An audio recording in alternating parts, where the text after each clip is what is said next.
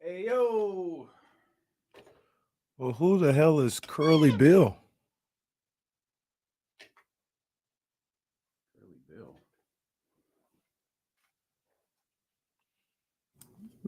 Michigan, Miami's got offers out there. It's up to Jim Mercy though if they want to do it.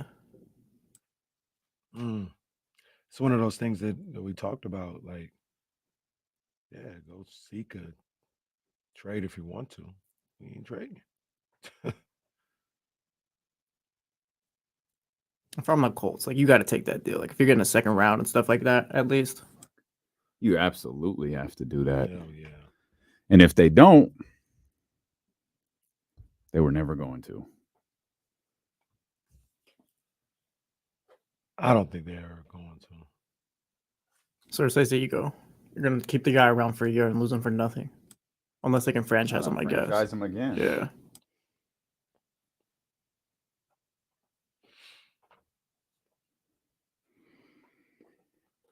Oh, appreciate y'all tapping in.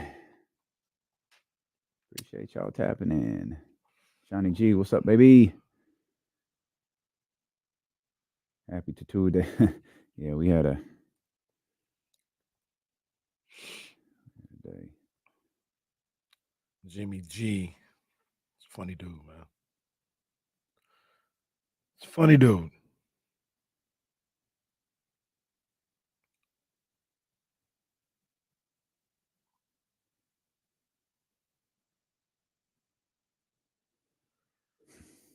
Yeah, that's always my favorite too, David, when that happens. Let's see what random stuff Ramsey started the day with. Let's go with this Tuesday. Shout out to Kyle Harrison. Oh, that's fine. That's fine. No, brought up the Liberty. Yep, we watched that one last night or yesterday. Oh, Arizona foot. There's the random one.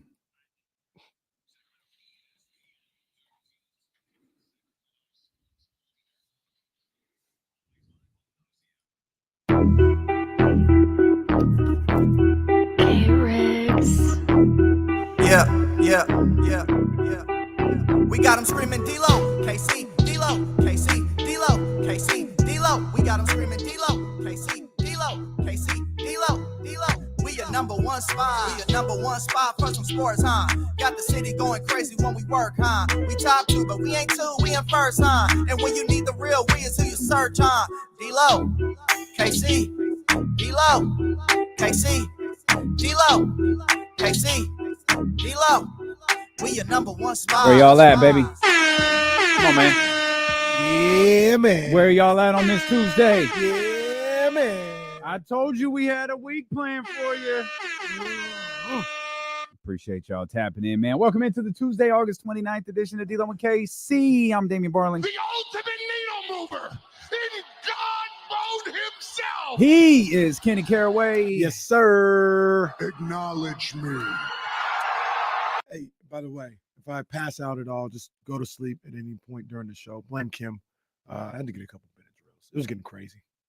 But blame Kim for the Benadryl? Yeah. Oh, okay.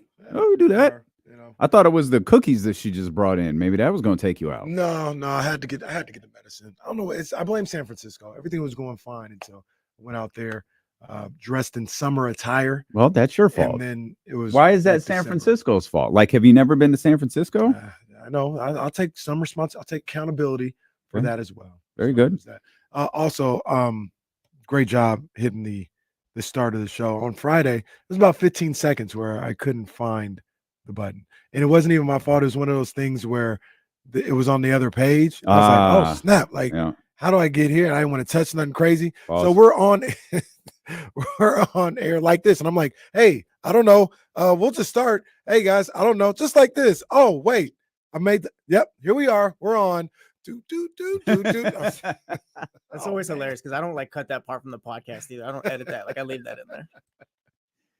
Yeah, that's fun. I wish I had heard that. Thankfully, it's archived, so I can go back and listen to it. You didn't see the big green young Zell? I guess no. It's no, like, you never sit over here, so I don't blame you for it's not even that. It was on it was on the wrong page. Yeah. With nothing on there. And I was like, is this the KSFM page? Like, how do I get to the other one? Try to do a touch screen. Did they start it yet? I don't know. It's like, we'll just start. It's Kyle Madsen. It's Kenny Caraway. That's fun. That's fun. Always an adventure when Kenny hosts the show. But there aren't too many days off ahead for.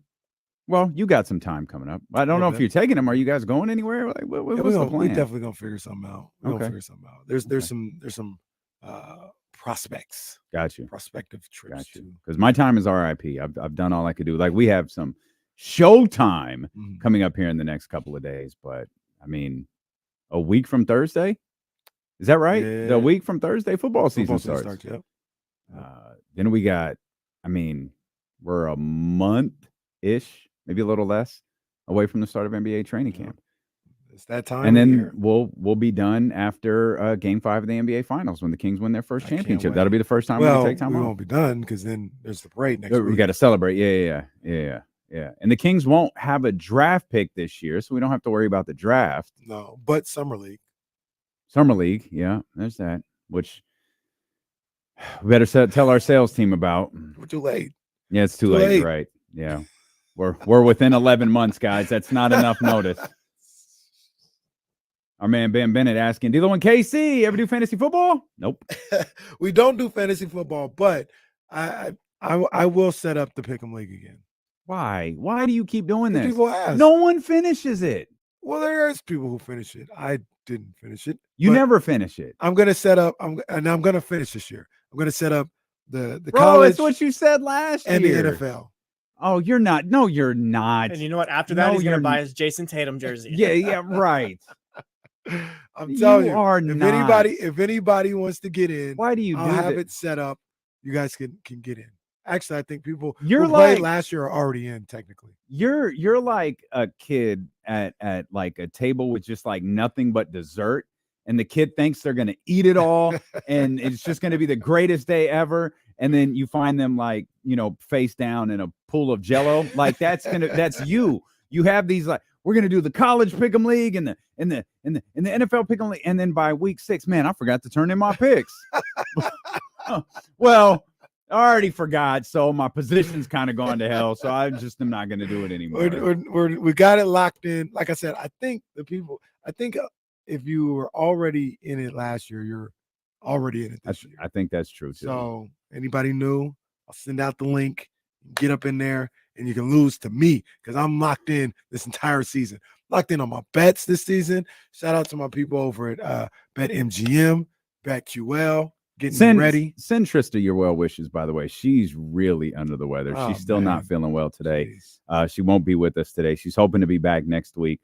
She hasn't been on BetMGM in a week. Like she got hit pretty hard with something in Portland. So just shoot her a Shoot her a note on Twitter at Trista Crick and tell her to get better. But again, hopefully, I've been texting with her most of the morning. Hopefully, she will be back. Hopefully, she'll be feeling better, and then we'll be back with us next week. With all that said, you're not doing any of this. Yeah, real quick. We need to do like a wager or some type of bet for Kenny because honestly, me and you kind of enable this behavior. We let this guy say all that he wants or whatever, and he never follows through with it. But how are we enablers? We're telling everyone listening right now he's not going to do it. It's true, but I don't know. I feel like it's our fault somehow. Like I said, we need some type of bet just to hold him to it. It's locked in right now. I don't even know what you guys are talking about. It's locked in. Like you haven't had to turn in a single pick yet. There's nothing locked in. That first Thursday that sneaks up on you, you're going to forget to place picks. Yes, Thursday. We're going to be. Once again, don't blame me. Blame the NFL. We're going to be here in this room when Thursday night football starts. You're going to be looking at your co-host. You're going to be looking at your executive producer. We're going to be watching the football game, and you're still going to forget to turn in your pick. I'd probably take an L on that Thursday night game. If you once again, you're talking to me about Jags Titans, man, keep that. I'll take an L. All right, I'm going to set it at 7 weeks. Over under 7 weeks. 7? Bro, Kenny forgets to set his Bro, no. Doing all way weeks. under. Way under. So the week of the 21st, when on that Thursday, I'll get them in on Tuesday. On that Thursday, when we're preparing for a live radio show at Sky River Casino at 32 Brew Street. Shout out 32 Brew Street. Then we're gonna hang out, watch a little Monday Night Football. Yeah. San Francisco 49ers. Yep. and then we're going to head over to the Golden One Center and bring out YG and Tyga 100. and Sweetie. Yep. You're going to remember to turn your picks in that day. Yeah, they would have already been in at that point. They would have already been in. Okay. I ain't got to worry about it. 2 weeks, bro. 2 weeks? 2 weeks. Y'all sound crazy. Like I said, I'm about to win this thing. So it's whatever. I can't win without playing the whole year. I sound crazy. Okay. Whoever wants to get in, let me know, man. Let me know. Hit me up at IMK Diddy. I'm gonna have the link out there. About to do work. I love how motivated you are in this exact moment. Yeah, he's gonna finish The Office. We're gonna take a bus to the Warriors game next year. He's gonna buy Jason Tatum jersey. He's gonna finish Pick'em. All that's gonna happen. Okay. Well, I'm excited. I'm excited for how excited you are. Can't wait. I really did get hyped up yesterday when ESPN they did the thing for Thursday night, Florida at Utah. Thursday night. Mm-hmm. Yeah, I want to see that. I'm ready to go. Okay. I'm ready to go. My boy Harbaugh speaking the truth and doing what he does. Yeah. Well, we're no, the good guys. He was here. suspended Unjustly. I'm sorry. Wasn't there another coach suspended? What kind of program is being run over there at Michigan? A winning program. Are you sure? What have they won? What have they won? The Big Ten title 2 years in a row. 2 years in a row. That's cute. That's so adorable. Michigan's won the Big Ten title. How many national championships Ohio State got since Michigan won their last one in '97? I think they might have two. Yeah, they were one of them. Well, we just saw the other day. We were watching it the other day. How crazy one of them was. It was a perfectly normal game. Referee would he reached for his flag. He couldn't find it. It took him a couple seconds, and then he threw it. You know what's crazy? He's the one that initially called incomplete pass. Well, then he said, "Oh, wait a minute." He was so caught up. I know in the crowd. I know what's going on in my bank account right now. Let me get the flag out. Well, that stuff happens once in a while. What? No. Once again, and some things just shouldn't happen. Well, they did.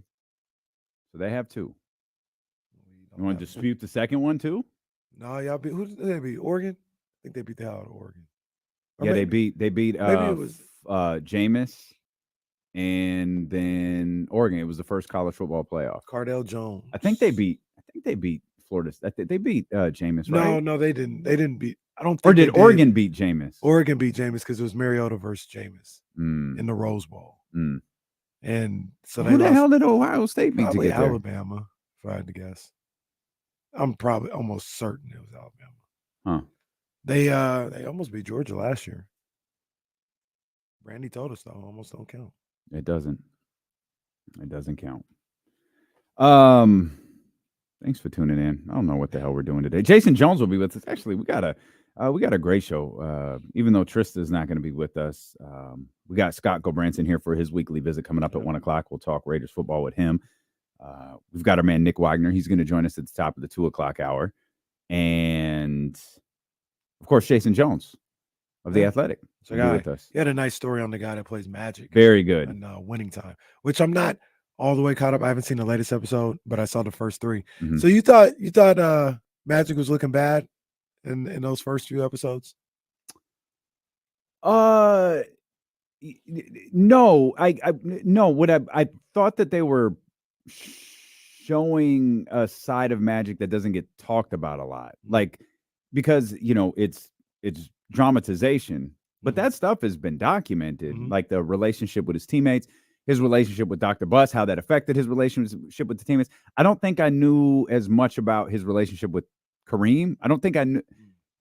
I know I've read quite a bit about Kareem's demeanor, and I didn't really I never really made the correlation between Kareem and Magic, and there's the story Magic would always tell, but Magic always tells stories with a big ass smile on his face. He's like lazy, like, man, I just held him, and I said, "You did it, big fella." And Kareem said, "We've got 81 more of these. Get off me! Don't ever do that again." And so I didn't think he looked bad. I just thought it was a different side of Magic that doesn't really get talked about anymore. I don't know why it needs to be, but it's just it's just a different side of Magic. You know who looks really bad in this movie or show is Paul Westhead. He looks like a bumbling, insecure idiot. I don't think he looks like an idiot. He does look insecure. Well, he gets everything wrong. Well, what did he get wrong? They should have traded for I think that's I don't think that's being an idiot. I think that's insecurity. I think the insecurity part is 100% correct. He didn't like it. I don't think it's that he didn't like David Thompson. I think it's he wanted the David Thompson thing to be his idea, and because it wasn't his idea, he didn't want it anymore. He felt Pat Riley had too much control. He felt Jerry West was having too much influence. Jerry West is very funny in season 2. Very, very funny in season 2. Jerry West, I can understand why he don't like all this stuff, but I think I said this last year in season 1. I think he comes off great. So far in this one, he's phenomenal. Like you just see the brilliance in Jerry West coming through this character. It's so I love this show. I get why they hate it. Yeah, but I absolutely love this show. We'll come back. There could probably be a little mini series on what's going on in the NFC West right now. Oh man. We'll talk about it. And the 49ers trading Trey Lance turned out just to be the tip of the iceberg. So we'll dive into that. We'll talk football. We'll talk hoop. We'll talk Kings. We'll talk Malik Monk. Plus, as we mentioned, Scott Gulbransen, Nick Wagoner, and Jason Jones. That's all coming up here today. We're dealing with KC on Sacramento Sports Leader, ESPN 1320. Again. Man. All right, everybody, go to the Twitter at IMKDiddy. The link is up to get in to the NFL Pick'em League. I'm about to send one for the college. So you guys can lose to me. Don't listen to these people. Don't listen to them. You're doing a college pick'em too? Absolutely. Yeah, no chance you're finishing out either season. I'm finishing both. What y'all talking about? I'm finishing both.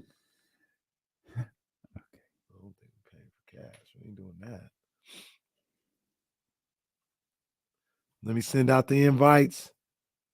Michigan,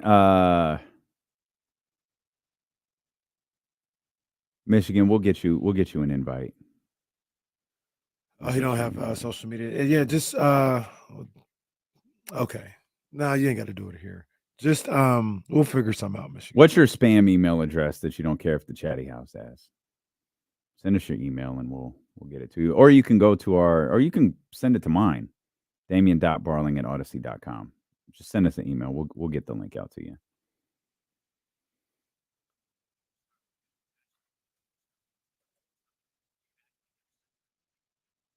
Oh, bruh.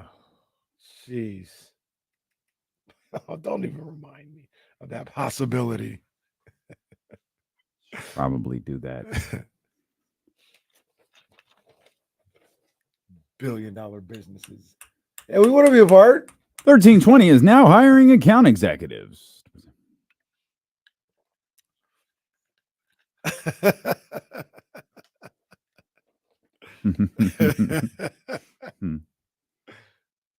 We did have a call go out to Mr. Roberts this morning. That's what's up. His voicemail was full. Well, so I'll text text message was sent.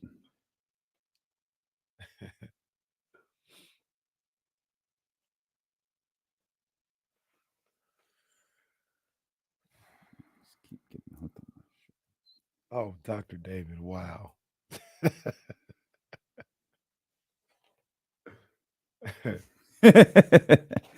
At bradclayton.com. Stop it. Stephen Brown in Michigan, they go at it almost every day.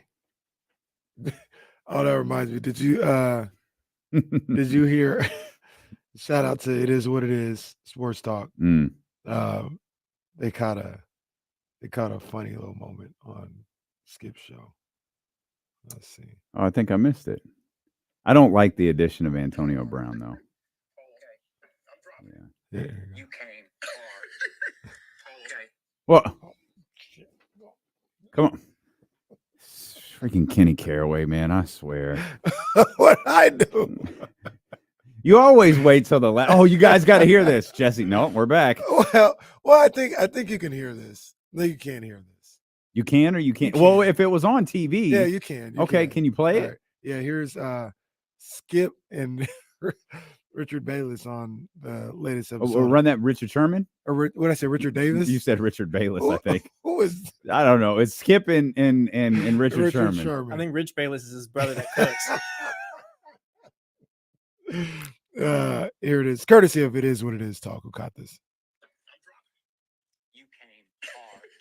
Oh, so, okay. Oh, Skip. No wonder. Can you turn the loop off? You just keep playing loop over and over and over again.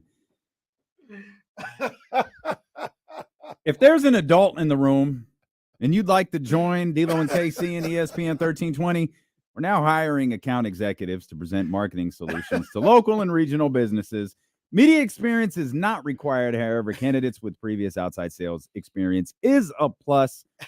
Go to odysseyinc.com and click on careers, enter Sacramento, and that'll give you a link to apply. Again, it's odysseyinc.com, click careers, enter the market Sacramento, and you'll have the opportunity to join us here, not just at ESPN 1320, but on KSFM, 98 Rock, the Eagle, the End.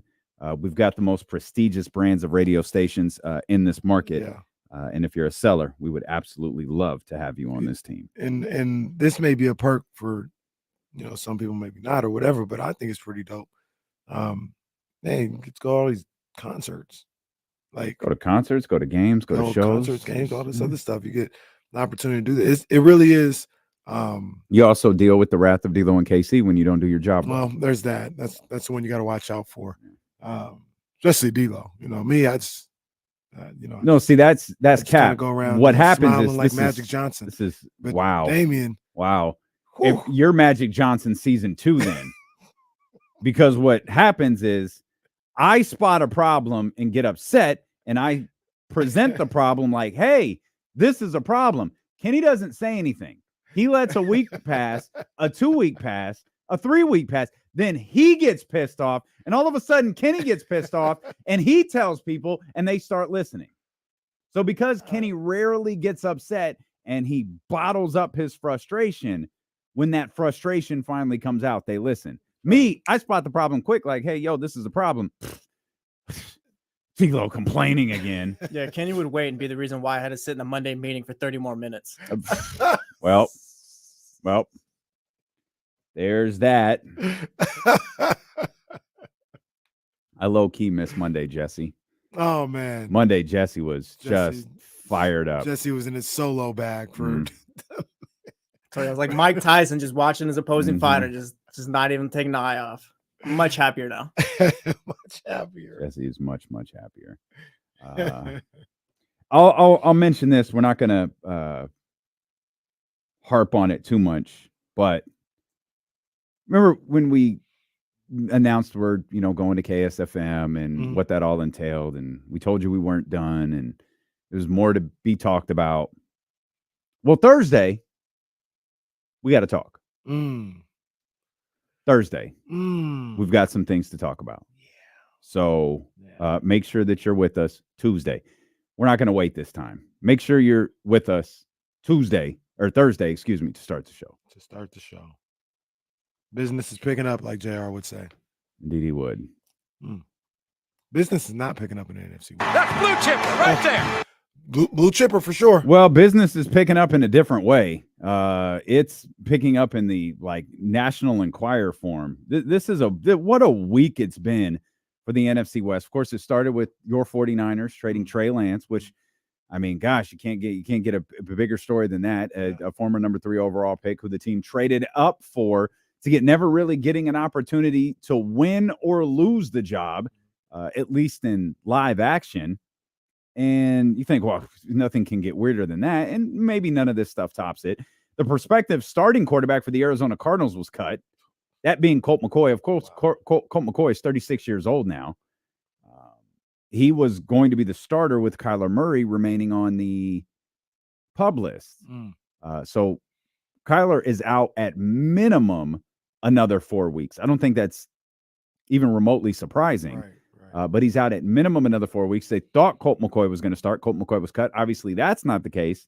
Still not weirder than Matt Stafford's wife, Kelly, doing a little podcast. Does it again. Talking about how Matthew is having a difficult time relating to the younger players on the team. Bro. How old is Matthew Stafford? Oh, he's got to be in his 30s by now. 30. Can I guess 36? Is that too old? Maybe 36 is stuck in my head because I think that's I'm gonna say 35. You're correct. You went 1 year. No, it doesn't count. It doesn't count because it only counts when the music drops. Well, hell, the music dropped. How much money has Matthew Stafford made? Oh, that's a good one. Oh, that's a good one. Let's go. Oh, I love it. Let's do it. Good call, Kenny Caraway. Matthew Stafford. For those who are wondering, these are a shoot. These things are not planned. They are not Once he planned played at all. the music, I was like, oh, well, let's go. So I gotta Matthew Stafford's. Okay, here we go. The former number 1 overall pick in the 2019 NFL draft. 2019, you said? I said 2009. I didn't say 2019. That would be really stupid. The former number 1 overall pick in the 2009 draft. I'm having a really hard time with Spot Track right now. Here we go. All right. 14 seasons in the National Football League. Let me now this is the NFL, so let me weed through this for a minute. 14 seasons. He has,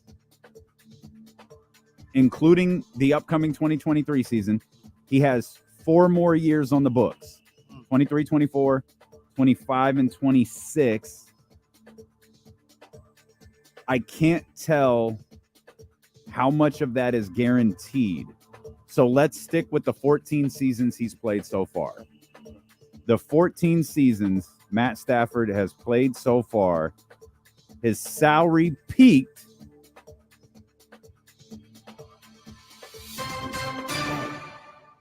oh boy. His salary peaked in 2017 when he got a signing bonus of $50 million and a salary of $1 million, totaling, that's cap. That's all cap. Oh my gosh. His highest season was the 2022 season when his $60 million salary bonus went into effect. So he made $60 million in 2022? 61.5. Matthew Stafford, 14 seasons in the NFL, former number 1 overall pick in 2019. Career earnings are what? I'll go first. I'm going to say 328 million. Football is really, really hard. I'm going to go 363 million. Kenny, one more time. You went 328. 328. Jesse, you went 363. My heart is beating so fast right now. We're playing like just some dumb game. Give the dub to Kenny Caraway. $300 million. $300.8 million in 14 seasons for Matt Stafford. Shawn Michaels in here, man. Doing my Shawn Michaels. I'm back. I'm at 500 now, ain't I? You're like a game under. Oh, well. Football's. I mean, pause. This football deal is so much more difficult to figure out. You're trying to sort through what's real and what's not, and I'm pretty sure we've got it. All of that money we laid out is guaranteed. So, and he has 2 more years left on his current contract. Oh, bro, he has 4. But but the crazy thing is, I know it's NFL money and everything, but just the way it's written out, he's got to be 40, 50 million still each year, right? So yeah, it's 31, and that's the thing, like where it become like a couple of these years, they're probably, so let me see, there's a roster. So just looking at the structure of this, my guess, obviously 2023 is locked. 2024 is probably locked. In 2025 and 2026, he has salary bonuses of $5 million. My guess is there's room to cut him in those final 2 years. Each valued at $32 million. 32 and 31, excuse me. I'm looking at it right now too.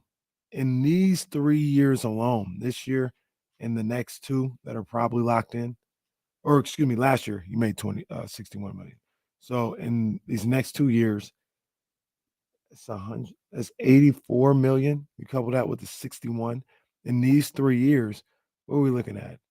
Like 140 million something dollars?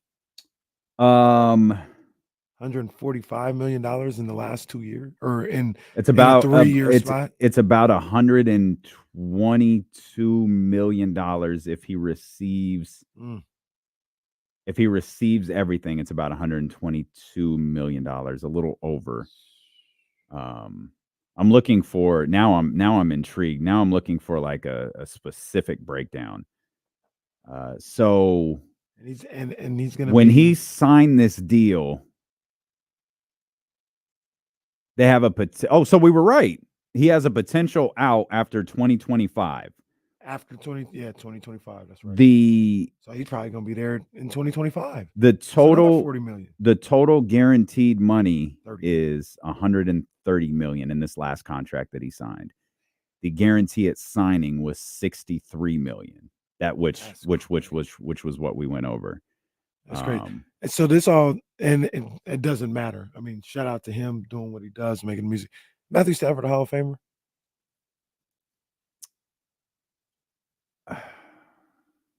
Yeah, that Super Bowl put him over the top. I don't feel like he's a Hall of Famer. That's what he needed. I don't. Well, let me be fair. But by the way, for those who didn't do the math in their head,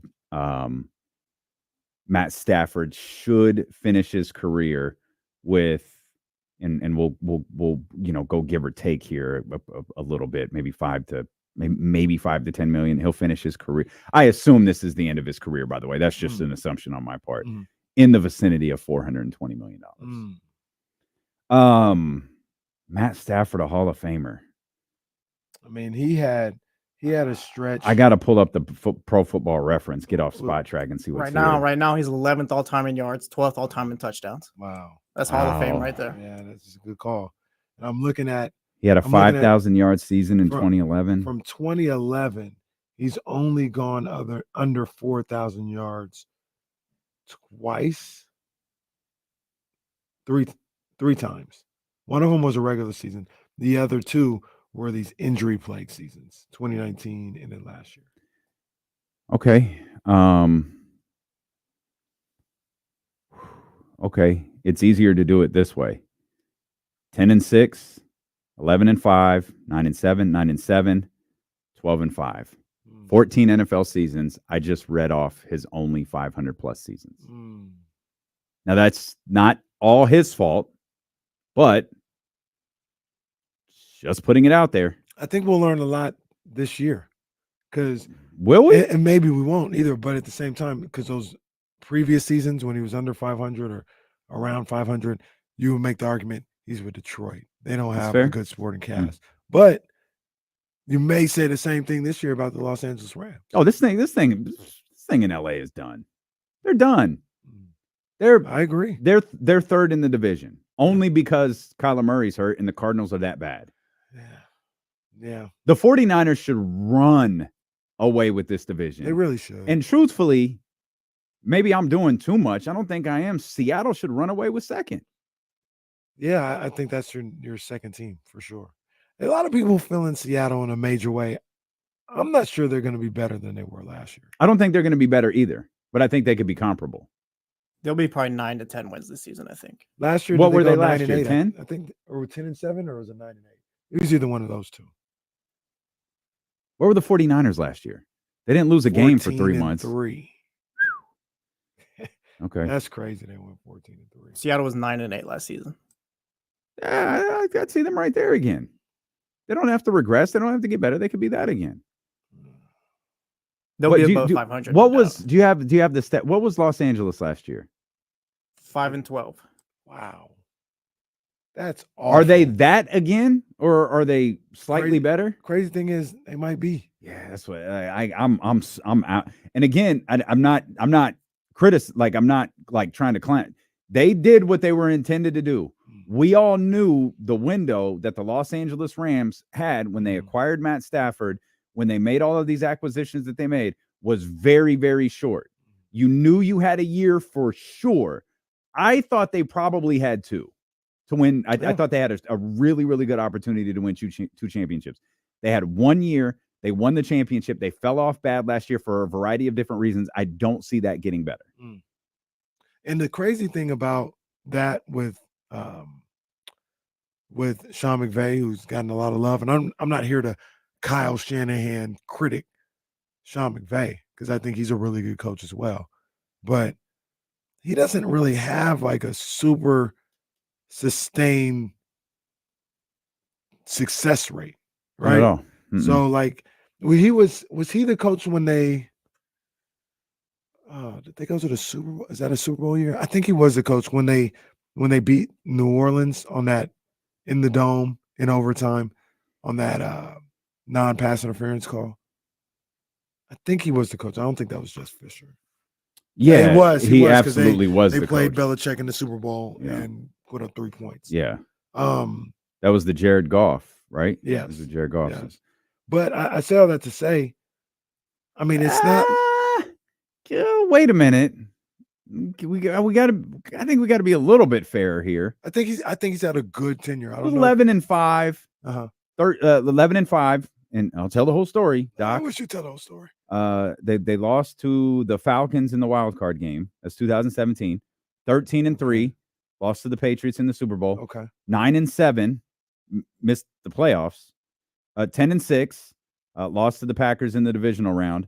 12-5, Super Bowl champions.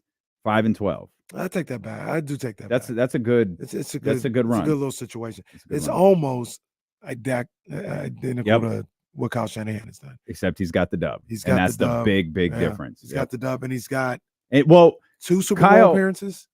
He's got 2. Yeah, he's got the one they won and the one that they lost. Yeah. But Kyle hasn't lost before the NFC Championship yet. Like if the 49ers make the playoffs, you can pretty much pencil them in for the NFC Championship. That's the way it's gone with Kyle. If they're getting there, they're getting at minimum to the NFC Championship. But again, Sean McVay has this second Super Bowl appearance with a victory. The other thing with Kyle, and this isn't to pit him against McVay, it's just talking about him. He's got 1, 2, 3, 4, 5, 6 playoff wins in the last 4 years. That's some big time stuff right there. 7 overall. Wins. He's 7-3 in the playoffs since 2017. To go to his full coaching career. 2007 since 2017, he's 7-3. I think I cheated him because he's got 7 in the last 4 years. Because I got him at 4 the year they won the Super Bowl. 4 1 postseason wins. Yeah. I don't know how that happened because they had a bye. Then they. I don't think they had a bye. Yeah, they had a bye the year they went to the Super Bowl. So if you're winning the divisional round, the NFC Championship, in the Super Bowl, but you didn't win the Super Bowl, so that's 2 wins right there. No, in 2021 when they went 12-5. Oh, I'm thinking of 2019. So 2019, you got to pull the record up. 2019, they weren't in the playoffs. Okay, but see, this is the. You talking about Kyle Shanahan? Oh, you're talking about Kyle. I thought you were still talking about Sean McVay. I was thinking about so the NFL season is always wonky. Oh, I thought you were talking about Sean McVay. No, I'm talking about Kyle Shanahan. Okay. He's got 6 playoff wins in the last 4 years. Some good stuff. 6 and so that would just be that he would just be 6-2, 3, because they've never won a Super Bowl. Oh, right, they never won the Super Bowl. So 6-3, 2 championship losses and 1 Super Bowl loss. And Sean McVay, and that time you say he has 7 He has playoff wins. 7 since 2017. He had That's 2 in 2018. Excuse me, 2018 when they were 13-3. So he's gone 7 and 3 in the playoffs. That's pretty good too, man. That's I mean, they're good legit. too. Like Sean McVay's legit. Yeah. He's a legit coach. I mean, no hyperbole here. I don't think they're 5-12. The roster's aging. I don't know how to phrase this. I think there is a quarterback question. And the question isn't whether Matt Stafford is good or not. That's not a question, especially in my eyes.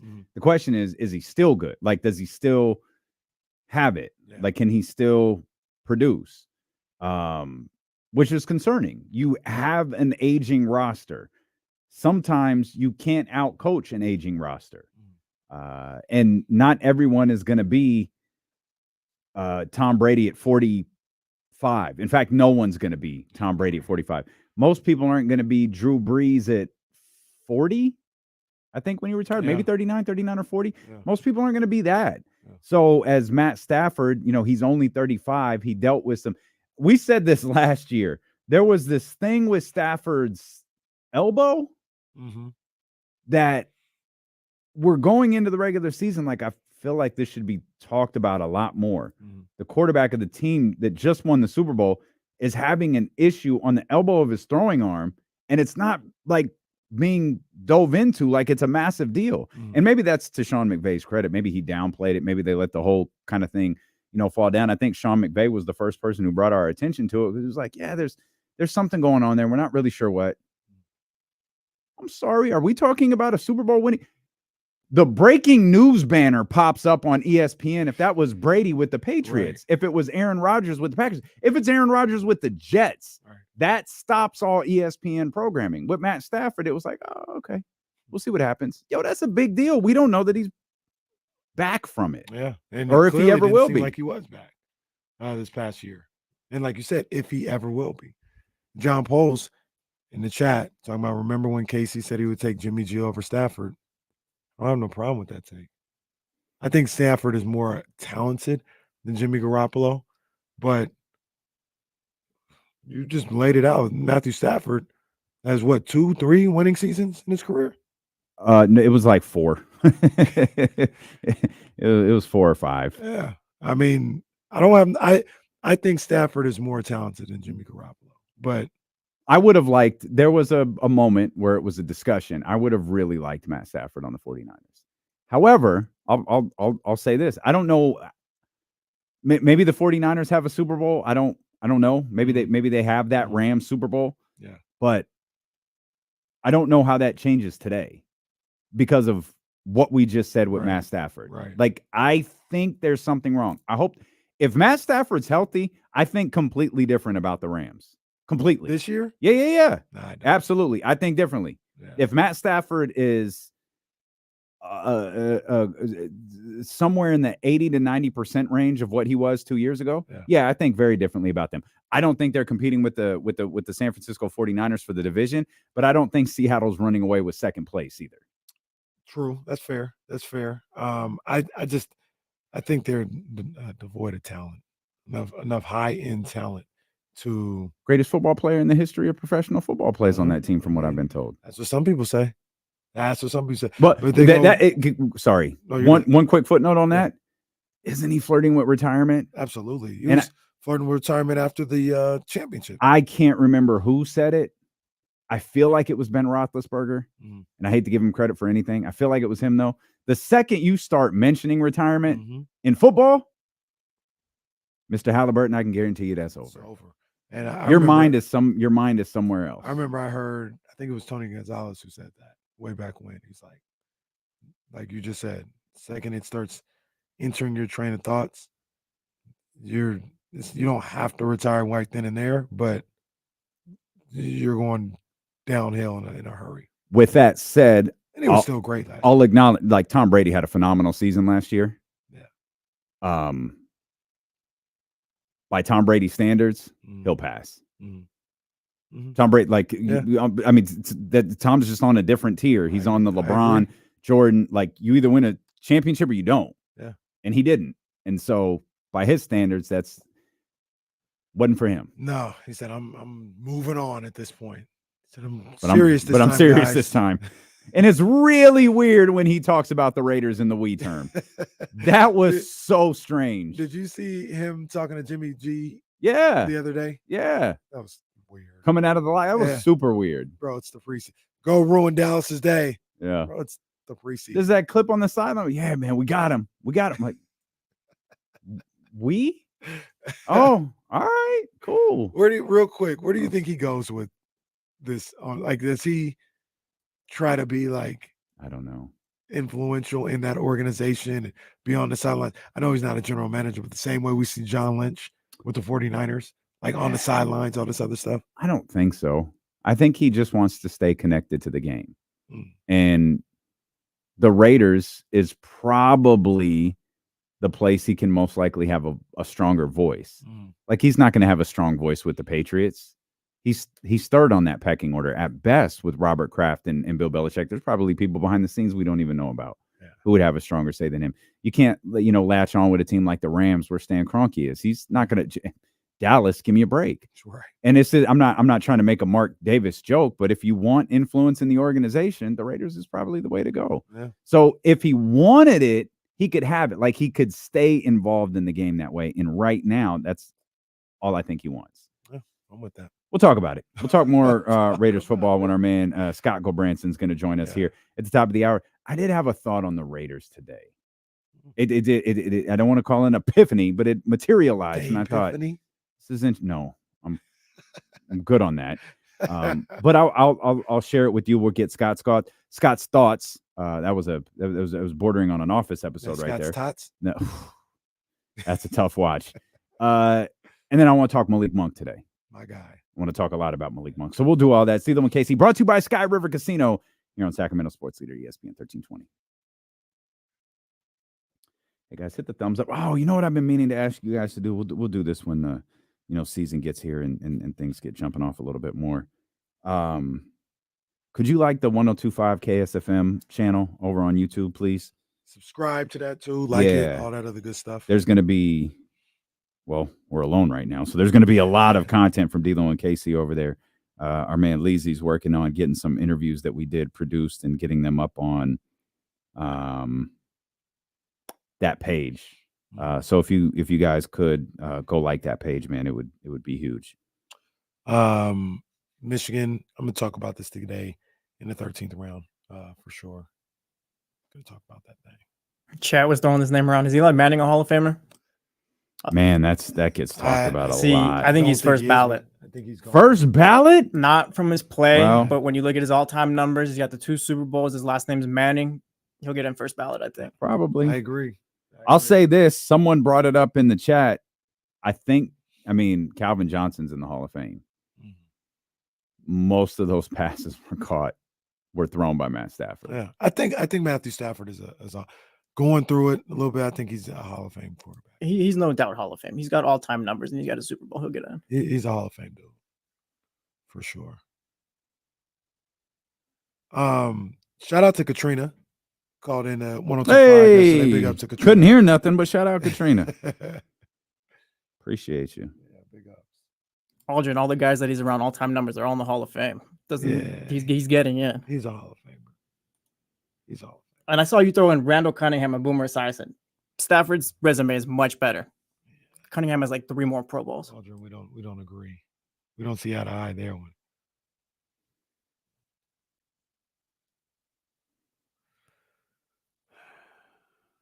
TC, how come you ain't called yet this week, bro? Yeah, man. Where you at? Where you at, TC? Aldrin, I think all of us think Matt Stafford is a Hall of Famer, buddy. I know Kenny said we don't agree with you, but I think we really don't agree with you.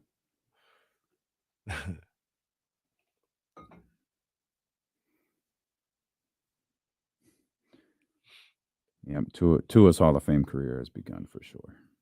I remember I brought this to the show one time too. They were talking about it on the morning roast. They were asking the question. They weren't sold. I thought it was foregone conclusion about Russell Wilson being a Hall of Famer. Oh, Russell Wilson's a Hall of Yeah, Famer. they're like, I don't know. Talking about Russell Wilson's absolutely a Hall of Famer. Russell Wilson, but it could go the same way that we talk about the Matthew Stafford in the opposite way. He's got the one Super Bowl that he doesn't get credit for. Mm.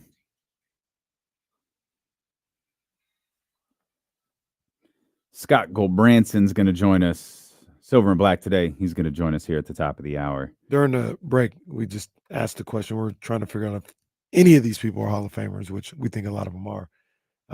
But we asked about Russell Wilson. Mm-hmm. And I said how there's a debate on whether or not he's a Hall of Famer. Now, this doesn't – I think he is. I think he's a Hall of Famer for sure. And we also think the other guy, Matthew Stafford, is a Hall of Famer. But Russ's numbers, I believe, are inferior to Matthew Stafford's. Oh, I believe that. Yeah, Matthew Stafford used to throw for massive yards. Yeah. I'll also say this about – I don't remember what year it was. I feel like it was 2019-ish. Russell Wilson was like 90% of the Seahawks offense. Yeah. Like he had to do everything.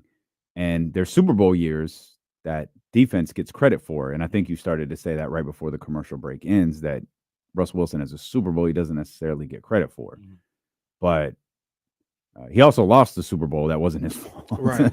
Right. But the point being is, you know, when that Legion of Boom started to disappear a little bit, he did everything. And I don't think it's not a term we use in the NFL, but if we're to bring this term over from the NBA, his usage rate was insane. It was Westbrook first year without Kevin Durant levels. The year we're talking about, he won the Super Bowl. This is 2013. They went 13-3.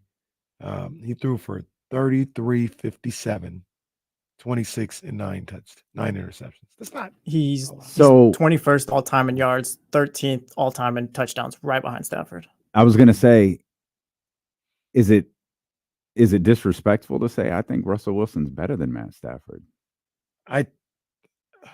In our eyes, that's how we feel. I don't disagree, but can we run down Russell Wilson's team records? Does that count at all? The team records doesn't feel fair for Stafford though, because Detroit was just inept. Was Stafford throwing that much because they were so bad?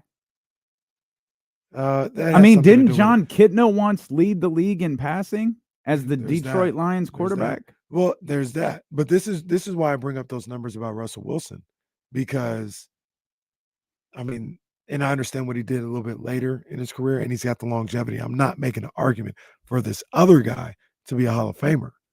But when you talk about not getting credit and things of that nature, the Super Bowl winning year, 3,357 yards, 26 touchdowns, 9 interceptions. That's Russell Wilson? That's Russell Wilson. The next season, he threw for 3,475, 20 and 7 interceptions. You compare that to Jimmy Garoppolo in 2019. Jimmy went from 39-78, 27 and 13 touchdowns or interceptions. And what did they say about Jimmy? Like they didn't get there because of him. They didn't win because of him. They won because of the defense or Kyle Shanahan and all. But didn't you just say that about Russell Wilson? I'm saying that's what people say about Russell Wilson, which is like the point of people who question whether or not he's a Hall of Famer, Russell Wilson. I don't know. I'll live out there by myself. I think he's a Hall of Famer, easy to me. I think he is. He's got 1, 2, 3, 4 4,000-yard seasons. Okay, it's not that much. No?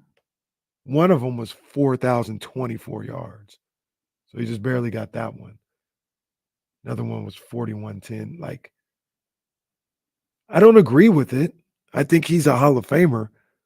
I'll also say those numbers, the numbers that you just gave Jimmy Garoppolo, I always felt the perception of Jimmy Garoppolo has been unfair. I agree too. I also think people use the term game manager as an insult when I think most quarterbacks are game managers. Most of them. There's Patrick Mahomes, who's not. He's a game changer. Right. There are people they want anointed as game changers. The Allens, the Burrows, those types of guys. They haven't proved yet to be that. Lamar Jackson is a game changer for different reasons than Patrick Mahomes is, but he's a game changer. Most guys, I think most quarterbacks are game managers, and that's far, far from a negative term, in my opinion. I agree with you.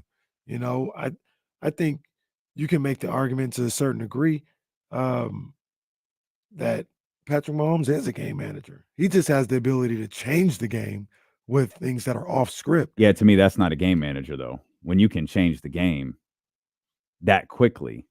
Well, that's when you got all the Infinity Stones, right? Like, Lucky I get that reference. You probably, I bet there's people in Buffalo who would want not Josh Allen to be more of a game manager. Well, yeah, there probably is. Yeah, there probably is. You know, I and now I'm getting real literal with the term, but the best quarterbacks, in my opinion, are managing the game. Mm-hmm. They are managing. You are getting very literal with the term, but there's absolutely nothing wrong with that because of the way the term is used. Yeah, they're managing the game. They're making sure when they have a lead that they don't give them something easy to come back from, or if they're trailing in the game, running a 6-minute drill as opposed to not knowing what the time and score dictates and waiting and wasting a lot of time off the clock. They know, hey, we got to be in no huddle now. We're down 10 with 9 minutes to go. The no huddle now. Like, that's managing the game, in my opinion. So I want to mention one other thing. Russell Wilson rushed for 500 plus yards like 5 different times, including an 849 season and a 489 yard season that doesn't count. Yeah, so, you gotta convince me. I'm just saying that's what the want to be fair. That's what some people are saying. I think they're ridiculous. I think he's a easy first ballot Hall of Famer. Plus, it's one of those things. Stats aside, we lived through Russell Wilson and how dominant he was, and how much of a game changer he was. I watched it. So, you know what's funny to me? This whole conversation started with Matt Stafford's wife, and we never actually got to what Matt Stafford's wife said. Yeah, you know where it started. We really got lost in these stats. So you know where it started, because the story is his wife said he's having a hard time relating to these guys. And I was like, how old is Matthew Stafford? Yeah, that's what started it. Yeah, say 35. Like, at 35, you shouldn't be that far removed from being able to relate. Well, she's telling this story about these young players are calling him sir and all of this. It's like, all right. Yeah, if I'm going home, I'm telling why are you telling people this? Now it's on ESPN. Hey, Kelly, delete the podcast thread. All right. We already mankind Hell in a Cell'd some lady off the stage. Like, we don't need this too. Let's bring in our man Scott Gulbransen. Scott, what's up, buddy? Downtown Scott. What's happening? What's happening, gentlemen? Good, man. We're good. Scott Gulbransen, Silver and Black today. Our fine Raiders insider here. I've got to share something with you. Thought just crossed my mind this morning as I started to formulate what this show might look like, thinking about our conversation together, Scott. And obviously, we talk a lot about the Raiders. We'll talk about some different things that we think may happen here in the upcoming days. But fair to say, Scott, the Raiders, low expectations, probably under the radar a bit this year, yeah? Absolutely. I think that's the perfect way to put it. In fact, that's something that I've been talking a lot about because, look, the matter of fact is the Raiders offensively look like they're going to put it together if Jimmy can stay on the field, of course. Defensively, it's just a little bit of an unknown. They seem to have gotten better there.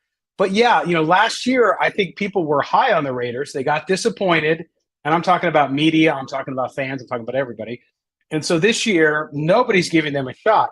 So I wrote actually a piece about this up on sportsnaut.com about how I think it's their strategic advantage this year because nobody's expecting anything.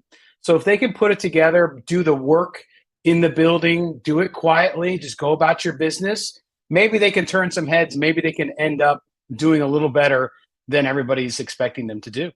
And so what Scott just did right there is that big thought I was setting up. He was telling you is not original. He's saying, yes, D'Lo, you stupid idiot.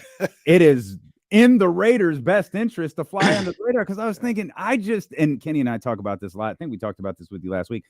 I understand why people are frustrated with him. I understand why people are down on him, especially that year, especially the way I feel about Josh McDaniels.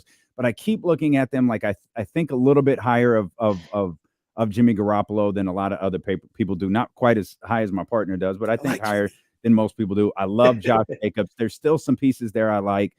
I have questions about the coach, but I like some of the things I saw in this preseason. Like, man, they might just win enough games where people aren't paying attention that they can make mistakes, make corrections. They can function on a week-to-week basis without being this like massive disappointment. There's no Derek Carr watch anymore. Like, I think it works in their benefit to be as under the radar as they are, as you beautifully laid out in your column.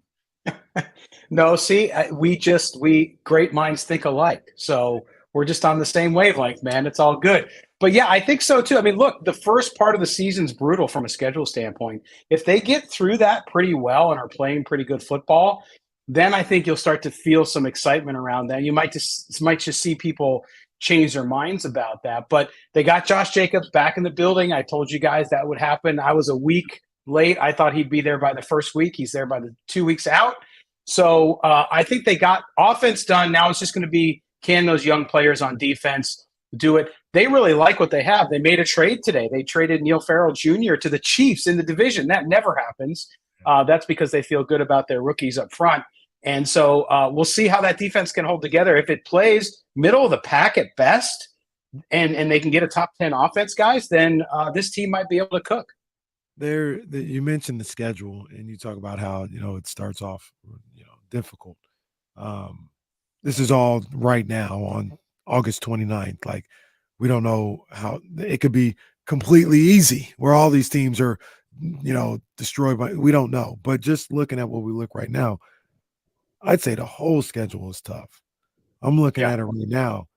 And outside of August 22nd at the Bears, maybe, and December 31st at Indianapolis, I see all playoff teams. These are all teams that I would bet to make the playoffs. Now, you can do whatever you want with the Chargers and the Broncos. Maybe one doesn't get in, the other does, or whatever the case may be. But man, I don't see any soft touches on the schedule, and I think we're all in agreement as to this team can be better than what people give them credit for. But I think when you talk about actually talking about a win total and predicting a win total, that's when that schedule looks you in the face and be like, man, how can I predict more than 6 wins for this team?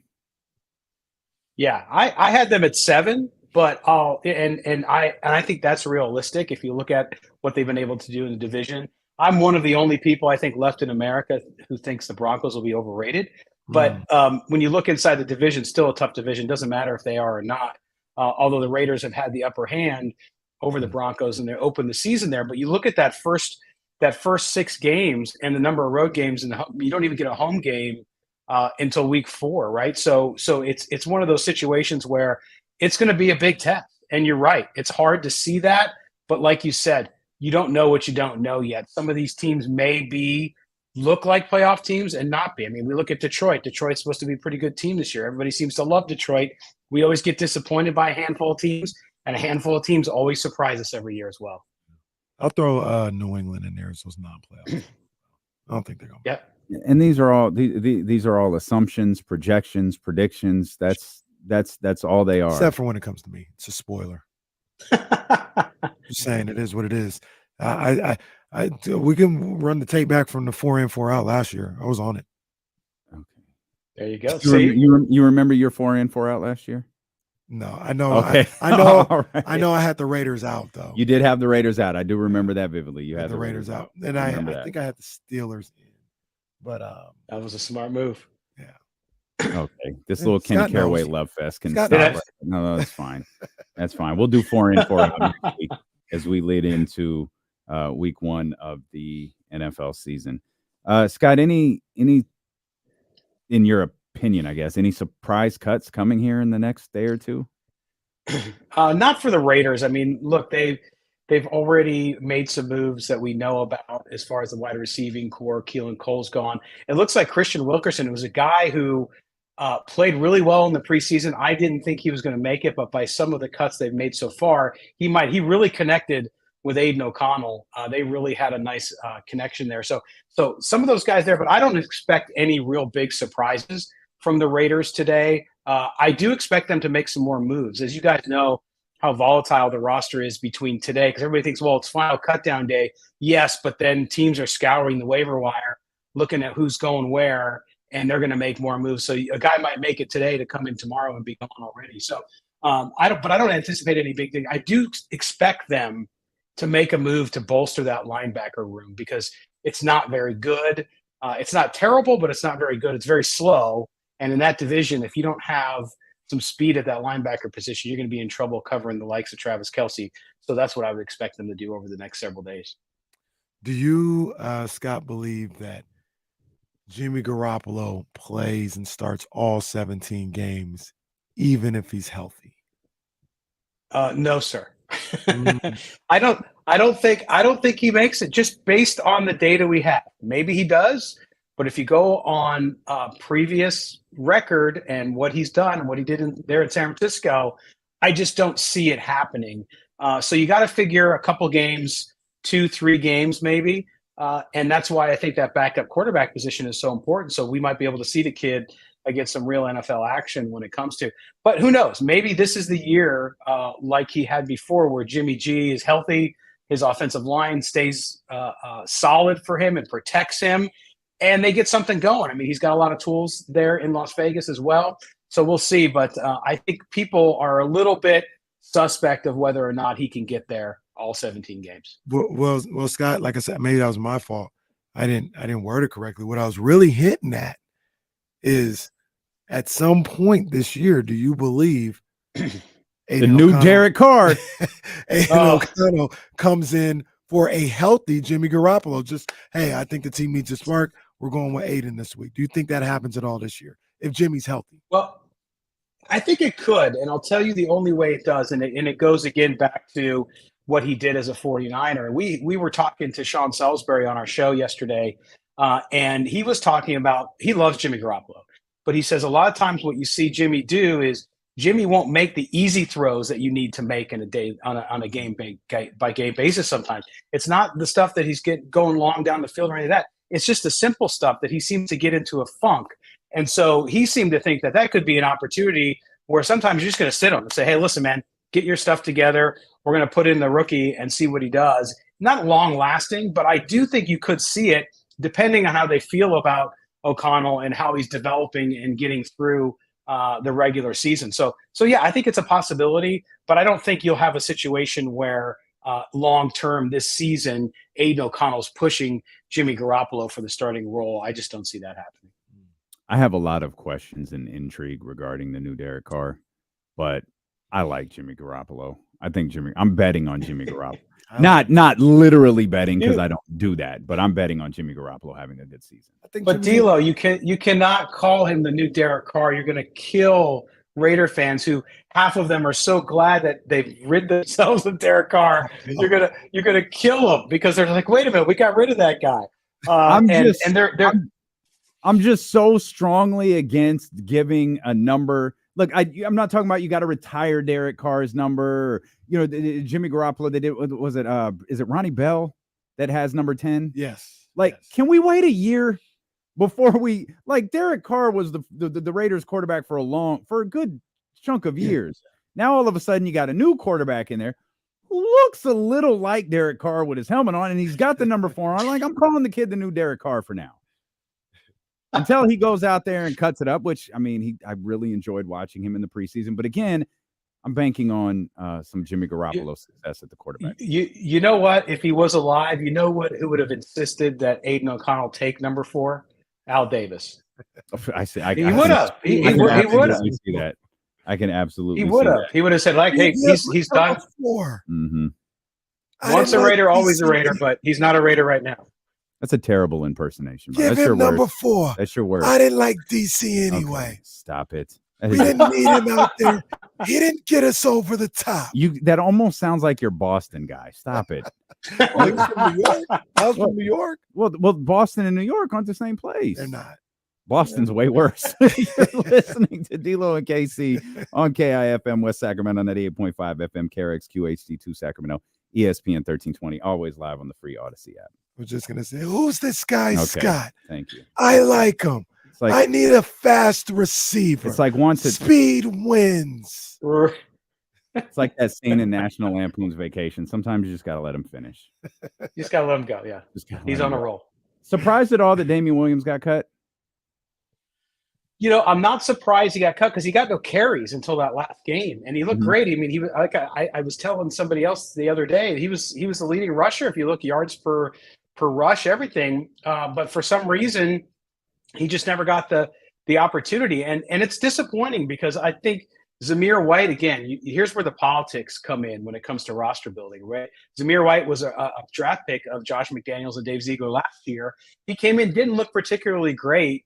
Damian Williams comes in, does really, really well, and look who gets cut. So they're not going to let that young talent go because they obviously don't want to have egg on their face about it. But I have a feeling he'll catch on somewhere else. But he really didn't get any carries before that game. Didn't get any carries, and that was disappointing because I thought that room could use another veteran. But I think once they also got the deal done with Josh Jacobs, they felt like, okay, we're good. We can move on. With the speaking of Josh Jacobs, deal's done. He's with the team. Everything is settled the way Raider fans and everybody wanted to see. Is this just a short-lived situation? Do you believe that they're going to have a long-lasting marriage between the two? Like, are we going to be in the same position next year or 2 years from now? Are they looking at him as a franchise running back, or did they just get the deal done right now for the sake of this season? It's a good question, and I think it's a short-lived relationship. I think you look at next year. They can tag him again next year, by the way. A lot of people had that question, and they can, even though they superseded the tag this year, still can tag him next year. But I think, again, every year running back goes on and you get more tread off the tire, so to speak, your value goes down. And we know we've talked many times with you on the show about that position being devalued already. So now you get to year 5 and 6, and it just drops off. There's nobody who's really escaped that. I mean, yeah, you have the Christian McCaffrey deal, which is a whole different thing, and he's a different kind of player. But you look at that outside of him. I mean, who's been that consistent past that 4 or 5 year period? And nobody has. So I think what you'll see is you'll see the Raiders again tell them, hey, we're going to tag you next year, and if they are able to draft a running back, which I think they will, then they'll start to go that young route, unless something drastically changes. And I hope for him he has a great year so he can go out in the market and get what he wants. Or if the Raiders want to, they give him some kind of deal where it's like a 2-year deal, but they have some sort of out after year 2. But will he want to sign for 2 years only if he, let's say, wins the rushing title again? I don't know. He's going to have to do what's best for him. But I think that they're both happy now, and you take it one season at a time. Which reminds me, we'll talk about this in depth in a few minutes, but the fakest news story in the NFL this week where Jonathan Taylor was allowed to seek a trade allegedly has come to a conclusion, and you'll be stunned to learn he wasn't traded. You'll also be stunned to learn the Colts were never going to trade him. But again, we'll talk more about that later. Scott had the chance to be in Las Vegas this weekend. Man, that stadium is flawless. That Allegiant Stadium is absolutely incredible. It's pretty cool, man. I'll tell you what. And a lot of people were upset when it first started getting built because of the location. But even this year, it's starting to develop. It's developed slowly around there, too. So you have the beautiful facility, which you were obviously in and saw how nice it is to not only watch a game, walk around. You weren't there for a game yet, but the food service, everything is phenomenal. But then around, they're starting to develop, putting some hotels up, putting restaurants around there now too. So I think another couple seasons, and you're actually going to want to be around there because it was a very industrial area. Now it's starting to switch over, and we'll see that change over time. But one of the nice new facilities. I guess not knowing what it was before, like there's a bridge that just walks you right over to like Mandalay Bay and Luxor and some of, on that side of the strip. We were staying on the other side of the strip where the Venetian is, but it was an easy walk back to Las Vegas, where all the lights and glitz and glamour are. It was no problem. Yeah, and they closed that bridge during games, so it could just be a huge pedestrian bridge. Yeah. And they got vendors out there with food and drink and stuff like that. So yeah, it's a good time as long as it's not 120 degrees outside. Well, yeah. Scott, we're trying to get people together and get a head count. We're getting one of the Winfield Club booths, and we want to know if you're in. I mean, do you got a stack on the booth? What's up? I'll be in. Are you kidding me? Hang out with you guys? It'd be a blast. Kenny's going to front most of the cost of that. Don't listen to him. Yeah, Kenny's going to. That's a beautiful area. That's where we're absolutely watching a game though when we go to Allegiant Stadium. It's pretty nice. As always, the countdown is on in a major way the next time we talk to you. Yes. So we're definitely looking forward to that, and we'll tap in with you over the next couple of days, see what's going on as this roster gets down to 53, man. We appreciate you. Yeah, it'll be fun. I'm sure next week getting prepared for week number 1, but also I expect some nice roster moves for this team too. So we'll talk about that. Appreciate you guys having me on. Thanks a lot, Scott. Take care, Scott. Scott Gulbransen right there, silver and black today. Great stuff from him as always. We'll come back. We got Nick Wagoner joining us at the top of the 2:00 hour. Yeah. And we need to talk about this Jonathan Taylor situation because that was the latest. That reeked of the Ravens allowing Lamar Jackson to seek a trade. This it felt like the latest move. Scott was talking about degrading that position. That felt like the latest move to degrade that position, especially after what Jesse told me Miami offered him this morning. So we'll talk about that. With D'Lo and Casey, brought to you by Sky River Casino, resumes here on Sacramento Sports Leader, ESPN 1320.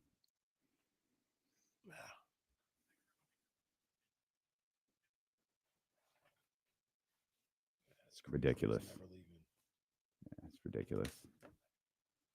If it's a second round pick, this whole thing was a sham. I think Miami was offering a second round pick because they were, from what the beat reporters and all that, they were clearly all in, trying to make this move to go all in. Yeah, they went after Josh Jacobs too, didn't they? Yeah, and the Raiders were like, yeah, they called the Raiders before Jonathan Taylor. Yeah. Stupid, man.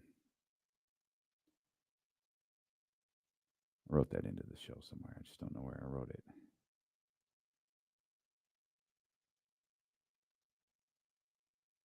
What the hell did I write that? Maybe I didn't write it into the show.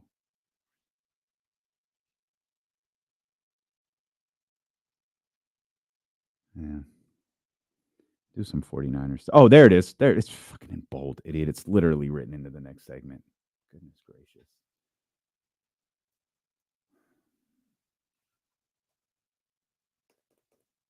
Where are we at with Buffalo? They're still one of the AFC's best, but that window as far as the AFC East thinking is kind of closed now. Yeah.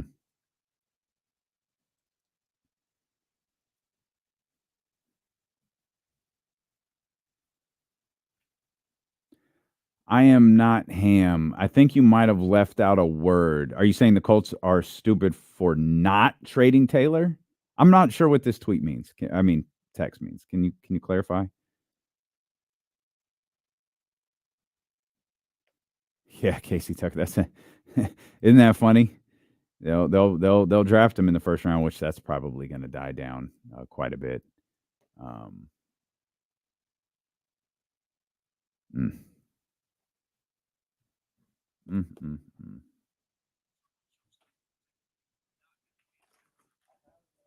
Yeah, I don't know why.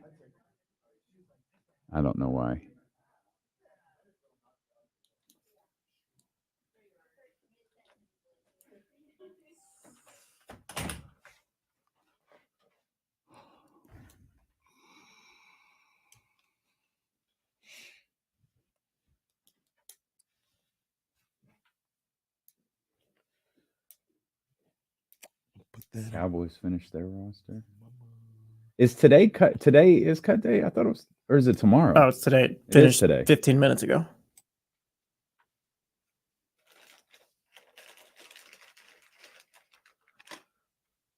Huh.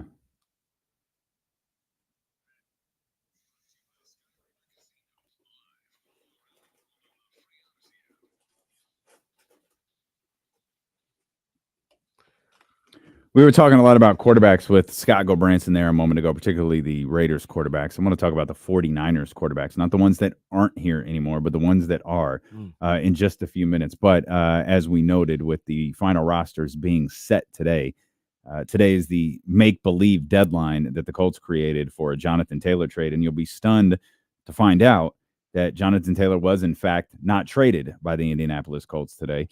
And we never really got a chance to dive into this story when it first emerged, but that was one of the most disingenuous things I think the NFL and one of its owners had ever put out there.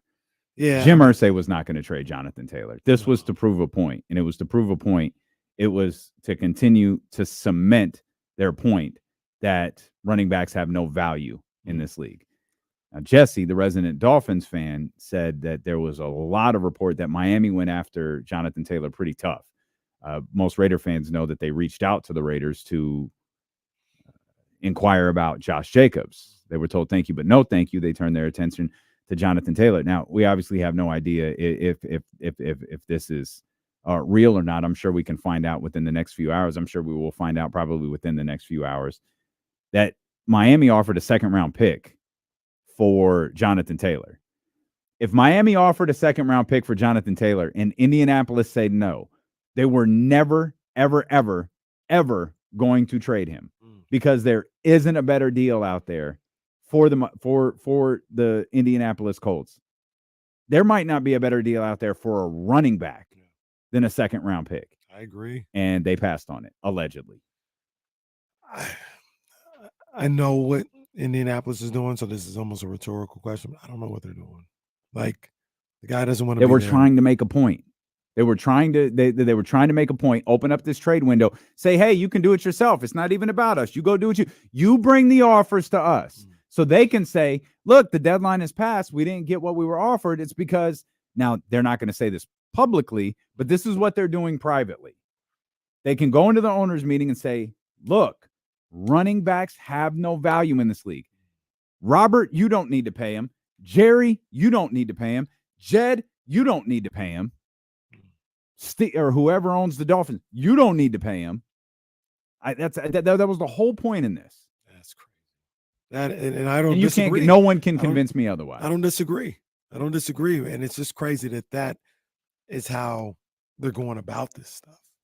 You know, the fake trade, open to trade possibilities, and just kind of embarrassing these guys in a public forum the way they are. So bizarre to me. So bizarre. The way they went about it was so backwards because we come away from this knowing like you're not going to pay this guy. At least you don't want to pay this guy. And then Tyler Jennings, he throws it in there like his value for the coach, it should be higher than a second round pick. In theory, yes, but when you're not going to pay the guy, like in reality, you need to get not what you can get, but you could still a second round pick is good value. I feel. Yeah, but should his value for the Colts be higher? But his value in the league isn't. That the value at that position right now is not higher than a second round pick. Is it not valued the position, or did Jim Irsay just ask for the moon with this? I don't think the position's valued. Because Miami, if they were to make the trade for Taylor, he had an extension coming too. So at least I think they value him, but he had an extension coming. Come on, man. I'm not going to keep throwing that word around because you know what word I want to use. But it doesn't benefit the NFL for the Dolphins to trade for him and sign him to an extension.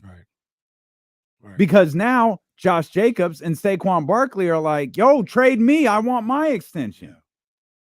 This is very much keeping everybody in line. That's what this is about to me. Because Mark McDaniel said, I think it was last week or a couple of weeks, it was like, I know how the NFL thinks of running backs, but if it fits our team, like we're going to do it and stuff like that. Well, that's ridiculous because Josh Jacobs fits his team. You said Mark Davis? Mike McDaniel. Mike McDaniel. Yeah. Oh, well, yeah. Jonathan Taylor would have been perfect for them. Josh Jacobs would have been perfect for them. A running back to take some of that pressure off of Tua Tagovailoa, a strong running back like that would have been perfect for them. Yeah. But that's one. You're going to trade for him and sign him an extension? Can't do that. You're going to you're going to ruin the 2 or 3 years of franchising guys and not paying them that we've done. And I understand that that's very Oliver Stone conspiracy theory thinking, but this is the NFL. Really the only thing that makes sense, though. Jonathan Taylor is one of the best players in the league. You mean nobody wants to give up anything for him? Or one of the best players in the league, then Jim Irsay doesn't want to pay him what he deserves and lock him up long term.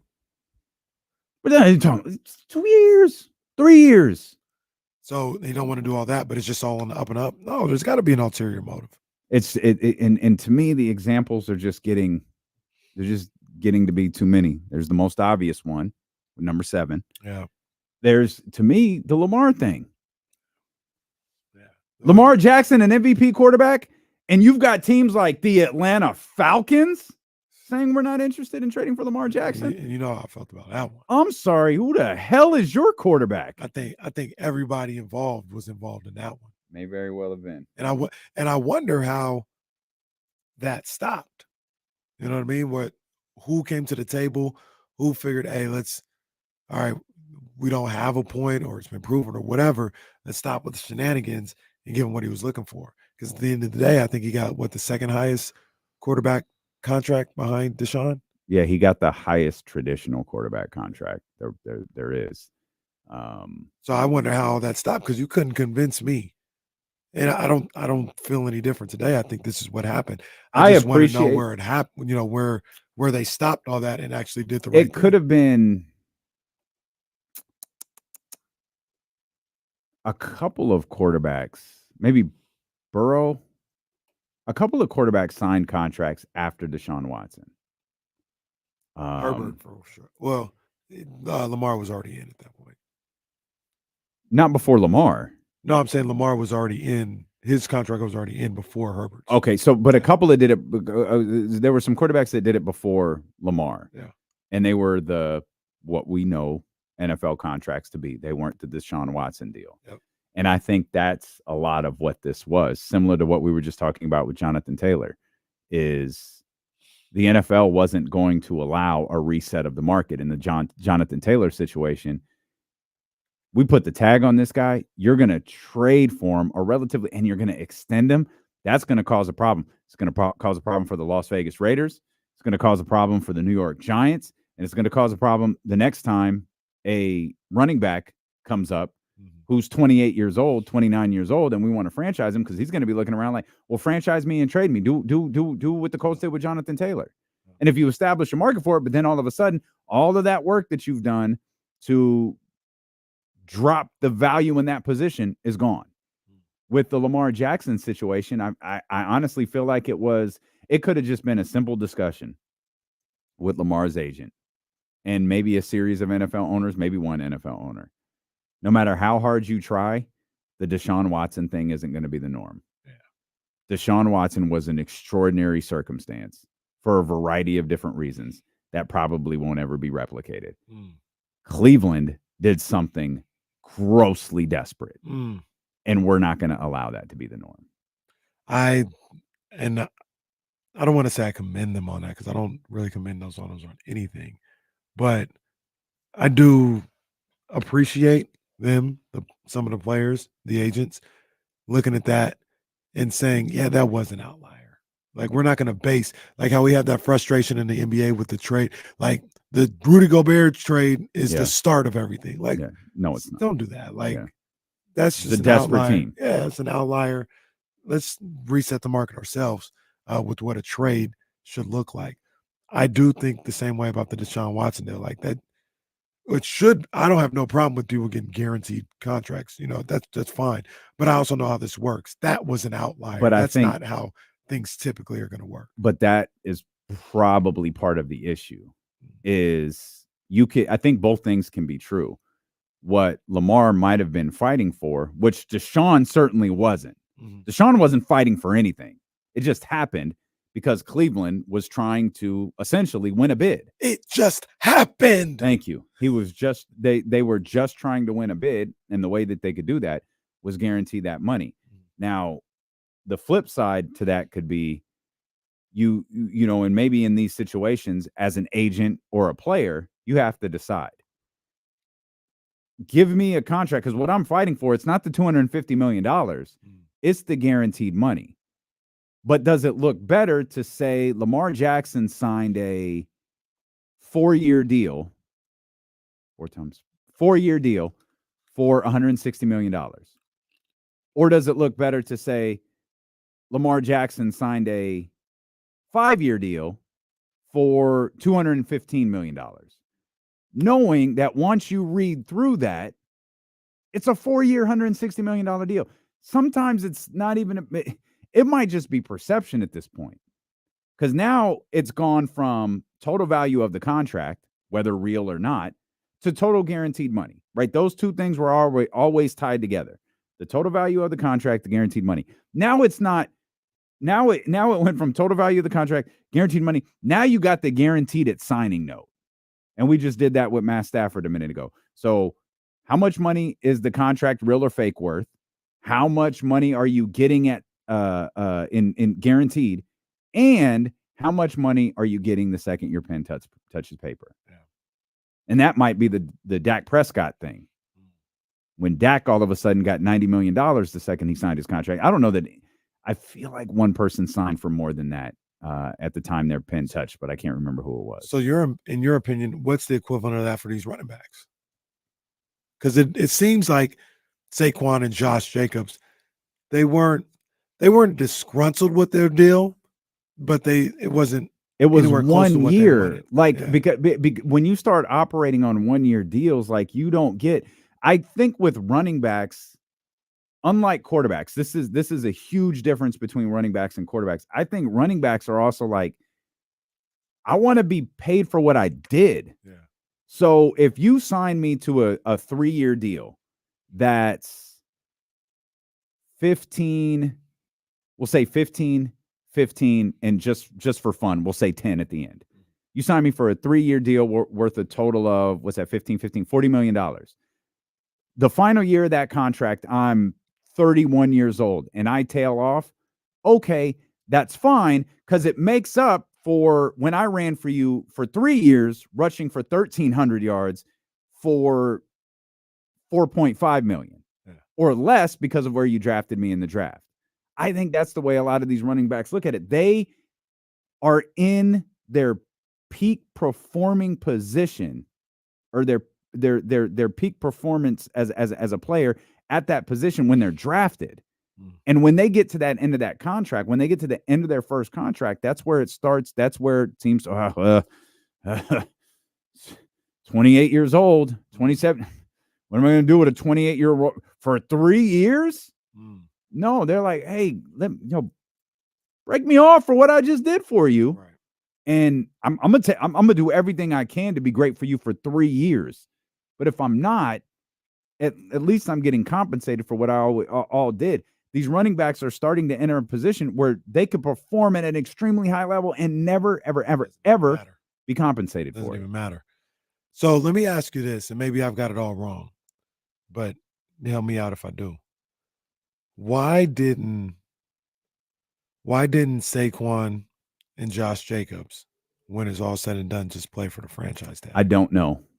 I have no idea. Because the way I look at it, if you play for the franchise tag this year, they can only do it so many times. You might as well start the clock now. If you're going to sign for that 1 year, 10 million, just start the clock so they can't do that to you forever. I think so. You're right. It's twice, but I don't know that they have to sign the tender for it to count. It's a team tag, right? The team is in charge of it. The team placed the franchise tender on Josh Jacobs. Yeah. You can only do that twice. Right. Well, they already did it. Right. So they can do it one more time. Right. So the weird thing to me with the Saquon and Josh Jacobs deals is, instead of just like, because I don't think it matters in terms of the one and then the next one. I don't think that matters. I don't think they can franchise them 2 more times. I think they can only franchise them once.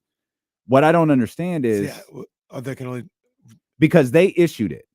The Raiders issued the franchise tag. Gotcha. They placed it on Josh Jacobs. You can only do that twice. They've already done it. Regardless if they were negotiated something or he just signed the tenure. Yeah. With Josh Jacobs. Because once you issue, that one has already been counted. Once you issue the tender, there's a date that you have to negotiate a long-term contract extension. If you don't, the most you can do is 1 year, which is what Saquon and Josh did, which means they're under, even though they haven't signed the tender to report to camp and do all of that stuff, The tag has still been issued. The consequences of the tag have still been issued, and you can only sign a 1-year deal, so you can't do it. That makes sense. You can't do it more. But what I thought Saquon's was he issued the franchise? He tag too? was. Okay. Yeah. Right, that makes sense. What that's why he signed a 1-year deal. Yeah. But he got, from what I understand, he got more money up front. And I don't know, maybe Josh Jacobs did the same thing. But what I had expected when Saquon signed it, and I just assumed it wasn't true when Josh Jacobs signed it, because it turned out not to be true for Saquon, and it wasn't for either, is I thought they would have written in, you can't franchise me next year. So I'll sign this 1-year deal. I'll play for this year. So there's no threat of a holdout. I'm going to camp, all of that stuff. Right. But you can't franchise me next year. Right. And because neither one of them, and it's not fair to say neither one of them fought for that. Maybe they both did fight for it. But because neither one of them signed a contract that said they can't be franchised, the NFL, those owners, Mark Davis and the guys in New York, essentially said, these dudes ain't holding out. These dudes aren't passing on $10 million. And here's the thing about the franchise tag. It's 10.1 this year. What happens next? With no running back signing contracts, what happens next year? Goes to 9, goes to 8, goes to 7. It's the only position in the NFL where the average the top 5 average salaries at the position have dropped in the last 5 years. The only position.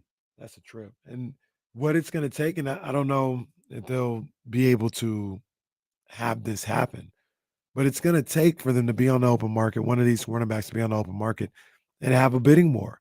And because of the things that you talked about earlier, I don't know if that would happen. But say in 3 years, it gets down to $5 million a year. Yeah. They're going to have somebody that's like, man, I know the franchise is $5 million, but Christian McCaffrey will win us a Super Bowl. I'm willing to give him 10. And then somebody's like, well, I'm willing to give him 11. Like, that seems to be the only way. That's it. That these prices will go above what the franchise is. But you need the Cleveland Browns. You need the one team willing to say that they'll do it. Yeah. It sounds like Miami would have done it, but they weren't in control of the situation. Jim Irsay was. And we all know that Jim Irsay's full of crap. Yeah. We all knew this was fake. He was never, ever, ever, ever going to trade Jonathan Taylor. I agree. Last time we got like a decent sized running back extension was 2021. Nick Chubb and Aaron Jones got extensions then. I haven't seen one since. Oh.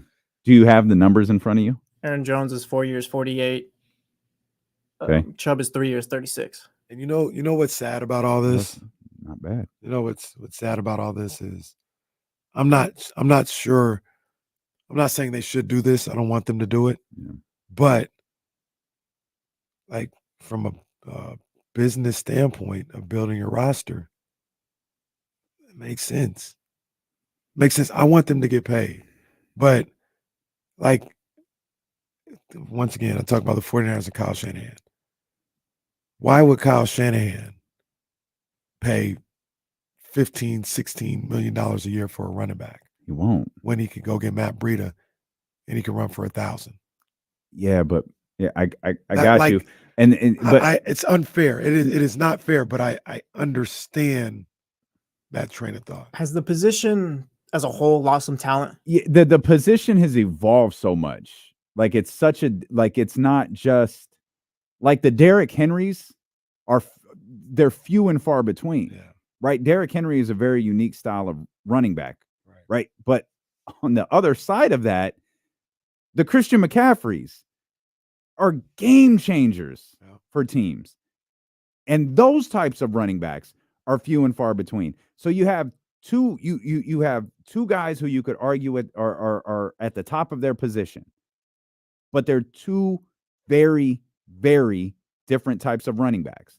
It's almost like the Shaquille O'Neal dominant in the paint center, and the center, the center who can hit 6 threes in a game or rack up triple doubles the way Jokic can. Yep. They're great.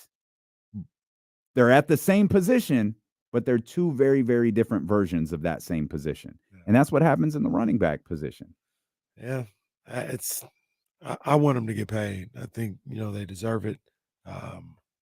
the guys that have performed, like Saquon, Josh Jacobs, they deserve to see them get paid for what they've been able to accomplish so far in this league, and hopefully what they continue to accomplish.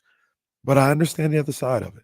I get it. Like it sucks. It's really nasty behavior to intentionally bring down the value of these guys' contract.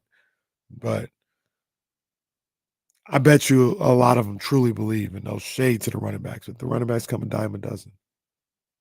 So they feel like I can get somebody to do either your job or at least 80% of it. And what Kyle Shanahan has done for black coaches in the NFL, he's done the exact opposite to running backs in the NFL. It's like, I'm going to destroy this position and prove it's not needed. And have 10 different guys at the running back position. Tevin Coleman is going to run for me, and it's going to work. It's tough. Does the league have any Hall of Fame running backs right now? Active that you think will be in? Go ahead, Kenny. Get it out. There you go, baby. Get it out. There's no point in not acknowledging it because I can't. I'm gonna mute my mic while you sneeze. I don't know. I don't even know what Hall of Fame numbers. Like Derrick Henry feels like but it's the NFL because Derrick Henry to me is a college Hall of Famer. Is it Christian McCaffrey? See, I don't even think he gets it. I don't know. Like I feel like I don't know. I feel like Christian McCaffrey's best year was his second and then last. Yeah. And I think he got like close. Like Christian McCaffrey is just a unique talent. And I think part of what struck him a little bit in Carolina was Carolina. And maybe not the best system there for him. And the other thing that sucks about all this, I understand, is these guys' production does fall off at a certain point. Mm-hmm. It's like we kind of talk about it, and we talk about that's how they talk, but it's not necessarily wrong. Like 28, 29, you see them fall off a cliff. Yeah, there's no Adrian Petersons in the league right now. There's no LT, LaDainian Tomlinsons. There's no running backs like that, I feel. Yeah, I got a lot of Adrian Peterson questions. I'm not going to ask them today because it's not fair, but I have a lot of questions. I don't know why. So you think Jonathan Taylor plays for the Colts this year? He does. I mean, he's starting the season on the PUP list, so he gets 4 weeks off right there.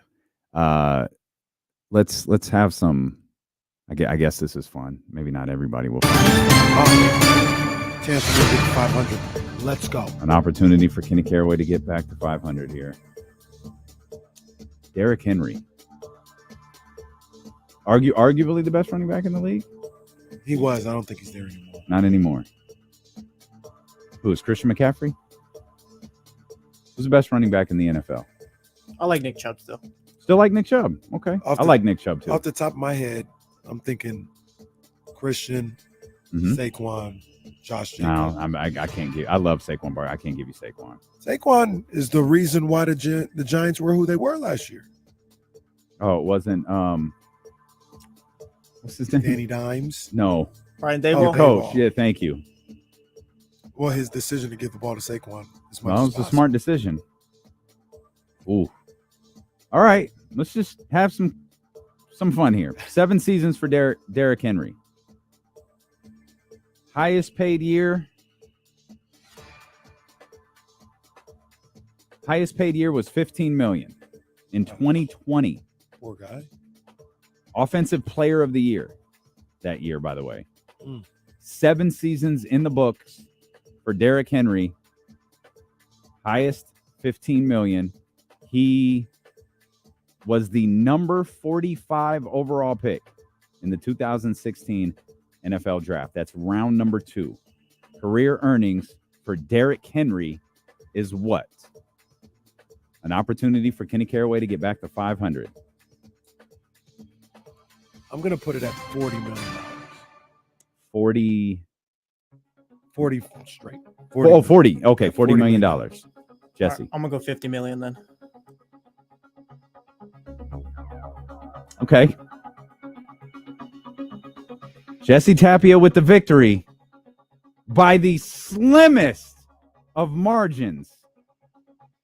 $45.9 million. Look here, see, this is what I'm talking about. You guys in the chat, you voice your concerns because I should win that one, being the closest without going over. No, that you're inventing that. That's never I didn't invent it. The Price is This Right. isn't a Price is Right game. It never has been. Man, I should get that one. $45.9 million. Jesse Tapia with the victory. This isn't the Price is Right. R.I.P. Bob Barker. We never showed love to. Y'all was out of pocket though for saying got as close to $1 as he could without going over. Oh, man. I get everybody made that joke and good-heartedly, but stop it. This is not the Bob Barker rule. That's no. Jesse Tapia with the victory. 45.9. Trash. Okay. Well, all right. We'll do one more. We'll do it real quick. We got to be quick here. Yeah. Nick Chubb. Well, this might not be fair because Jesse just looked checked. at it. All right. Okay. Okay. I was gonna say somebody else. 23.2 million. Nick Chubb. He's still got years left on the deal. Not stellar numbers. These poor running backs getting paid like Rick Barry used to. It's T-Lo and KC, brought to you by Sky River Casino. Get in on the action. Sky River Casino is the place to play with 2,100 of the newest slot machines and over 80 table games. Sky's the limit.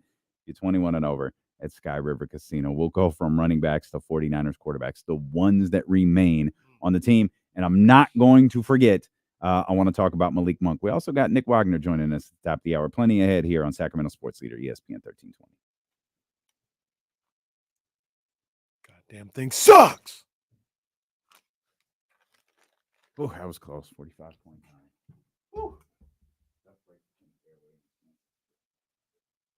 It's a goddamn shame.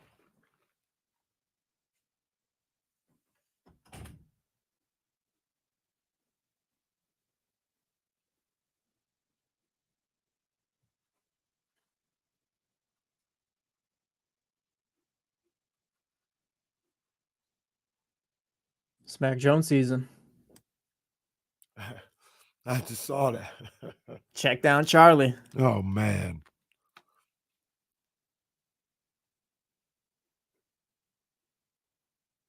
They're going to suck this year. I think they'll be better than the Raiders. They'll get to 8 wins, I think. 8 wins. I think they got a really good defense. Yeah, the defense will carry them this season.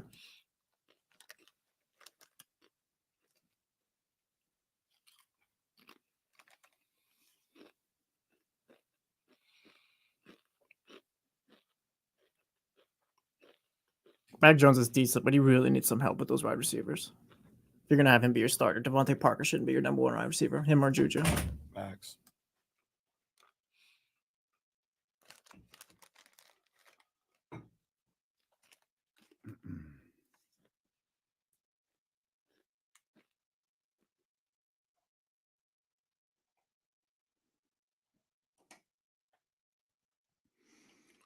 Securing the beam. I'm pretty sure you're a Patriots fan. They're going to be last in the NFC East.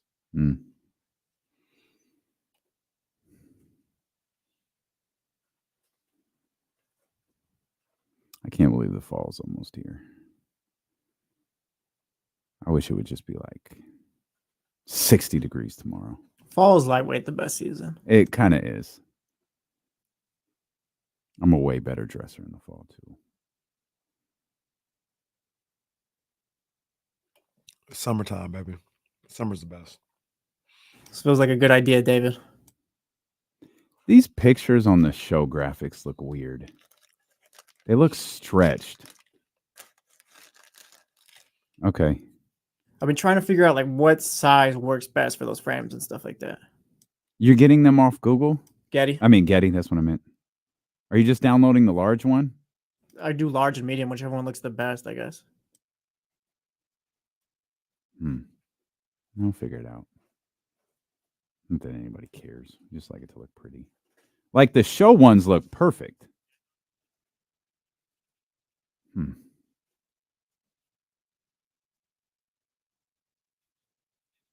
Mm-hmm. Yeah.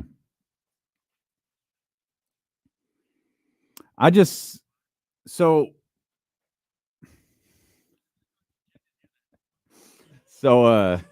I usually made sure for these pictures it didn't really matter. We'll figure it out. We'll figure it out. We don't have to. We're trying to get ahead on the 3 and 6 stuff on Wednesdays and Fridays. So when I come in tomorrow, we can try to figure it out. Do you have an iPad? I think you should just use my iPad. That might make this all easier.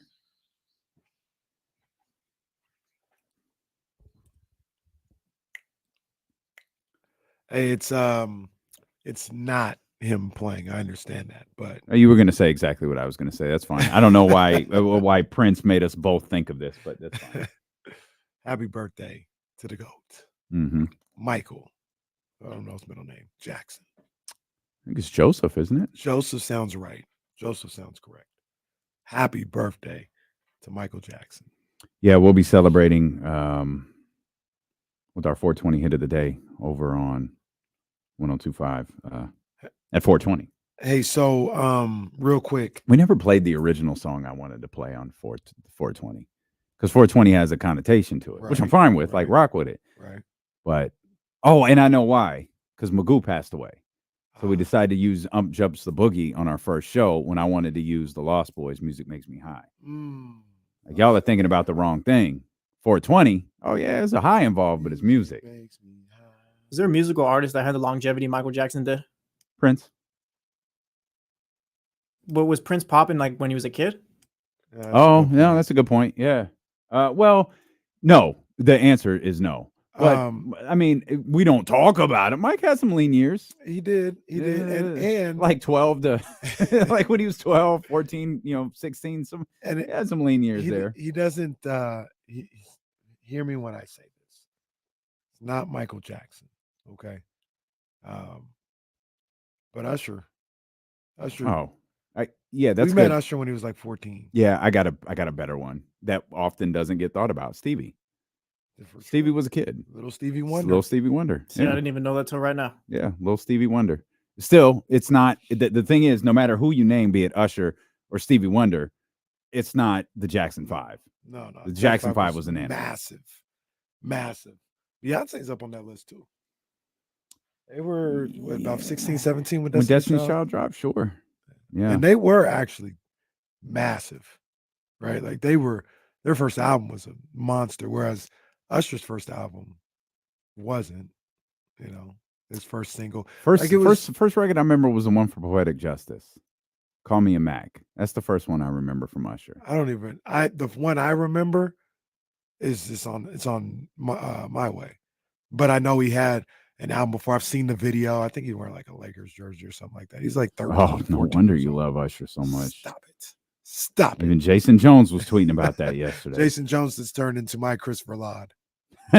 Which, don't say that. Don't say that. Don't get my dude in trouble over there.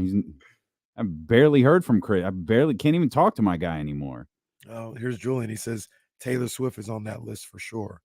I don't remember. I didn't know. Yeah. I don't remember Taylor being famous before the year, not because of Kanye, but the year she won the Kanye stuff. She was an adult. Oh no. Yeah. I don't remember her as a kid. That's my whole point. Yeah, I don't remember her as a kid. I'm not saying you're wrong. I'm just saying I don't remember. Not familiar with her game. Not familiar with her game. But yeah, there's that. I'm looking to see. Yeah, Call Me a Mac isn't even on this Usher album. This first album that dropped in 1994. It's not even on there. The first time I heard him was Poetic Justice. Wow. I don't know any songs on here. I think to this day I don't know these records. I don't either. Like I said, he's got the one single by Devontae. Can you get with it? Think of You was a single. That was Donnell Jones. You wrote that. I'll Be Sure wrote some lyrics on here. Boy, this is a 90s album. Dave Hollister wrote some records on here. Yeah, this is a 90s album for sure. 1994. Yep. August 30th it was released. Wow. And here we are today. And it's got bangers today. Still ain't Mike though. Still not Mike. Still not Still Mike. ain't Chris Mike. Brown was young when we met him too. Still ain't Mike. No, Yeah, Run It. He was really young when Run It he dropped. was like 15, maybe. Yeah, he was young. Yeah. Yeah, but they still ain't Mike though. I think it's Mike and Stevie. No, it's 100%. It's Mike and Stevie. Anytime Stevie Wonder gets brought up, I'm always gonna think about the Shaq story of them being in an elevator, and then he says that he walks in the elevator and Stevie Wonder says, "What's up, Shaq?" And Shaq hadn't said anything at that point. There's a terrible video of like Stevie's on stage and he's performing with somebody. God, why do I feel like I don't know if it was Saturday Night Live or it was some concert, but he was on stage with a bunch of people and someone is either about to bump into somebody or something and he stops them. It's like, hey, wait a minute. What the hell was that? Do we know how blind Stevie Wonder is? Like, is it like pitch black or can he see distorted images or something like I that? have no idea. I don't think we should have that conversation because we might find out like Stevie's only a little blind. He just wears the black glasses because it makes him look more blind. He's only a little blind. Still legally blind. It's all. Well, yeah, legally matters. blind is different. Like Yeah. our man Andy's legally blind. I didn't know that. Yeah, he can see, Yeah. but like he can't drive. Like there are things that he can't do, but he's legally blind. Yeah. That's why he has that office over there because he has certain things that he like the keyboards are different, screens are different, things Yeah. like that are different. I never knew that. But like he can see you. Right. You know what I mean? I don't know what level Stevie or Ray Charles like. I don't know. Yeah, just grab him by the wrist. Grab him by the wrist. Oh, walk away.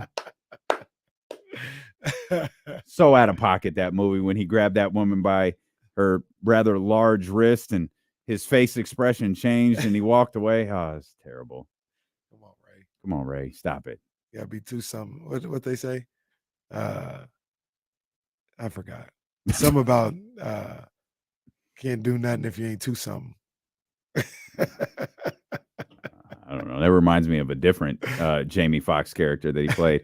Jamie Foxx's Boondini Brown was one of low-key Jamie Foxx's best characters ever. Really, really. I don't think that movie gets the proper love, but Jamie Foxx was so good in that movie. Yeah, he was so good. He stole every scene he was in. Hey, do Muhammad you? Ali, he loved me, even though I can't give up pork. I can't give up pork in them white women, but I can give up pork in them white women. Goddamn, Jamie's so funny, man. Did and it's just love to see him back on there on the scene again, feeling good, man. So Yeah. can't wait to. He seems to be see going more. through something. He keeps posting these like weird stories about like betrayal or frustration. Like he going through something outside of his health. Like Yeah. he's going through something. So shout out Jamie Foxx. What would you do if heard Messi was coming to town? Mm-hmm. You went down to SoFi, said, "Yo, he's coming to the California. We got to go see Messi." Jesse got us all together because he was the one that orchestrated it. Okay. Got us all together Mm-hmm. to go see Messi, Mm-hmm. and Messi sat out that game. Oh yeah, I'd be furious. Wait, did that happen? It happened over the weekend. No- Not at SoFi, but was it a home game? I can't remember if it was a home game. He ended up coming in late in the game though. He didn't play most of it. He ended up subbing in. Was that one of those? Hey, buddy, you better get your ass out there. I don't think you could tell Messi. There's a lot of really angry people here. Like, can you play 5 minutes? Can you play? Was it one of those things? Like, did they intend him not to play, or was the plan he was going to play a little bit at the They've end? been playing a lot of matches recently with the Leagues Cup and the Open Cup and stuff like that. I think this recently was an MLS match over the weekend, so I'm sure the coach was probably like, "Yeah, let's get him some rest and stuff like that." But I wouldn't be shocked if the MLS was talking to the coach like, "Hey, this dude needs minutes." Oh no, it's even crazier because I read here the former Barcelona stars both came off the bench at the hour mark in Saturday's 2-0 road win against the New York Red Bulls. He was in New York. Oh, He was in New York. They wasn't having it in New York. They was not having it. That's tough. I'd be upset. They're in LA September 3rd that weekend. If we went there and he didn't play, like September That's, 3rd. Where? LA, Like where? Not at SoFi. Not at playing just SoFi. the- They'll probably play at LAFC. It's like Bank of America Oh, Stadium or okay. something like I was that. just gonna say it ain't at SoFi. That's a crazy day in Los Angeles. Messi and Beyonce in the same city. Wow, that's a crazy day in Los Angeles. What time? This Saturday. What are we doing Saturday? Nothing. Watching college football. Well, that's a about it. lame way to spend your Saturday. What time is that Messi in LA? What time is that game? Have they constructed it to where you could see both? It's got to be a daytime game to make it work. How to get tickets to see Messi play in LA? Mm. Oh, come on. Starts at 7:30. Oh Lord! If you had to, what would you choose? Like you hadn't seen Beyonce yet. Come on, dude. Are you seriously asking me? No. You already saw Beyonce. What if you had the opportunity to see Oh, her yeah, again? that's a good I'd one, go too. see her again. I'd go see Beyonce again. If I already saw Beyonce, I might go see. No, Beyonce. I'd go. I thought about going to Santa Clara tomorrow. I'd absolutely go again. And let me double check Saturday. Oh no, it's Sunday. So if I could get tickets to Sunday, then yeah, I'd go see Messi on Saturday. Sunday's her birthday. If Saturday was her birthday, Yeah, I'd go Same see time. Beyonce. I'd go see Beyonce again. Come on, man. I don't know. What if Messi sits out or plays 5 minutes? You want to see some furniture moving? What? He comes out there and plays his little courtesy 10 minutes and then sits his ass down. We're gonna be out there sub Messi in or we riot signs. We never had the discussion that we talked about off the air of whether or not Messi has hurt the MLS with the way he's played. Yeah, he's made him look terrible. But how do you he did exactly what you said he needed to do. Absolutely. Hell, even Connor told us that. Yeah. Connor's like he's running all over him. I'm pretty sure the Republic's run in the U.S. Open Cup, I think, if I'm not mistaken, put them in CONCACAF Champions League. And if they're in there, Inter Miami's in there as well. Not saying they're playing each other or whatever, but they're in the same So if you tournament. make the finals, you can get it. Well, not even the finals. Like they go to end up in the same group or play each other like in a knockout We're stage. gonna play at When Heart is that? Health Park. That's what I'm saying. Like, what Like we is putting Messi coming to Heart Health Are we Park? putting him at Cal Expo? We're going to Hughes. What are we doing here? How do you explain that to Messi? Bro. Like, hey, Think if they played that man and they had him at Heart Health. Messi's scoring and there's the water slides in the background. No, I need Yo. this to happen. Okay. I need this to happen. I need Messi to play at Heart Health Park against our man Davion. Oh, That's what I need. That's Davion's first game. Oh. The 13-year-old out there against. When is the Champions League? They're still teams are still being entered in and stuff like that. So teams got to win cups and stuff like that to get put in. It'll be later this year. Don't worry, Messi. We're going to Hughes Stadium for this one. Messi gets there. What And- the hell is and this? and playing on the mini field. That's the killer. Yeah, it's either Cal Expo or we play on the small field at Hughes. This is like, hey, Sac Republic, we're gonna do you guys a favor. We're gonna move your game to Santa Clara. You're gonna go to Levi's Stadium. Oh, Come stop by the State Fair and catch Messi play later tonight. 2-for-1 deal. Black family night at the State Fair. Oh, that's wild. Oh man. But to answer your earlier question, I'd be furious.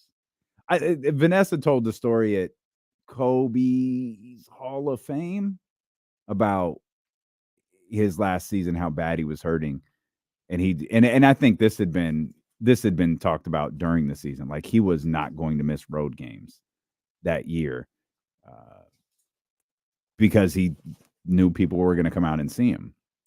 And he just wasn't going to miss a game that was on the road. He tried to miss as few games as possible, but he knew if he had to miss a game, it had to be in Los Angeles where people had multiple opportunities to see him. I was thinking about the Kobe dynamic with the Lakers and even what that would be with Steph leaving the Warriors, and we joke about it or whatever. That's got to be a funny feeling as a fan to witness something that great for that long. And then the year they retired, I'm just supposed to be excited for this. Oh, this yeah. Lakers to Yeah. watch the Lakers game. Like, Yeah. it's almost it's never going to be the same. Yeah. It's never going Yeah. to So be you the got to same. enjoy it while you have it. I mean, we joke about the Warriors fans all of the time, but in reality, y'all better enjoy this. Because even if you guys are a playoff team the year after Steph leaves, it's not going to be the same. It's not the same. Not the Unless, same. of course, Giannis Antetokounmpo signs it, then I guess it's going to be the same forever for you guys. But Well, even then, it's not going to be the same. Like, no, but you'll just have you're another right. Great player. It won't be the same, but it won't be bad. No, it definitely won't be bad. It won't be Definitely LeBron won't be leaving bad. Cleveland. It's not going to be that.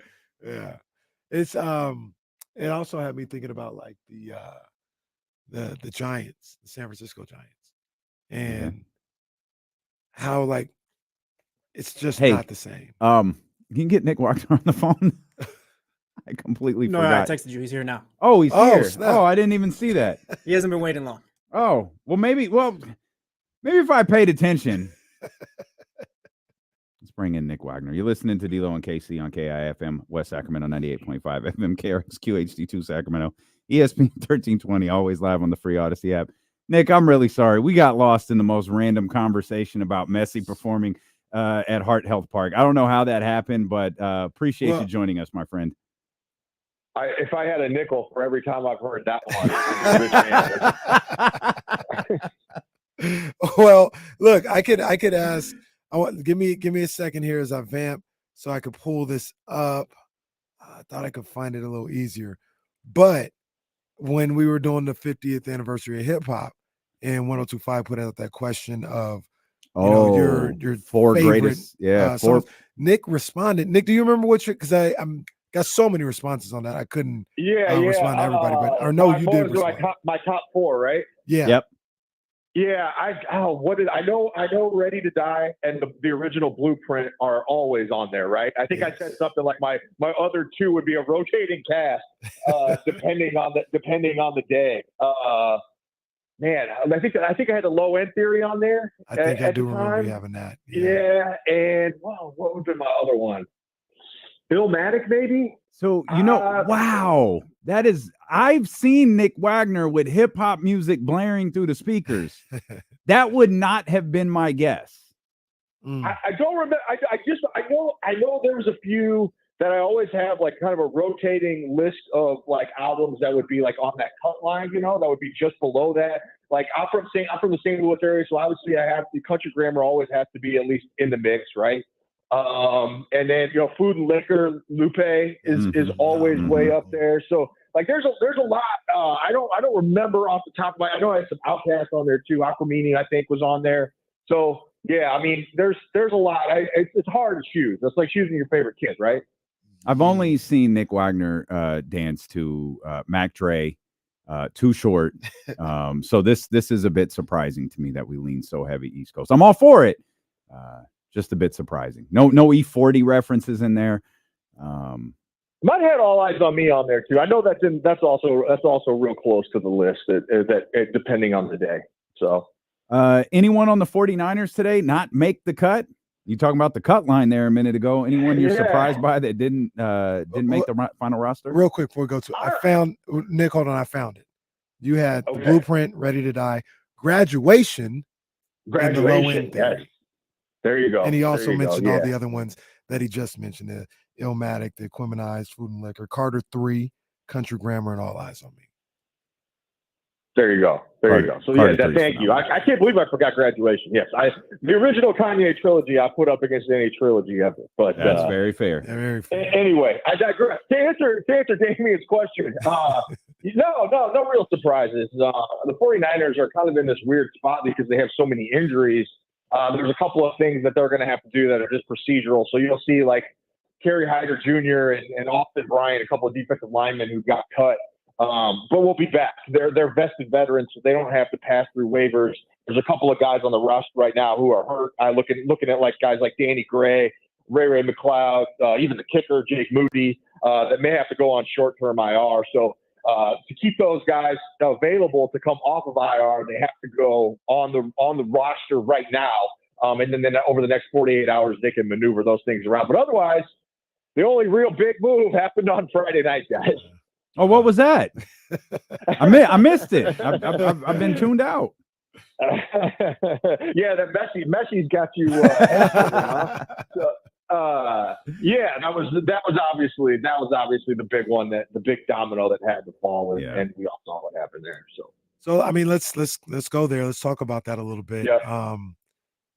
it kind of came out of nowhere in one respect, whereas a lot of people thought it was an option. But it sounded as though on Thursday, and maybe this was just posturing, that the 49ers were going to hold on to Trey because they weren't getting the compensation that they were looking for in a potential trade. And then it seems like Jerry Jones just swooped in out of nowhere, wrestling term. That's Jerry Jones's music. He came out of nowhere and said, here's a fourth rounder. Is it that simple how it happened? The Niners were content with keeping him until Jerry Jones came in with the fourth round pick with no conditions on him.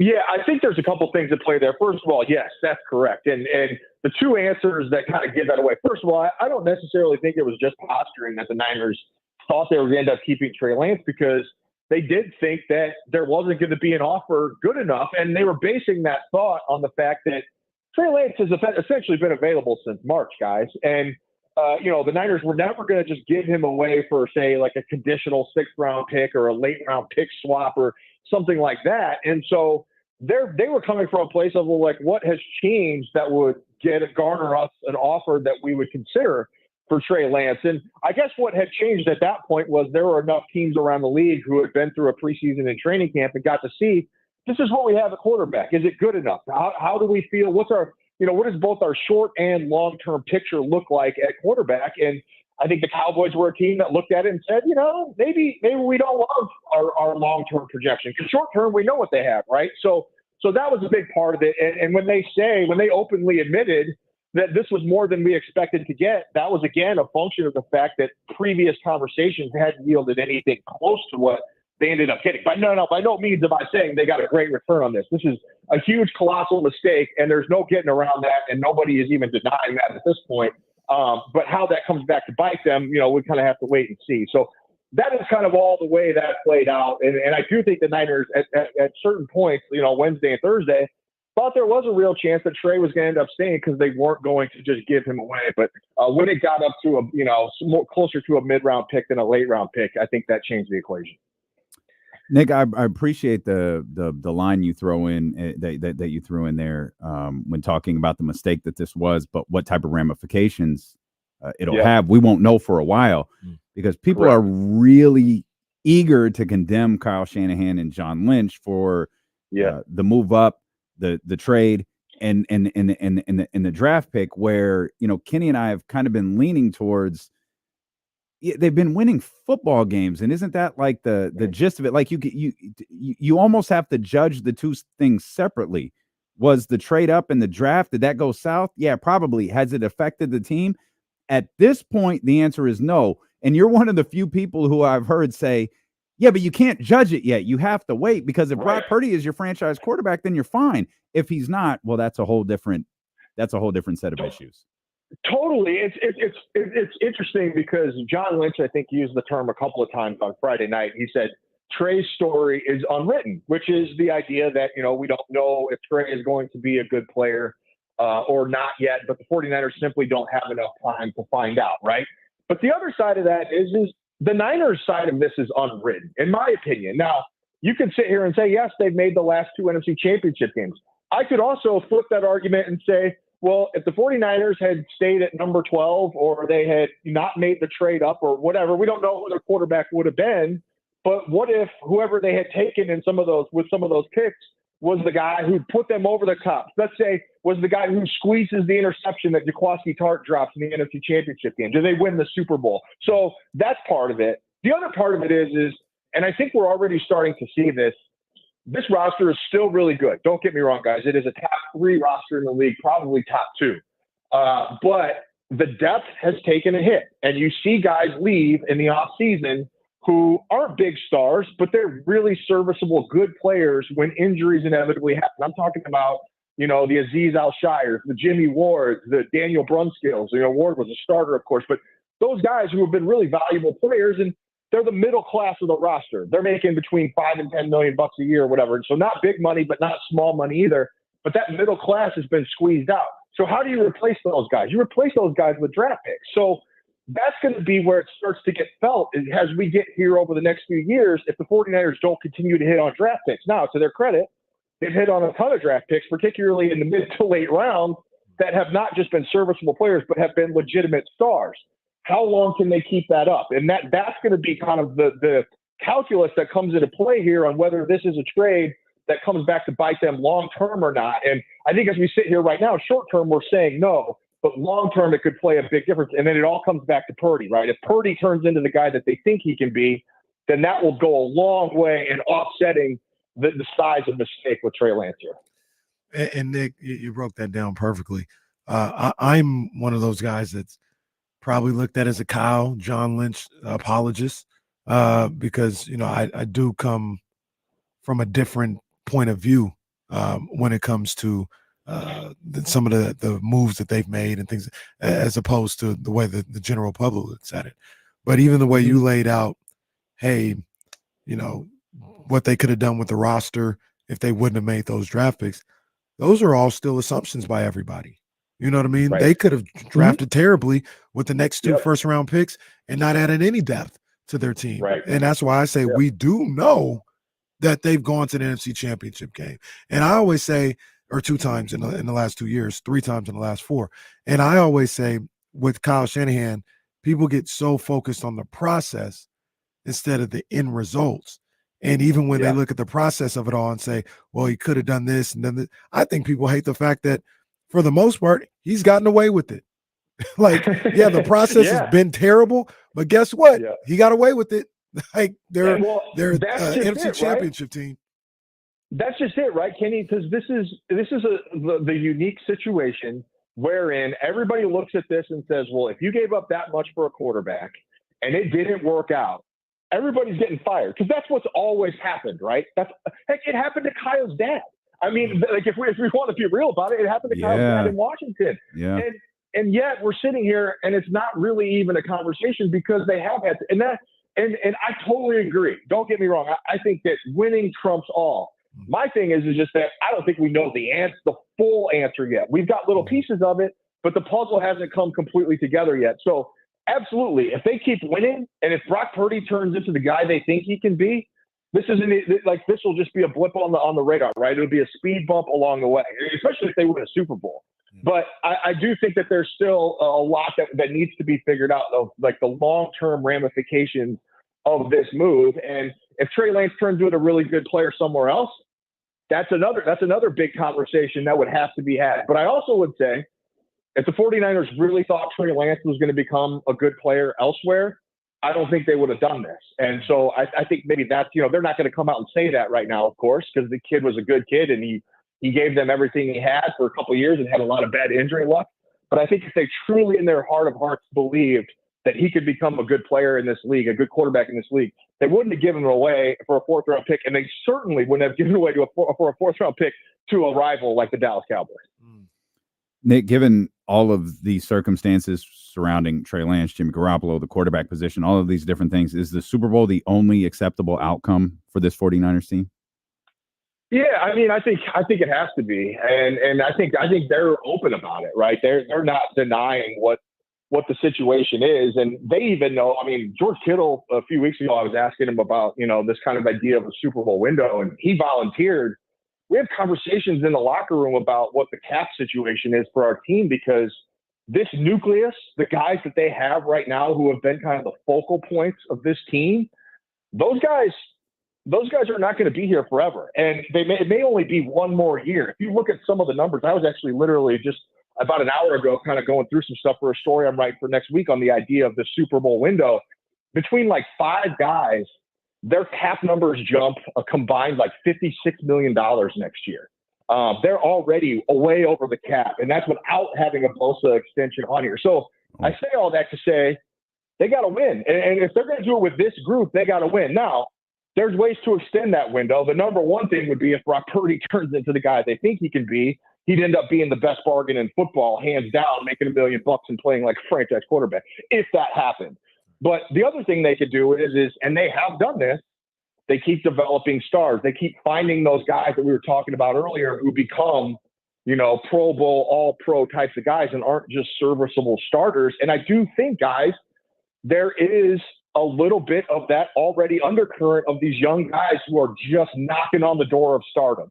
And I'm talking about Dre Greenlaw, Brandon Ayuk, Talanoa Hufanga, who's already been an all-pro, but if those guys take the next leap, now all of a sudden your window can be a little bit longer because you can, some of those older guys who are making a bunch of money get phased out, and these younger guys step in, and you keep the train rolling. So there is a path to that. But boy, it's awfully hard to do, especially when you're counting on finding gems so late in the draft like they do. So the guy that you mentioned, and really this whole thing centers around, if we're talking about, is Brock Purdy. And Nick, you've seen every snap he's ever taken. I'm very confident in him. I think he is the real deal. I think he's going to be about everything that Kyle Shanahan wants him to be and expects him to be.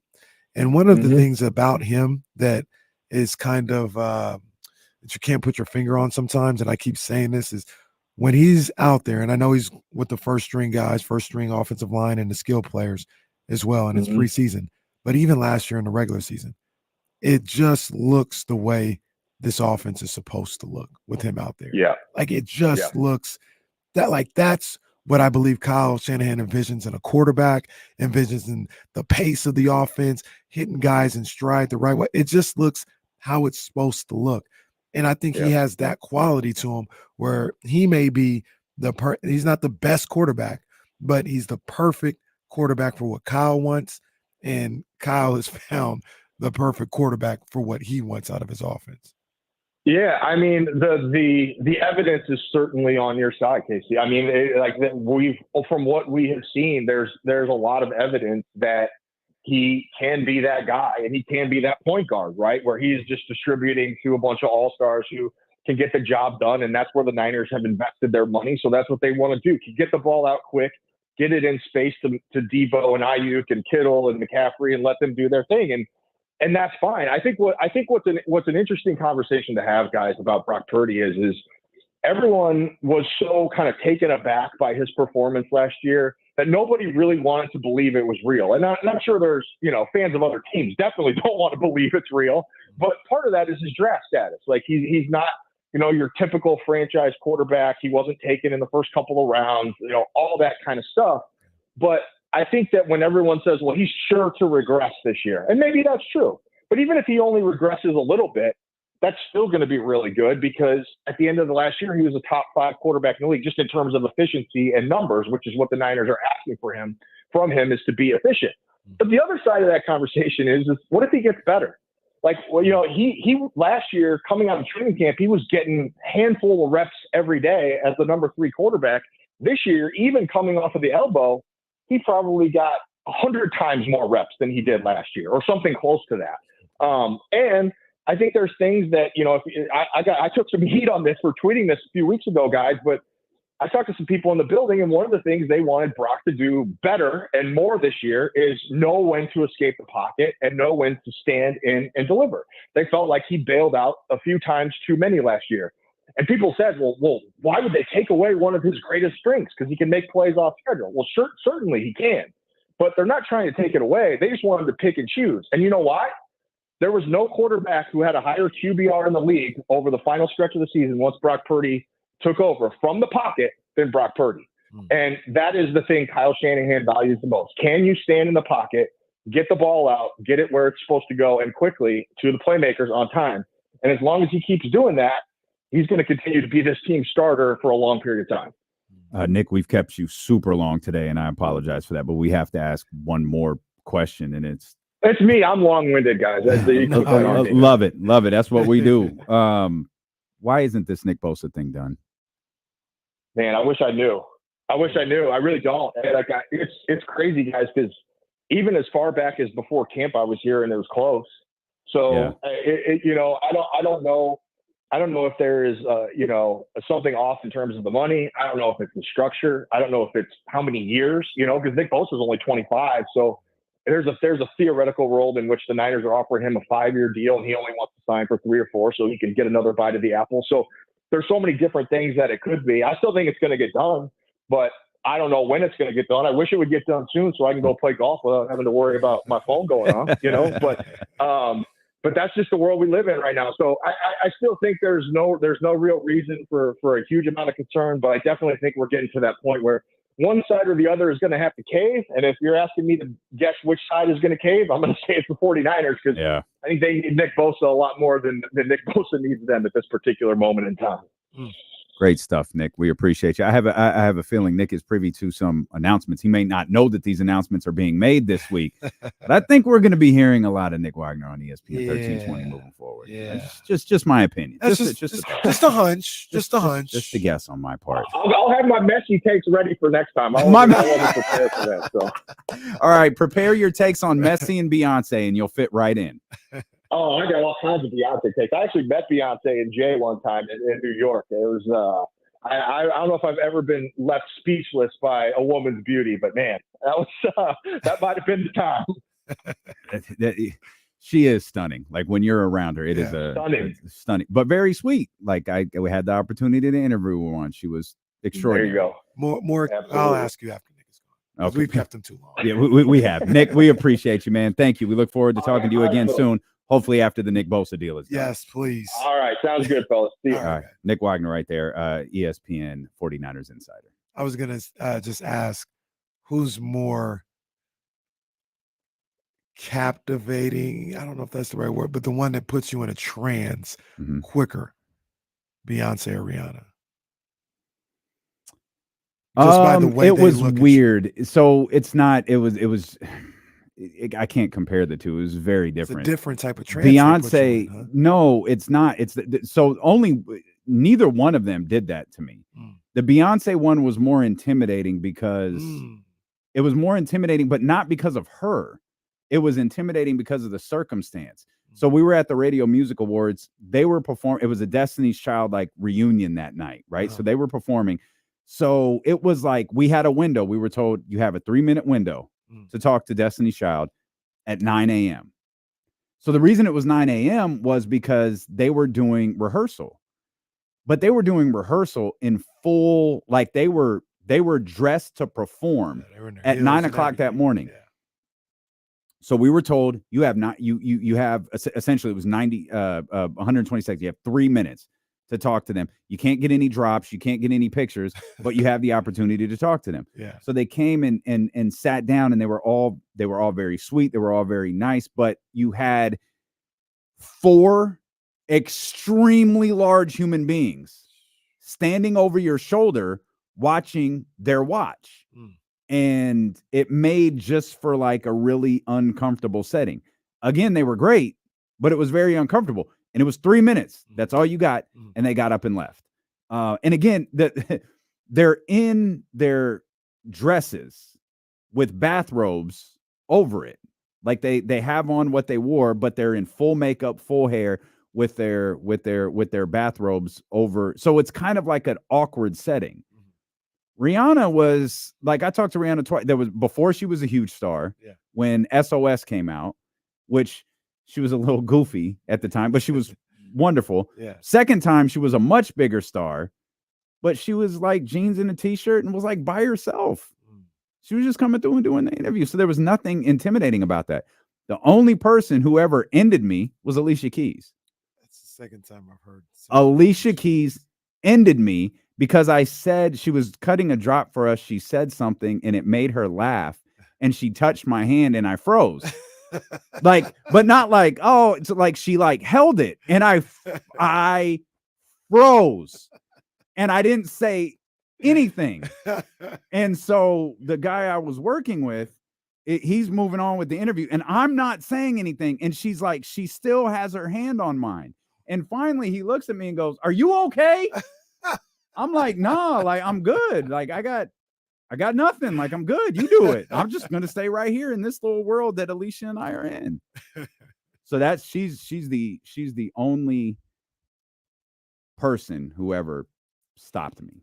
Like she stopped me. I think Coco would have been able to stop you. Yeah, I don't know. Probably. Like, I think it was just it was just circumstantial, right? All 3 of them were really nice. They were all very welcoming. They were all just totally normal people, other than Destiny's Child with the 4 giant human beings standing behind me. Yeah, Alicia, the same thing. She was by herself. So yeah. I don't know. They're all legends. I don't know. I might Nick he ran into Beyonce and Jay. I don't know which one would have dropped me more because Hove is my guy. Yeah, I wonder. I mean, trying to think somebody like that. I mean, obviously Puff. Like I like Puff, but I'd be always Puff is a wild card. You never know when he's just gonna like spaz. You never know when he's just gonna go off the deep end. Remember when he last year when he almost fought 2-Bit? Oh my God! You talking about when he was the Joker? Yeah, that was wild. He was a little too in character that day. That was wild. Was hilarious. I'd like to believe I wouldn't get starstruck by anyone anymore. I don't think I would either. I really don't think I would. I can't.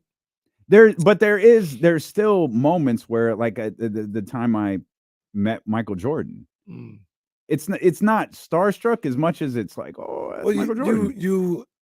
You respect and appreciate and recognize who you're talking to, right? I didn't meet this guy, but I was like walking by him at the gym when I was living in LA, and John Wooden came into the gym. And he was in a wheelchair, and I had to walk by him or whatever. I was like, bro, that's John Wooden.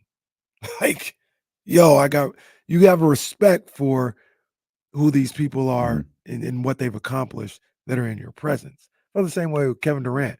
Like, I played with a lot of NBA players, but after Kevin Durant's team scraped a 7-0 in like a minute and 45 seconds, I was like, yo, bro, I just played with Kevin Durant.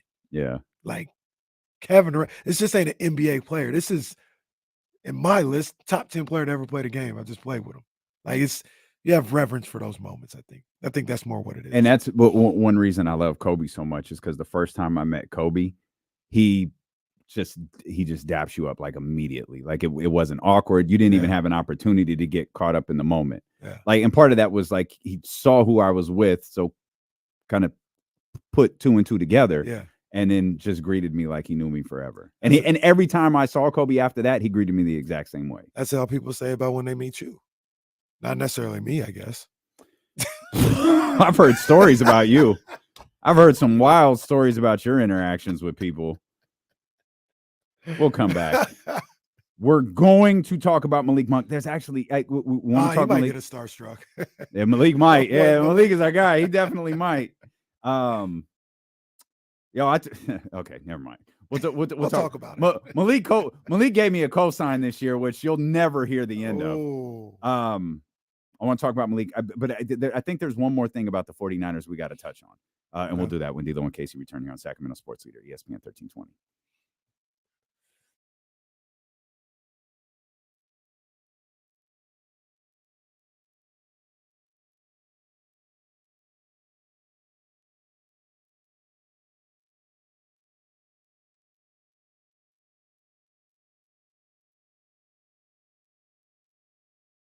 What did they do that for?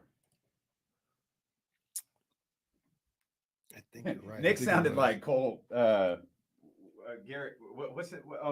Garrett Cole. Wait, I don't know. I was like, oh man, Nick knows the show. Nick just did the live version of the drop. 13th round with your main man, Kenny Caraway. Shout out to my people over at Jordan Brand. Big ups to them. Shout out to the dope ones. You know, it's always love over there. Shout out to Cola C. Moss. You know, it's love over there as well. And, you know, today I wanted to talk about this little crazy situation going on with Devin Haney and Shakur Stevenson. They've been trading insults back and forth on social media, on Twitter, you know, about this guy's this guy's that. No, culminated in a real snake move. I got to be honest with you. Real dirty snake move by somebody. I don't know if I don't want to associate it with Shakur's camp because I don't know if that's who it was. I'm not saying it is, but Shakur did post it of Bill Haney, Devin's dad, was having a private conversation with somebody, and somebody just has the phone hanging by their side, recording the video of Bill, you know, talking about the situation with him and Shakur or whatever. And Shakur tried to use that as evidence as to show why Devin and Bill have been ducking him. It's all nonsense. It's all nonsense. I tell you like this. They need to quit with the Twitter fingers. And if they want to fight, they can fight. Simple as that. And I know a lot of people are looking at 75-25, the split that they're asking Shakur to take. And they think it's disrespectful or whatever. Number one, I'm not going to say it's disrespectful, but I would offer a little bit more to get the fight done. I would say 65-35. Would say 70-30. I don't know if I'd say 50-50, but if I really wanted the fight to happen, maybe I'd say 50-50. So I understand that. But at the same time, I go back all the time. Shakur, did you know Floyd Mayweather and Mayweather De La Hoya, it was an 80-20 split there. And Floyd was confident in what he could do and what he would become. He said, you know what, give me that 80-20. I'm going to smack this dude up anyway. Shakur, if you really want the fight, take the fight. Take the fight if you really want it. You know what I mean? I'm just tired of you guys going back and forth on social media, and then neither one of y'all are going to fight each other next. All right? So if you're not fighting them next, stop talking about how you would fight them or what you should do. Just get in the ring, man. It's 2023. You see what people are doing nowadays. They're just getting in the ring. That's what you need to do, Shakur and Devin. Until then, stop with all the nastiness. That's the 13th round.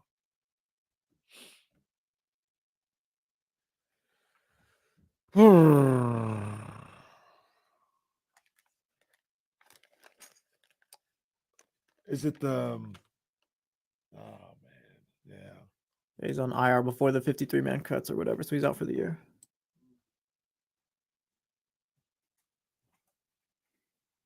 I think so.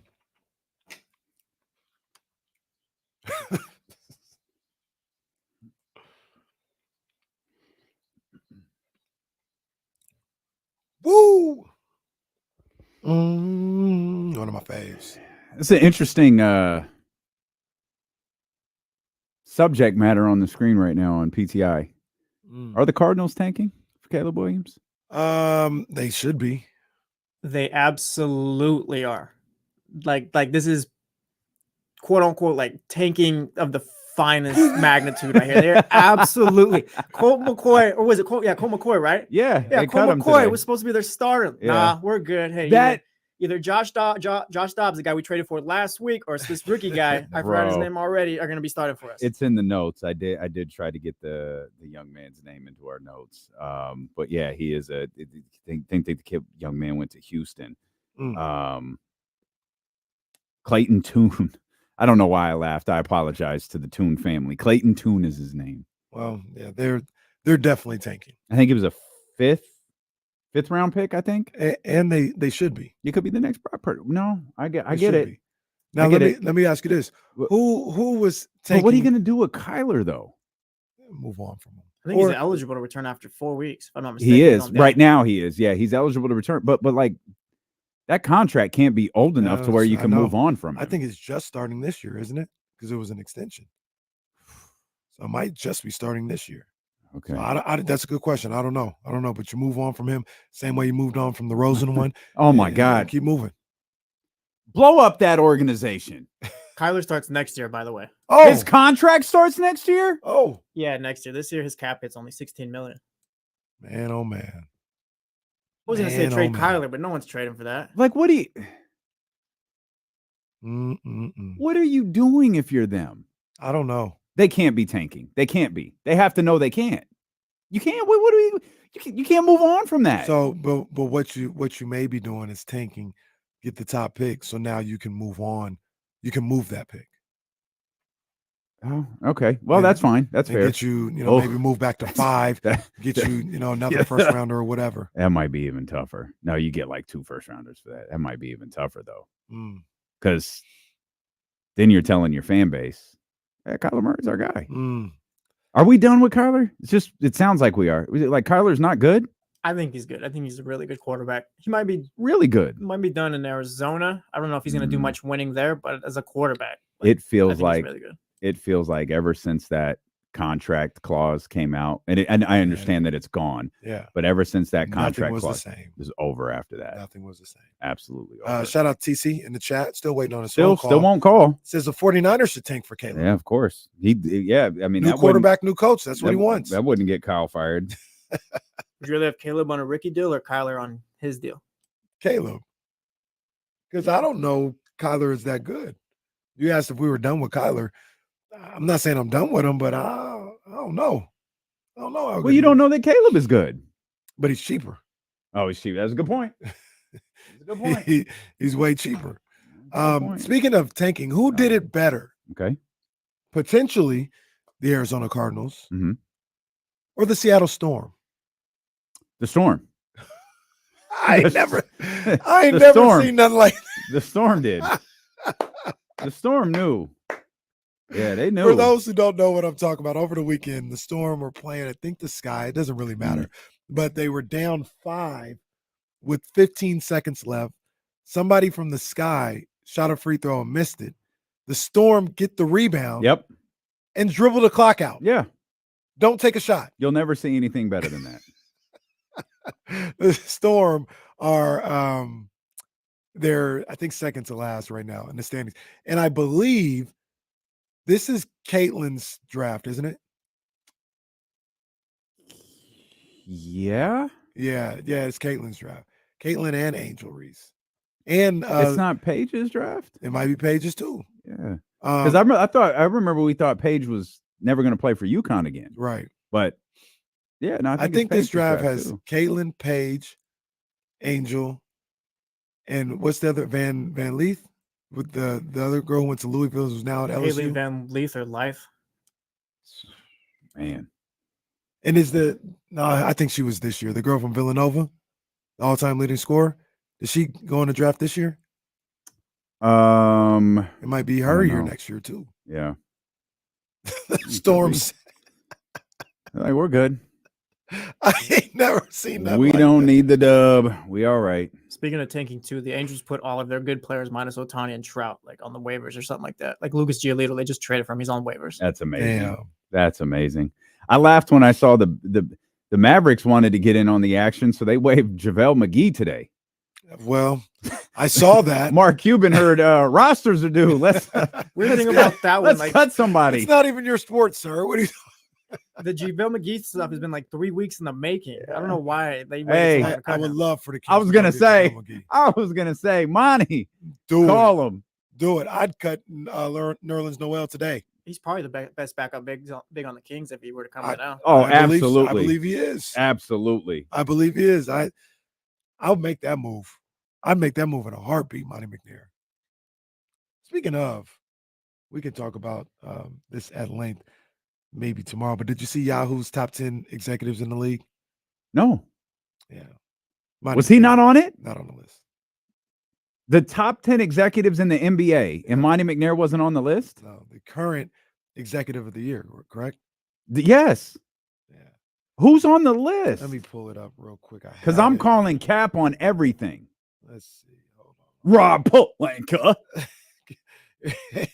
Here we go. They rank them too. It's Danny Ainge at 1. Masai Ujiri at I'm 2. sorry, what? Danny Ainge at 1. Masai Ujiri at 2. Okay. The guy, okay, so you got the guy who will trade everybody for nothing, and then the guy who won't trade anybody for everything. Got it. Who's next? Brian Wright. I'm not sure where he comes from. I don't know. Well, Jesse, if you can help me out with that. James Jones is 4. Kevin Pritchard is 5. Wait a minute. Where the hell is Kevin Pritchard Kevin now? Pritchard is Portland, isn't He was in Portland. Oh, he's if not. he's still in Portland and he's number 5 on that list, No, that's good because Brian Wright is with the Spurs, okay. and they just haven't been winning at all. Yeah, right. They've just lucked into Victor Wembanyama. So Kevin Pritchard is 5. Pat Riley is 6. Troy Weaver is 7. Kevin Pritchard, you gotta be kidding me. He got the Hallie bump. This is ridiculous. Kobe Altman is at 8. That's fine. Brad Stevens is 9. Kobe Altman should be higher. And Zach Kleiman is 10.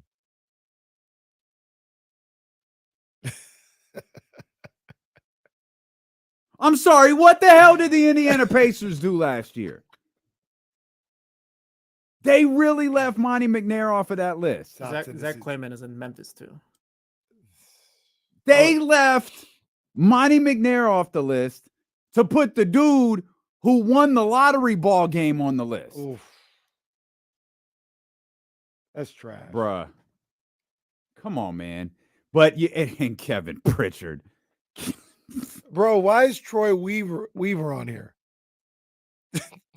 They got the worst record in basketball. They put Masai Ujiri at 2 because he won't trade anyone. The worst one was the Spurs one. Like, I can do that. We can suck all year and then get Victor Wembanyama. Yeah. For those that don't know, Troy Weaver's with the Detroit Pistons. Yes. That's crazy. This disrespect has gotten way out of hand. Way out of hand. 3 non-playoff teams. Their executives made the top executives list, according to Yahoo. Yahoo's ass, dude. Yahoo's ass. Who works for Yahoo that we know? I don't think anybody anymore. Chris Haynes ain't there no more. He's TNT Bleacher Report. That's Yeah. not the same thing. No. Yeah, I don't know nobody. at Yeah, Yahoo. Yahoo's ass. That's awful. That's embarrassing. That is embarrassing. You think they forgot? Like, seriously. Like, he just won Executive of the Year, so it seems malpractice not to put him in there. Maybe they forgot. Maybe. Well, okay, that's worse. Yeah, I agree. Well, All right. Well, also, Trey Sermon was released by the Eagles today. Damn. I'm beginning to think I might have been wrong about him. Well, I mean, third team's a charm. Yeah, let's go with that. There's also an interesting thing on the 49ers kicker that at some point I'll get to. Yeah, I don't know when, because I don't care what I want to talk about Malik Monk. And after this Monte McNair disrespect, what? John Bowles is correct. Callie does work for Yahoo. 99% of Yahoo Sports stinks. Well, Callie, we're gonna have to find you a new job. You can't work there anymore. It's gonna be cold when you see who wrote this article. Callie Lawson Freeman wrote it. Casey, check the author right now. Check Callie, the author right now. yeah, Casey. check the author immediately. Because if Callie wrote it, she's banned for life. No, we're waiting until you check the article. I don't care how late we are. I'm finding it. I'm finding the author. Let's see. I don't know when the last time I went to Yahoo site was. This is crazy. I'm demanding that Callie quits her job. Let's see. She needed to denounce Yahoo Sports right now. Yeah, she needs to publicly denounce Yahoo Sports. Yeah, I don't know where Okay, they came up with this. We'll come back. We're talking about Malik Monk. And I might bitch more about this stupid list that Kenny just read. Steeler and Casey, brought to you by Sky River Casino here on ESPN 1320. Kevin Pritchard. That's crazy. Troy Weaver. The hell out of here. And Brian Wright. Do you want an iPad? Okay.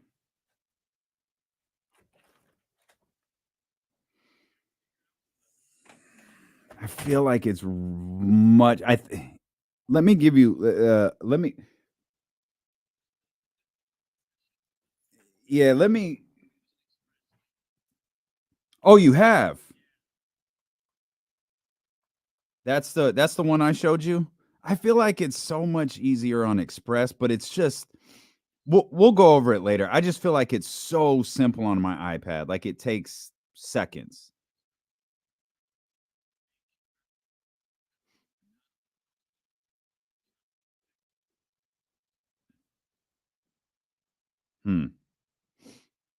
All right.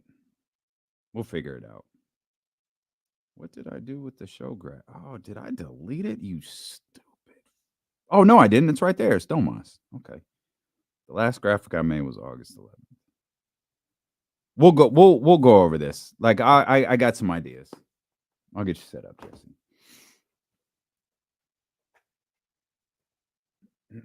Yeah, R.I.P. Callie. Damn.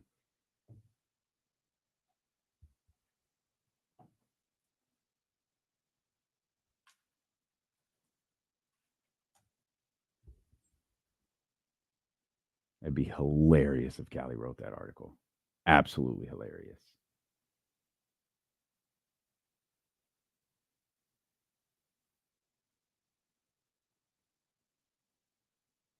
Callie doesn't tweet a lot. Understandable.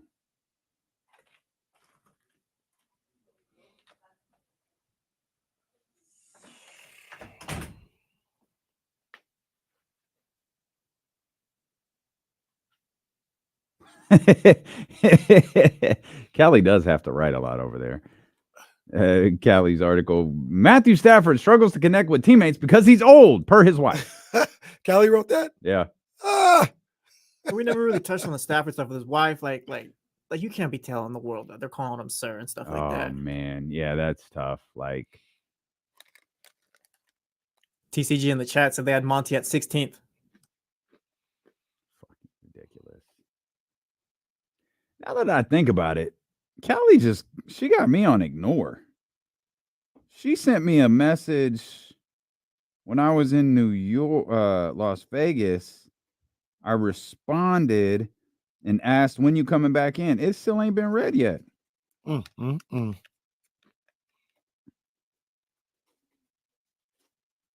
just like the dude who's in here with Kenny. That's KC and that guy. Yep. not true. Don't listen to this guy. Casey and old boy.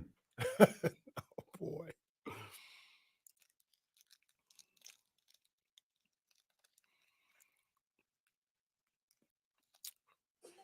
Greatest performance of all time right here? I wouldn't say that, but it's a legendary one. That's It my is a favorite. legendary. That is my favorite. Wiz Khalifa was moonwalking across the stage.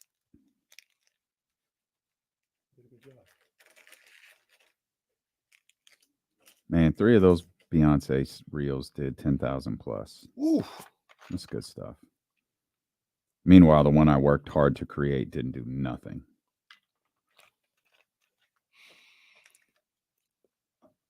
Billie Jean is not my love. So annoying, man. Jesse, you wouldn't understand this, but we've talked about it before. Billie Jean, I think, is Michael's best song. Well, I know Michael Jackson. Like I know his music. So Well, It's not. yeah, living through the music is different, though. yeah, I wasn't outside. I wasn't outside either, but I was young enough to enjoy it. Oh, that'd be a good one. Use that one.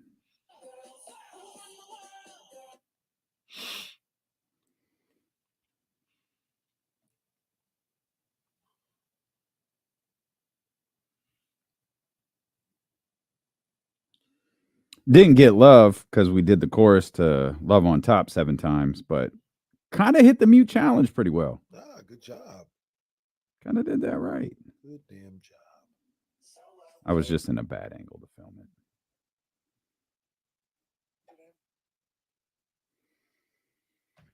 Oh.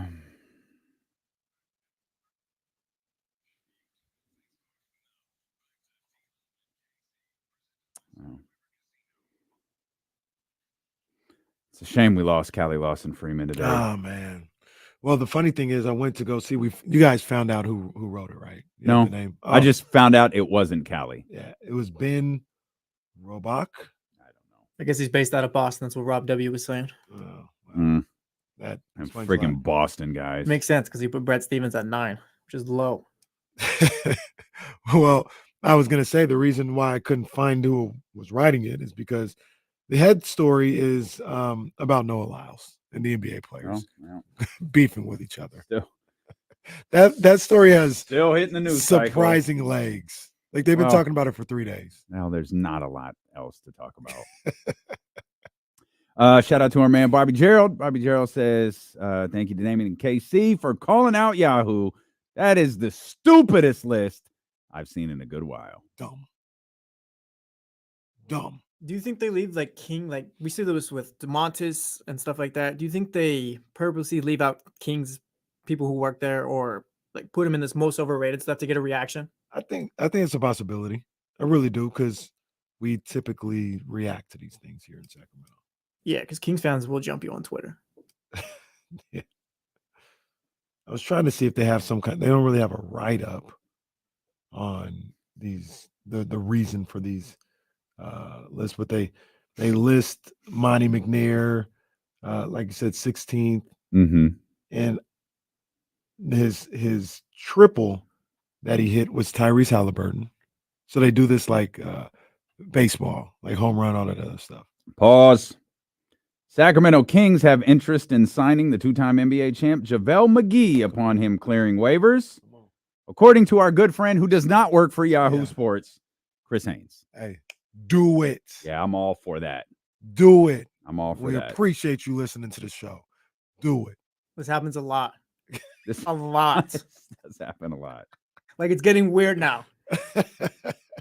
I like that. I Yeah. think JaVale McGee is. I would love that signing. Yeah, Love that signing. I think love he's that. Jesse, you said it best. I agree. I think he's your best backup center Now, the moment he steps on the floor. Yeah, that's not a question anymore if he's on the team, I think. kind of a weird message to put out there because he's got to clear waivers. You should have kept your mouth shut. I mean, I don't know what JaVale McGee earns. Like, I don't know if JaVale McGee's going to be the type of guy who gets claimed off waivers. Uh-huh. No, I don't mean that as a, I'm not trying to be disrespectful. Claimed off waivers. I just want to make sure I got this right. Means that you have to agree So to pick up their there's contract and everything else like there's that. like there's like when you get waived, there's like a list. Mhm. It follows in a certain order. I don't know what the order is or where Sacramento would be on that list.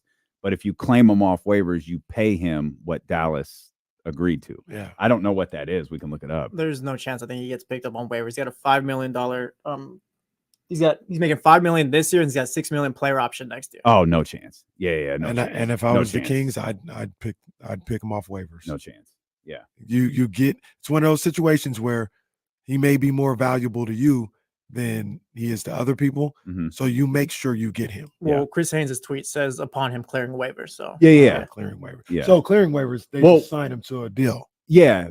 What I meant is no one's going to claim him. Right. Like no one's going to claim that contract, Gotcha. including the Kings. The Kings aren't going to Gotcha. claim it Yep, either. Yep, you're right. You guys are right. They're going, they have interest in signing him. That'd be, and it's a good way of phrasing it because what are you guys looking for? Because 5 + 6, we can't do. Mhm. But what can we do to get you in the building? 3 + 2. Let's make it happen. And I'm along the lines of what you said. I'm someone's out. If JaVale is in, someone's out. I love this though. I think it's a great idea. I think it's a great fit. Absolutely. I think it works perfectly. For sure. Maybe it'll be enough to get Monte McNair 10th on Yahoo's list of, behind the great Troy Weaver, who's killing it in Detroit with his Marvin Bagley pickup. And then, of course, Kevin Pritchard, who picked up Tyrese Halliburton. If you get traded from Sacramento, you get put on the top general manager of the list, according to that entity that is now dead to me.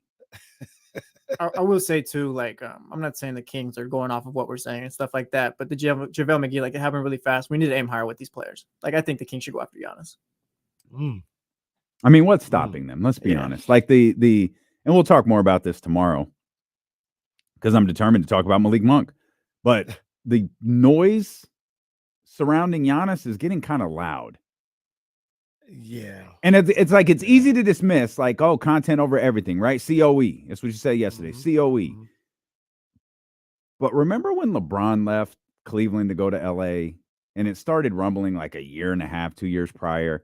And it was like, come on, stop it. We got plenty. Stop it. We got plenty of time. Stop it. We got plenty. Then all of a sudden, LeBron goes to LA and it wasn't even a big deal.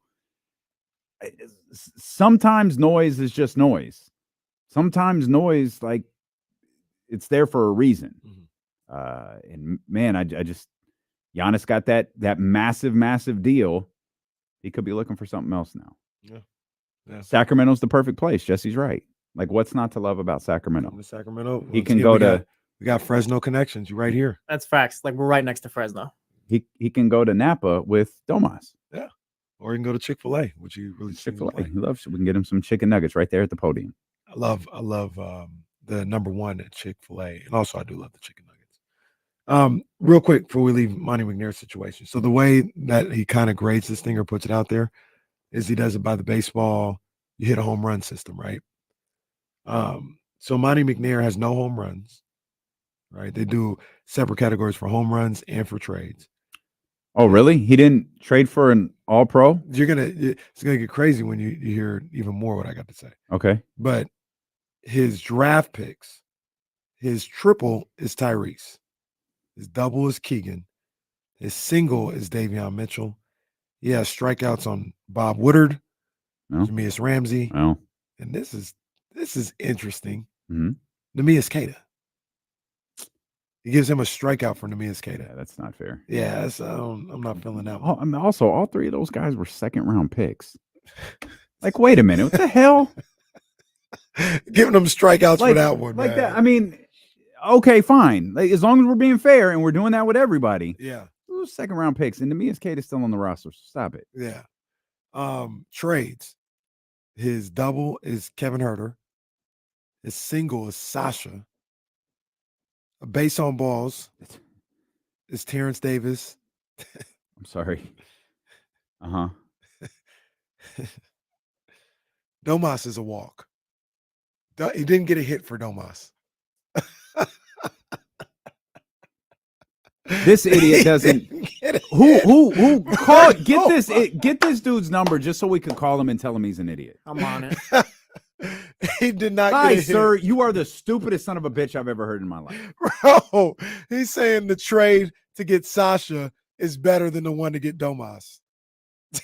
These NBA dudes who don't watch Sacramento are just absurd. I'm still stuck on Bob Woodard and Jameis Ramsey. Why? Like, that was like 3 years ago. What does that matter? Oh man! And Marvin Bagley is a walk. Kessler Edwards. He is a walk. put Marvin. He traded Marvin. He got like the Dante DiVincenzo for Marvin Bagley. Put him in the same category as Domas Sabonis. Okay. Did you hear I said Kessler Edwards too? No, he put that in the same category. Who he got for free. In the same category as Domas. No. Okay. So where's the free agency stuff? Free agency is next. Only anything as high as a double. Malik Monk is a double. And a strikeout is Alex Lynn. This is so stupid. Is there a write-up that goes with this? No, he just has this. That's stuff just out that here. list? Yeah. And like for Domantas Sabonis was an all-star last year, by the way, and an all-pro. And he's going to win most improved this year because nobody likes him. Right. And it's a walk. Why do these NBA people trash them? Is it just the in thing to do? I guess so. I'm going to say this again. Yahoo is ass. Absolute garbage. And any individual, be it Callie Lawson Freeman or someone else who joins us, who works for Yahoo, we're going to tell them, ma'am, the publication you work for is ass. Find a new one to work for because they write stupid stuff. It's the 7-game first round. 7 games. That's what it's all from. It feels like it's more than that. It feels like it's more than Bro, that. check this out. They gave Troy Weaver, I'm looking at all his resume right now. They gave him a triple for trading for Jeremy Grant in 2020. That resulted in nothing. Resulted in absolutely nothing. They gave him a triple. You know I'm going to ask. Please go to Kevin Pritchard. Oh, for sure. I need to see what. Where this was Kevin? says. Is Kevin? He's like 7. He was like top 10. I think he was 10th. No, he wasn't 10. Yeah, I think he might have been 5th. So Conley, Pat Riley. There's Kevin Pritchard. Kevin Pritchard draft picks. No, I don't care. I don't care. I'm sorry. I don't mean to be. Okay. Just give me the one I want to hear. Oh, you already know what it is. They called it a home run. God bless it. I hate the NBA media. I hate the NBA media. You already know what it is. Halliburton is a home run. Wow. And you know what? He's right. He's absolutely right. The trade for Tyrese Halliburton for Kevin Pritchard was a home run. Yeah. Just as it was for Monte McNair and acquiring Domantas Sabonis. Bro, they called that a walk. Y'all need to Y'all need. I'm gonna paraphrase. I'm gonna paraphrase this because Bruce might be listening, and I don't think I can say the word I want to. Y'all need to get off Tyrese's jock. This is way too much.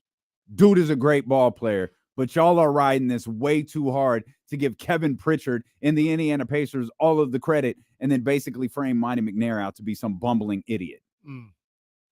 That is crazy. Y'all projections is wild. Y'all got Tyrese in the Hall of Fame. Y'all got the Indiana Pacers in the conference finals next year. And clearly you got Sacramento back at 20 wins next year. So I guess it's still flawed because he ranks them based on their. I hate you too, by the way, for bringing this list to my attention. I never would have seen it. Just minding my own business, having fun. I still want to talk about Malik Monk. That's getting pushed to tomorrow. Bro. Clearly that's not happening today because Kenny found this stupid list. Hit the copy and paste. All I wanted to do was talk about my man Malik. I was reading the Kings beat. I was ready to talk about my guy, but no, push it back. Kenny's got this stupid list. Man, it gets even crazier when they talk about Brian Wright, who won the lottery. It's what he number did. 3. He didn't mess up the most sure thing draft pick in history. And salute allegedly. to Brian Wright. I want to say that as well. If you smell what I'm cooking, salute to him. Okay. Yep. I got you. Fine. Yep. I hope he stays employed for a long time. But he's number 3. I'm looking at this right now. Yep.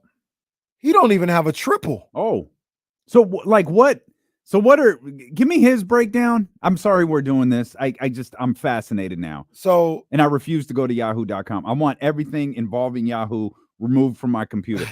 Jonathan, come get my computer and remove Yahoo from it. I'm gonna go tell our IT team I want Yahoo scrubbed from the internet. I'm gonna make this as quick as possible. But his draft picks, double for Devin Vassell, single for Trey Jones and Jeremy Sohan, a walk for Branham, not familiar with him, and Blake Wesley.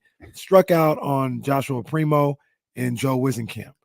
His trades: a single for Doug McDermott, a single for Devontae Graham, a walk for Christian Kokolo, a walk for Thaddeus Young. I'm sorry. I don't care. I can't think straight right now. I'm stuck on something else. Rob Pelinka's not on this list. He's not. But right. They put Danny Ainge at number 1? Yeah. Rob Pelinka's one spot ahead or below, however you think about it, of Monte McNair. I hate sports. I can't. Oh, I hate sports. Now, thank God we're on KSFM right now at this exact moment. So this is what I will say. In the no, don't do it. No, don't do it. Not of Monte McNair. Not at all. But the way he did this, it's a career GM thing, not what they did this year or right now. So when you talk about Danny Ainge ahead of Rob Pelinka, yeah, hell yeah, way ahead. Danny Ainge's career is way better than Rob Pelinka's career. So that's the only thing I'll say about that. It's still ridiculous. Sure. I mean, Brian Wright is number 3. Yeah, he's been here since 2019. What the hell has he done? What has he done to be number 3? You want to talk about Kevin? Because go back to Kevin Pritchard then. Let's just for a second. Okay. Is Dame Lillard in there? Dame Lillard. Well, he would be a draft pick, and he's not. Okay, then I'm calling cap on this whole thing. This is a career move, but you're not putting Dame Lillard in there because Kevin Pritchard, correct me if I'm wrong, was the general manager of the Portland Trailblazers. They said he was general manager from 07 to 10. It just sounds like you Lillard time, right? Gotta be. I'll look at. He may have been the assistant GM because I think the story is always and he's not on here either, which is crazy. I thought the story was always McCollum was his guy. Dame Lillard was. What years did you say he was there? 07 to 10. What was he after that? Because he didn't leave Portland 13 years ago. I don't know. They got Lillard. Dame was 12. 07 to 10. He didn't do anything. Maybe he was 17 with the Pacers. Maybe he was the vice president of like basketball ops or something. Because he was with the Pacers, wasn't he? I mean the Blazers. He was. I think he was with them, but he's clearly not getting credit for the draft pick because it's not a. Pritchard joined the Pacers in 2011. 2011. He was the director of player personnel. I give up. I don't care anymore. I don't care. Yahoo ruined the whole day. This stupidity ruined the entire day. Troy Weaver at 7. Are there two? Kevin Pritchard's been with the Pacers since July of 2011.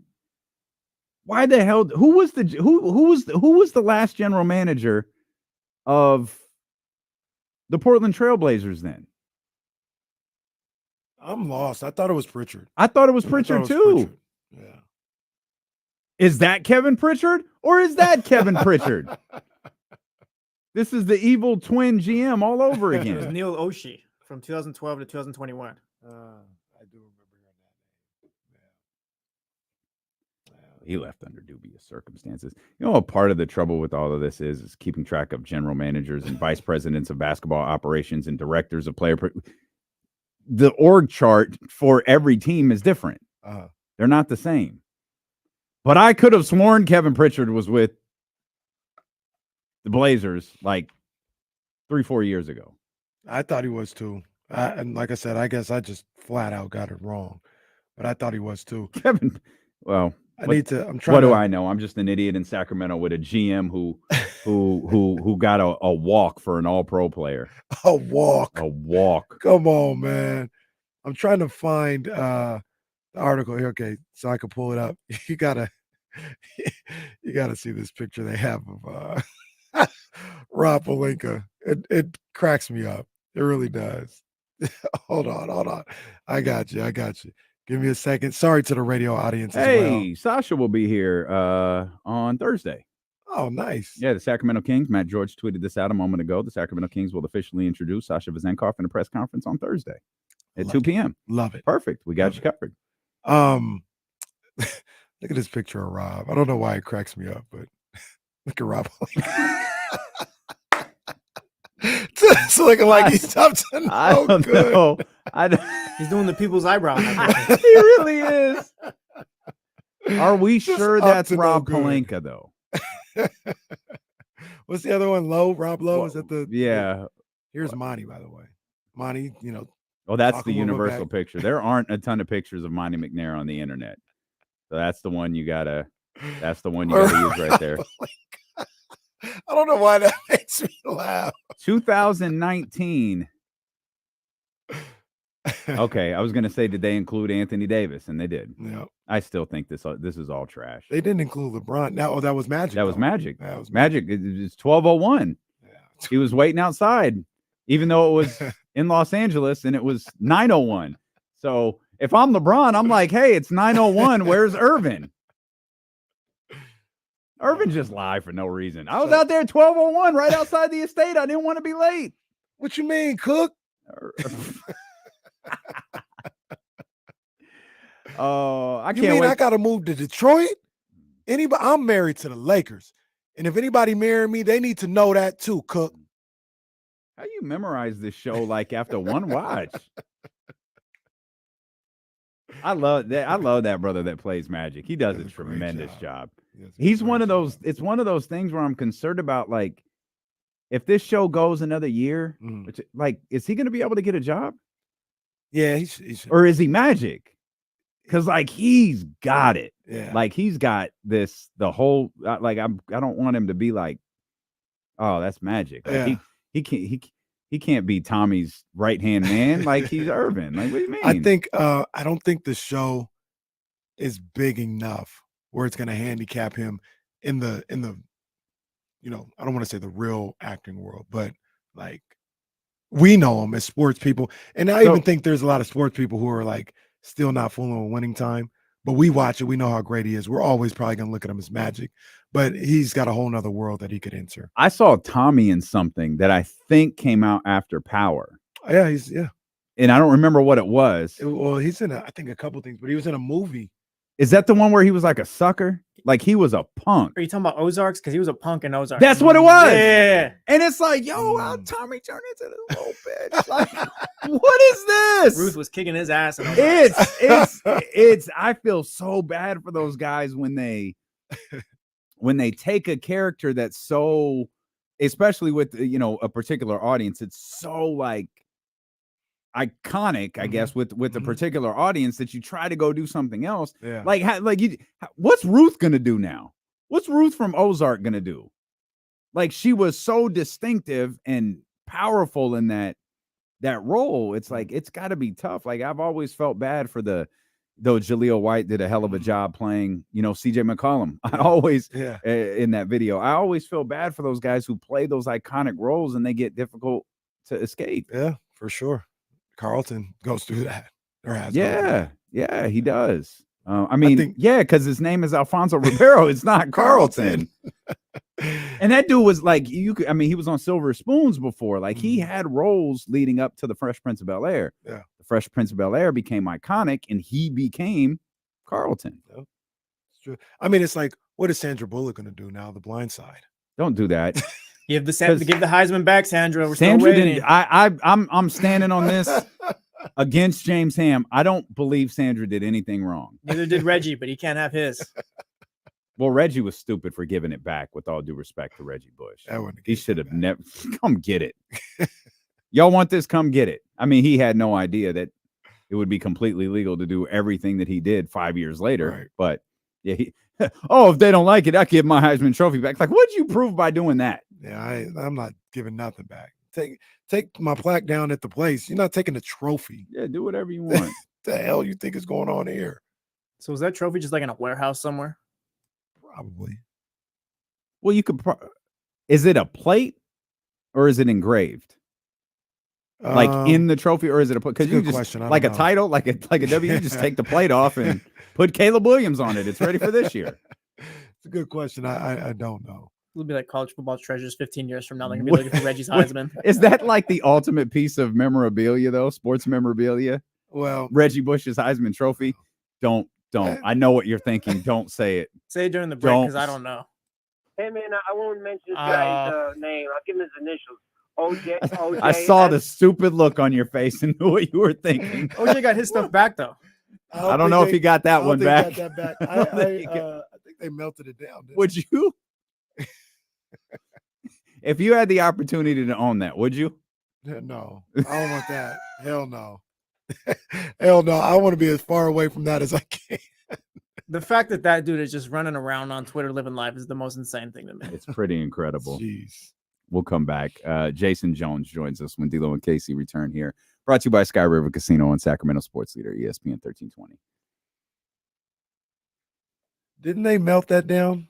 I don't know. I think that OJ's Heisman Trophy. Oh, I didn't even know they took that away from him. Yeah. They didn't take it away. The Heisman, they didn't take it away. It got like auctioned off or sold or something. But didn't that happen during the civil trial or after the verdict I don't of the think civil so. trial? No, I feel don't like it know. happened after the burglary one. Got it. O.J. Simpson Heisman Trophy. Did they take O.J. Simpson's Heisman Trophy away? It was auctioned off in. Okay, I can't remember when he went to jail. It was auctioned off on February 17, 1999, after he was forced to sell his belongings to pay $33.5 million in compensatory punitive damages after losing a 1997 wrongful death civil suit.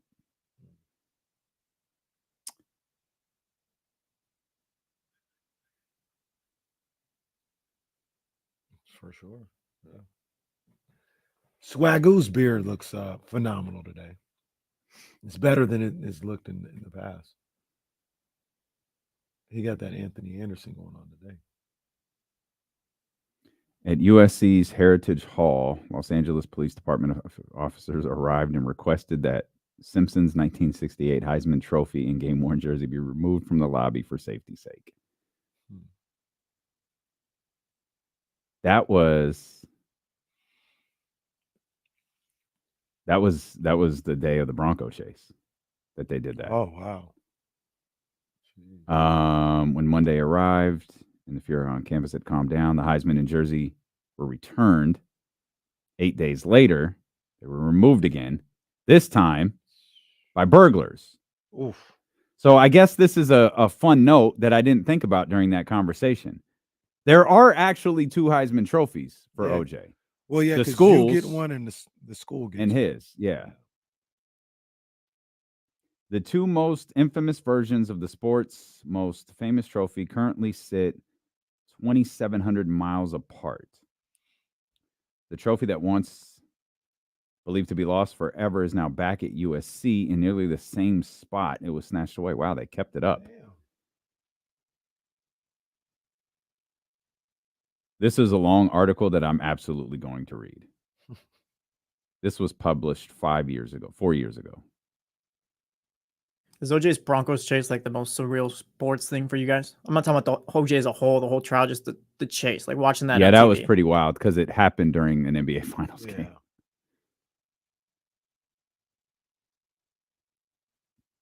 And crazier, when you talk about timing, it happened during one of two Jordanless finals in that era.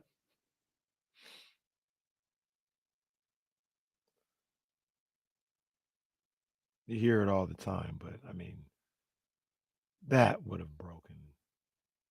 Because it's like you watch it now, and even me, like if I wasn't alive, obviously for that, but I watch, I was like, this is like insane. Mm-hmm.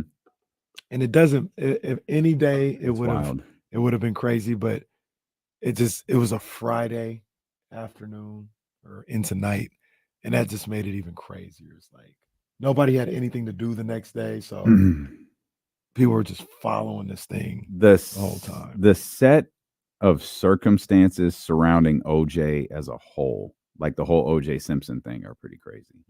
Like, not obviously what he did, but if we talk about, it's crazy that OJ's just like free on. If Rodney King hadn't happened, OJ Simpson would be in jail. This is a top 5 weird edition of D-Lo and Casey. It's top 5 for sure.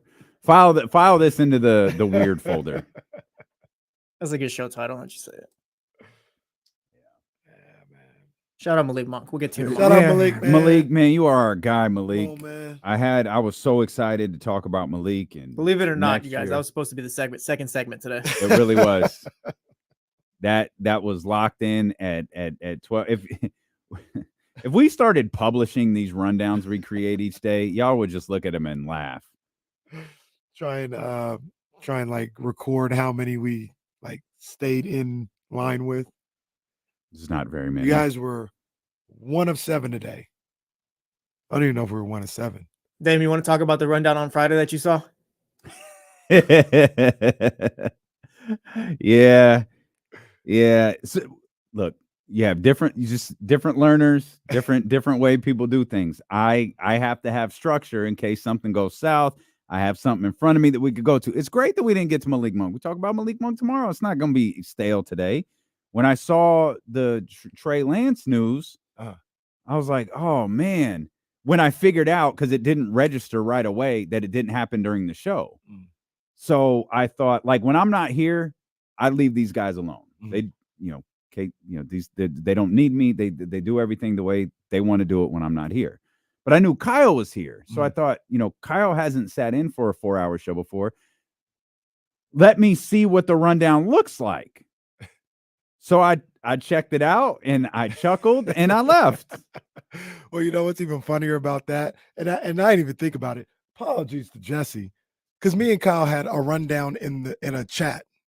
We were like, "Yo, first segment we're gonna talk about this." That man to my right, bro, worked his ass off the night before to have a show ready for you, and you didn't even look at it. I was like, well, Kenny's not around. Maybe he's just busy or something. He's got the baby. Let me try riding this or whatever. I was like, nah, it's Kenny. We'll just do whatever. Kyle texts me starting.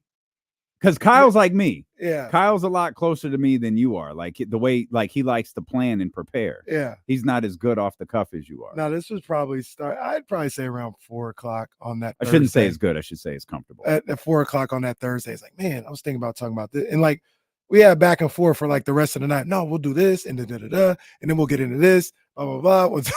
I know how you feel, bro. Just completely eliminated the executive producer right here. But no, look, here's the funny thing about it. So I was texting him and I was like, all right, man, we'll put it on the rundown. Or no, I said, I'm gonna screenshot you the rundown so you know where we're gonna go. He's like, oh, Damien already gave me access. I was like, all right, cool. And then we went back to the text conversation. It's phenomenal. Cold world, no blanket. None. Absolutely none. I'm going to show the streaming audience something just here real quick. So y'all can see, and this is what a rundown looks like when I'm here. Like, right? Just throw that stuff in there, lay it out, just general ideas of where we're going. This is what it looked like Friday. That's it right there. That's the whole, that's it. So there's the Jesse column and the D'Lo and Casey column. Jesse works his ass off at like 2 a.m. to lay a show out for us that I take the next morning and kind of format. This should go here. This should go here. This should go here. Kenny just did our guy dirty. Kenny could have let me know, hey, we got the rundown. Take the day off. No, didn't do Take that. the day off, pal. Didn't do that. That's my bad. That's my bad. That is my bad. Kyle just da-da-da-da-da. It kind of like he had a couple of like long texts read. I was like, no, I like that. That's good. That's good. Matter of fact, let's start with this first, and then we'll go to this in a second. Da-da-da-da. Hell, we don't even do that. Friday's show was lit, though. That was fun. It was lit. Well, see, and that's the great thing about Kenny is whether there's anything here or not, Casey gonna find something to talk about, as he did today. Like when he finds that stupid general manager list from Yahoo, and while my meticulously planned Malik Monk conversation gets moved to tomorrow. Malik deserves more than a mention. Oh, this wasn't going to be a mention. We were going to talk Malik today. I'm saying that's why we haven't got to it, because we need a whole segment. Oh my God, Malik. Yeah, let's copy and paste Malik over to. We'll put it in the same 2:17 tomorrow. Malik Monk. Oh, this guy Stephen Brown. Casey just brings in 10 guests and talks about it. Well, let's bring in our man Jason Jones here. Oh, look at that. He borrowed Kenny's Lakers back to back. Yeah. We were talking about it this weekend. Yeah. That ain't Kenny's hat, bro. I was like, I didn't know whether to wear the hat or, me and Kenny, we were out, checking out the Michelin Nest site, and I was like, Kenny, we both picked these up over the weekend. Oh, let's go. Yeah. Look, nice little Kobe. crisp 24. It's Kobe. I ain't got no problem with it. I ain't got no problem with Kobe. But yeah, so I mean, it's purple and gold propaganda. Us Lakers fans got to stay united. I mean, hey, we got to stay together. I know it's rough living in Sacramento as a Laker fan, but I'm proud of you. You're not ashamed of it. It's all good. Let's go. Come on now. Like I said. I don't even know what that's supposed to mean, but hey, I mean, hey, I don't have a picture in front of any the Lakers mural. I gave, like I said, the media didn't want to show it, but that's what I gave the Lakers mural. I don't even have a picture in front of that mural. You beat me to it. Wow. I mean, I'm just saying, it's just, I'm glad you came home. Proud of you. No, I've been home. I'm not going anywhere. And my home is here in Sacramento, California, and with the Sacramento Kings. Don't let anybody tell you different. I mean, I just know what I saw, and the pictures worth 1,000 words. Pictures don't lie. Yeah, I mean, hey, it's all good. I mean, you don't have to. I mean, I know you got a job. You don't want to try to turn off the fan, but it's okay. We, what did Pac say? You and I know what's going on. No, we know exactly what's going on in me hating the Lakers. Although somebody said there in the chat, they said we're trading KC for Snoop. Well, I saw that. Snoop in that Mike Bibby jersey the other day. Snoop got a Laker tattoo though. Snoop has worn literally every jersey in the NBA. Snoop is like, what's the bag looking like? Exactly, Snoop. Yeah. What's the bag looking like? I think the only one I can't remember ever seeing Snoop in is a Celtics jersey. Yeah, I think that's where he draws the line. Yeah, because even at the big three, they asked Cube after Jaylen Brown, "You gonna wear a Celtics jersey?" He was like, "Oh, come on now, I didn't say all that now." I mean, I think I own every Shaq jersey except the Celtic one. I just couldn't do it. You got a Phoenix Suns Shaq jersey? Yeah. Oh, that's spectacular. That's another one. I have the Cavs. I have the Cavs. Yeah. Is he your favorite player of all time, or is it Magic? Magic, then Shaq. Okay. Yeah. You got a picture with Magic? Hmm? Do you have a picture with Magic? No, I don't. And that's like one of the things I need. And one of these days I'm gonna make that happen one way or another. I don't know how. If someone wants to let Magic, I mean, if anything, can I be like Magic's adopted child for those vacations? Oh, seriously. Well, I mean, it's just like yeah. it's like a month-long reminder of how broke we all are. Hey, we're we're living on a yacht for like a month. It's the vacation form of Watch the Throne. That's What can we do? I'm like, hey, well, the next best thing, maybe you can get a picture with the guy who plays Magic in Winning Time. maybe, but their heights are a little too close. It wouldn't be the same, He does a really, really good job as Magic Johnson. Like I think he does it. We're talking about was Quincy Isaiah. He does it. He plays Magic Johnson in Winning Time. You talked to him for one of your recent columns over at The Athletic. I think he's doing a fantastic job. I asked the question earlier, is he going to get, like, depending on how long this show runs, because longevity matters in these types of conversations, could he get stuck to where, like, you see him as Magic? I mean, if you get I think so. I mean, I don't know how long he'll get stuck, but I mean, right now, I mean, he didn't really have any real credits before this. So really, all he really is known to the public is his Magic. And he said it's cool, when you're in LA, he said everyone has a Magic story. Everyone comes to you and talk about Magic. But yeah, I mean, which would be great if he lives in LA, just stays in LA. I mean, he'll never have to buy a drink or anything, and everyone will love him because I think easily Magic is probably the most popular Laker ever and will probably remain that. I mean, Magic literally quit his job in the front office right before a game, and everyone in LA forgave him.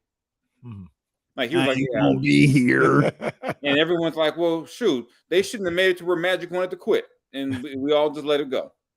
Even his boss forgave him.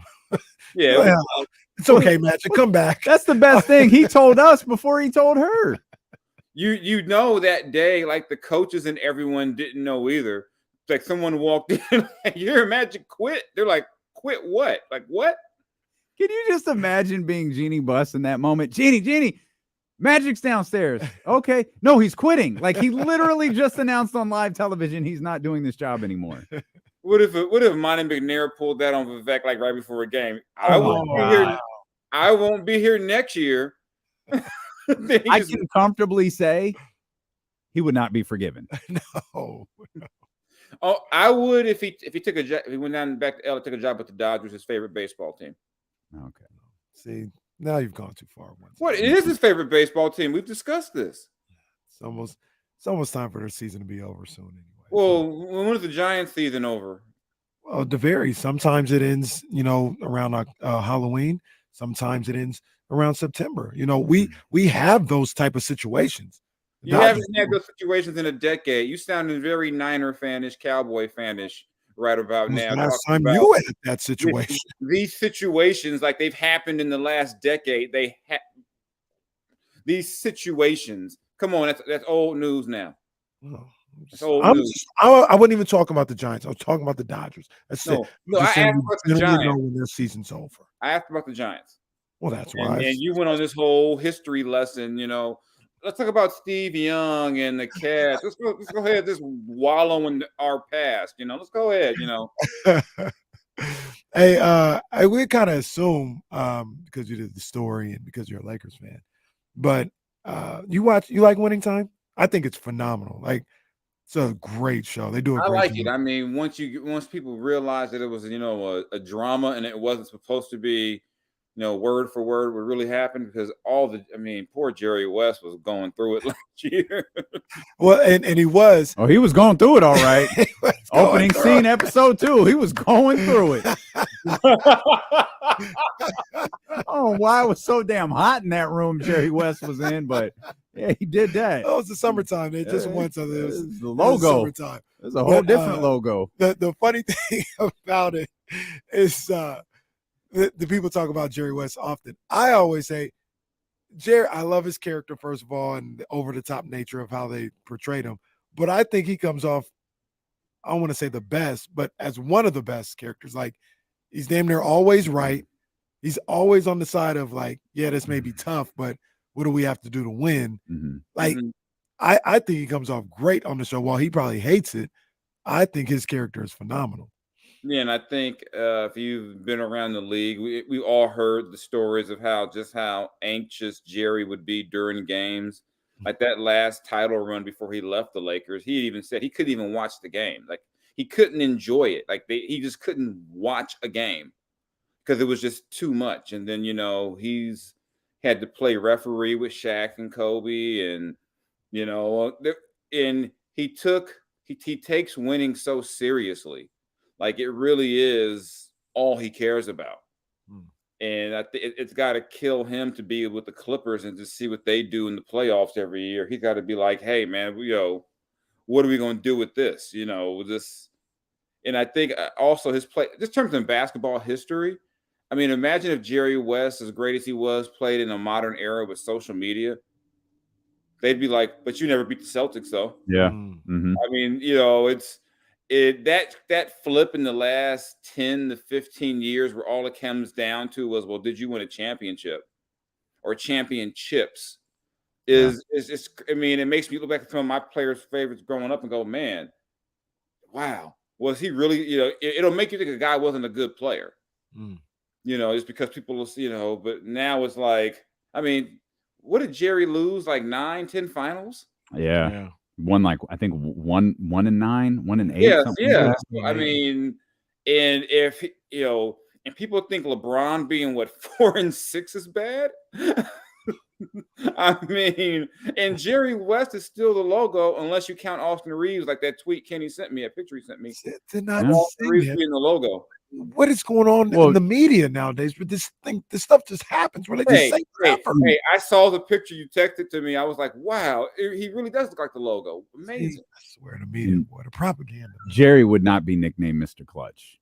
No, he would not. Oh God, the names would be terrible. No one would ever like Mr. Clutch. You're not clutch against Boston. I mean, it would be terrible. I mean, it'd be terrible. So that's the thing about the show. Like the dialogue is, is obviously, make believe to a certain degree, but and this season really brought to life something for me is the situations aren't like you talked about Jerry West. Like everybody understands that aspect of the portrayal of Jerry West because they've seen it again. Maybe the dialogue, maybe the throwing, trophies and things like that. Maybe that's not real, but when West said he wasn't doing the David Thompson trade. Oh man, yeah, that was that was hilarious. It's great. It's great. It's great television. I mean, and my guy from Cal, Solomon Hughes, playing Kareem. So and that was the thing that stood out to me so far this season is that the first couple of episodes really focused on Magic and that stuff that like you've read a little bit about if you really dove into it that there was a lot of friction between Magic and his teammates, especially after the contract Dr. Buss gave him. And then you heard, you have read stuff about the relationship or perhaps maybe lack thereof between Kareem and Magic. And it's just fascinating to see that portrayed on screen because even though if you dig deep, you can read that stuff, but you really don't read about Magic in a negative light very often. And you got to go back to the beginning of his career and his persona in front of the camera was always the same. It never changed. Right. But his teammates felt very different about him. Yeah, people forget that Magic was almost seen as like a spy for Jerry Buss. Like, no player is supposed to be that close with the owner. But if you look back too, it's a lot more common nowadays. But what was he, 19 when he got drafted? Got in the league at 20. So it's not like nowadays where you had these things set up for these young guys to come in. He's a kid who got dropped in a grown man's league. Granted, he was a hell of a player, but it wasn't like they had, the development coach over here and that guy. And he kind of he's a kid from Michigan, nowhere near. He just latched on to Dr. Buss because really, you look at that organization, the people closest to Magic's eggs were Buss's kids. Yeah. So it's like he became like a son, and it just so you look at it, it does in some ways make sense, but it also on the other hand, if the way the league was set up with contracts and everything back then, you just look at the fact you had a guy like Bob McAdoo who was the league MVP, who couldn't, was struggling to get a real deal. whereas Magic getting a 25-year contract. And then it's like, really? I mean, $1 million a year now, that's like nothing. But back then, that was like, what? They had that dialogue with him and Michael Cooper, where he's like, "Yeah, they just gave me an extension. I didn't even ask for it or nothing, and I just got to do the same things I've been doing. It's crazy." Yeah, just wow. Yeah, I mean, the way they kind of come some of that dialogue is like hilarious to me. Like I said, I love the Kareem moments because you heard so much about how Kareem was just so standoffish and like, it's funny, me knowing Solomon, I'm like, Solomon is the complete opposite of that. He's like the most approachable guy in the world. And so to see Solomon in this role of get my orange juice and and all this stuff, I enjoy watching all of that. That was real, right? That orange juice thing was real. I feel like I saw that in a documentary about Kareem. And it was like some sort of test, or like it wasn't meant to be serious, but it was it was either in a doc or a short or something visual that I saw Kareem talking about that. And I think it was about it wasn't something about Kareem, it was something about Magic. And I remember seeing that scene depicted like, oh, I remember this. He talked about this. This is real. He really had Magic going around getting him different kinds of orange juice. But I think now I don't know if they're even allowed to do that stuff to rookies anymore. I think hazing is ridiculous, regardless of sports, whatever. Yeah. You sent the peeping eyes to Chris Haynes' tweet regarding JaVale McGee. We were talking about that shortly before you joined us. JaVale McGee in Sacramento, does that make sense to you? Yeah, from my own personal, everyone who knows me knows what a big fan of JaVale I've always been. So James Ham is probably somewhere cracking up right now because I prayed for days like this. I'm just mad I'm not on the beat. If I was going to say Jason Jones back on the beat. Like, hey, I know that's not my beat anymore, but can you know, hey.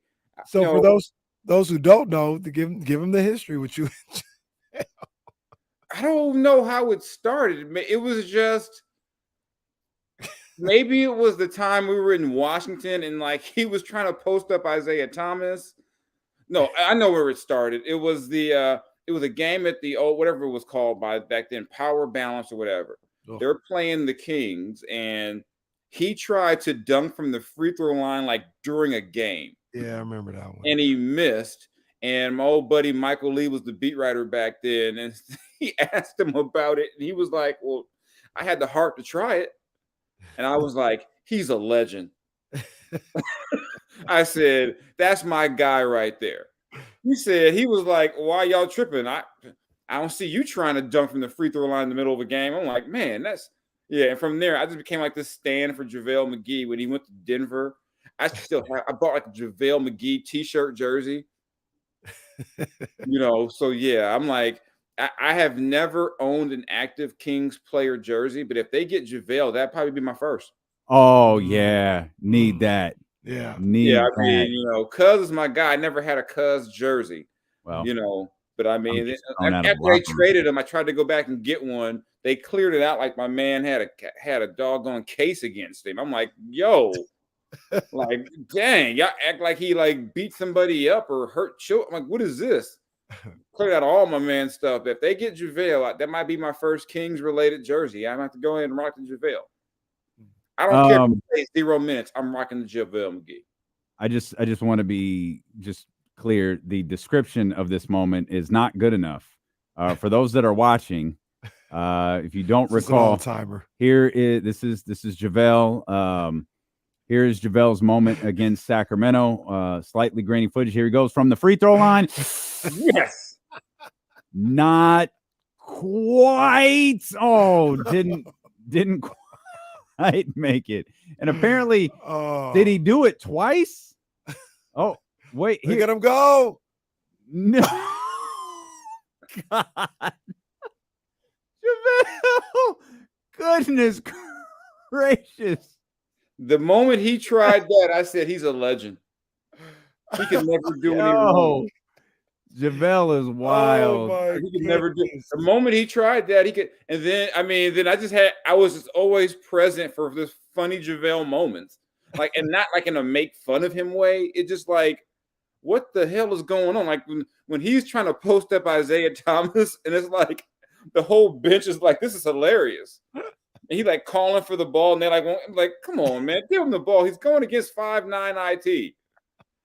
And I don't think he made the shot either, which made it even worse. Yeah. The crazy thing like I said, I actually, even basketball wise, I do think a guy like JaVale would help them.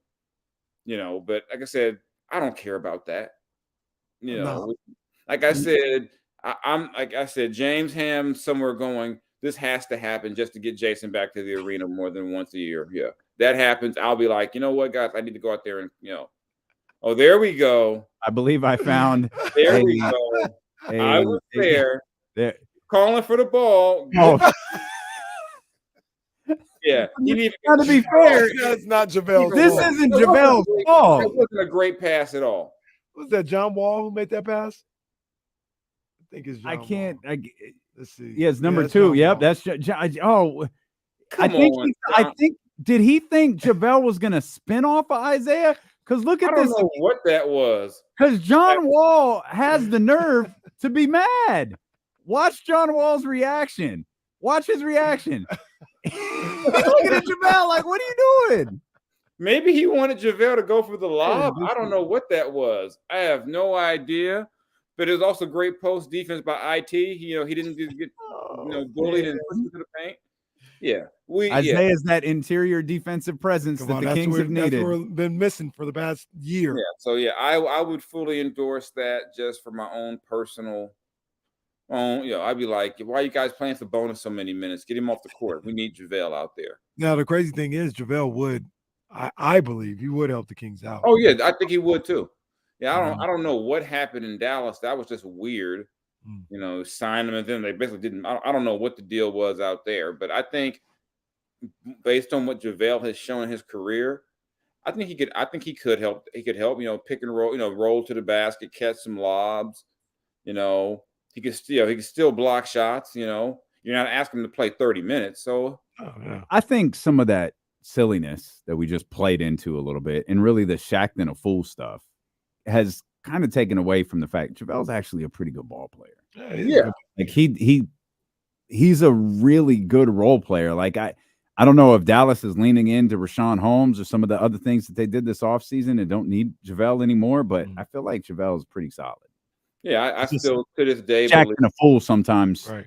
And to his credit, I would say probably since the Warriors experience, he's reeled in his game. Like, you don't see him trying to go coast to coast anymore. He was probably one of those young guys who's, I'm young, I'm athletic, I got so many tools, I could do this and that, and really didn't understand what his role would be in this league for a winning team until he got to Golden State. And that's when a lot of that stuff went out the window as far as you look at the team he was on Washington. It wasn't like that team was exactly designed to help a young guy get better. True. And then then he got to Denver. I mean, I still to this day believe that Denver beats the Warriors that first round series if George Karl doesn't sit him. George Karl sat him because George Karl was like, oh, they want to play small? Yes. Because George's dream is a league of like everyone being like 6'5". Remember that one. Everybody looking like him. There's a Shackton a Fool best of JaVale McGee edition on YouTube. It's 10 minutes long. Wow. That's a lot. Wow. I thought the 10 minutes of De'Aaron Fox dribbling was pretty special, but 10 minutes of JaVale McGee acting the fool, Shacking the fool is pretty. Somebody put a lot of time into that one right there. That's tough because I like JaVale. I don't want to feed into the old propaganda. Damn, I'm gonna go watch that. Oh yeah, I'll watch that too. Yeah, I'm gonna watch that. I'm gonna watch that when we're done talking to Jason. That's for sure. But with all that said, as it stands right now, JaVale's probably better than Neemias Queta. Yes, JaVale's, I think, definitely better than Nerlens Noel. Well, I think Alex Lynn did really well here towards the end of the Sacramento Kings season. I don't know, but I like the idea of JaVale. Yeah, like I said, I haven't really read up on what happened, what went wrong in Dallas, because that was supposed to be one of the things that was going to help them, because when they lost to the playoffs the year prior, the whole thing was you got them to get a big man. And then, and you would think that a big man who's athletic and who can roll to the rim and catch lobs would be great with Luka.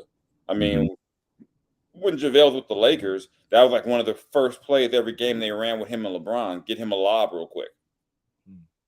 So we'll see what happens. Of course, today the Kings are interested. Before you know it, by the end of the day, he'll have like 15 suitors, and who knows where, he'll end up being a Clipper or something. Who knows? Did you happen to catch the GM's rankings and top 10? I mean, they left Monte McNair out of there, but they put guys like Troy Weaver, what's my other guy, Brian Wright in San Antonio.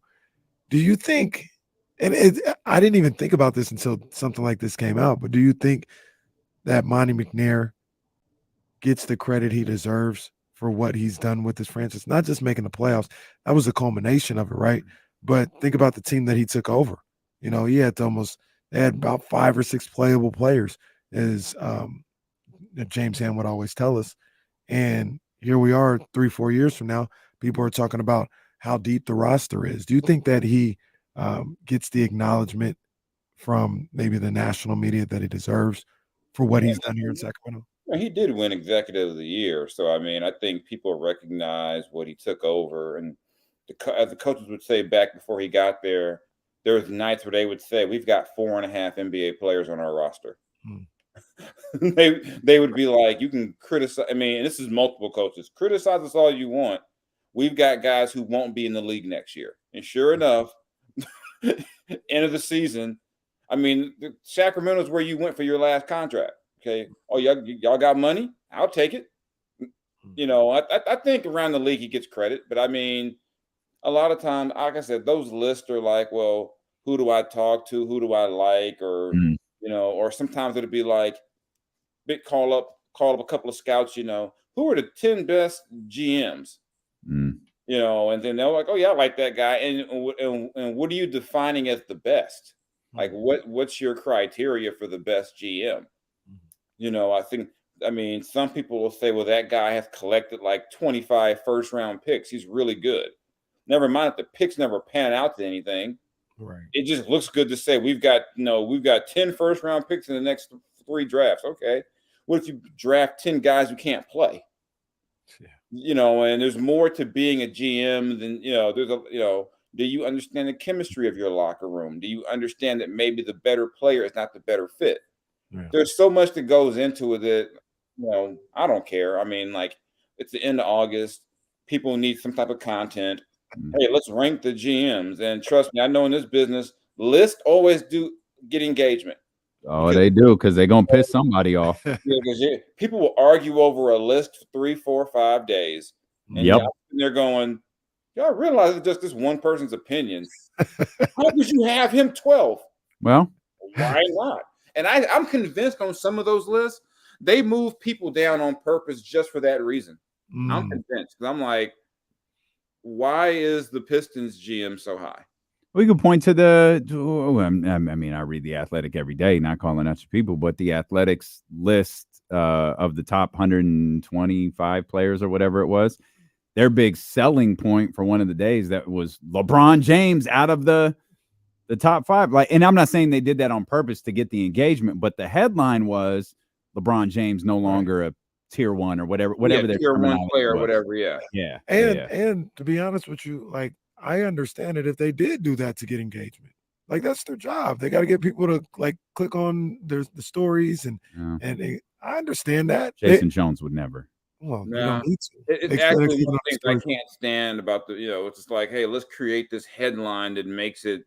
It's almost like what the wrestling dirt sheets do. The former star retires and it's freaking Jackson Riker. It's like, calm down. Calm down, people. WWE star announces his retirement. Calm down. And that's what it really comes down to. It's not even about if it's good. It's like if once you click on it, that metric goes boom, another click, another view. It's like, but it was terrible. Right. Or like it could be absolutely wrong, but it'll get a ton of clicks. So yeah, I mean, this time, and that's one of the toughest things about being on the beat this time of year. You got a month from training camp. Yeah, free agency is pretty much over. Yeah, what do we do? How do we kill these next 30 days? Let's rank, the top 10 backup point guards in franchise history, and then argue over the place of this guy. People, if you're a smart beat writer, you're on vacation right now. Right. You're not sitting around pulling your hair out trying to figure out, okay, I got to come up with something.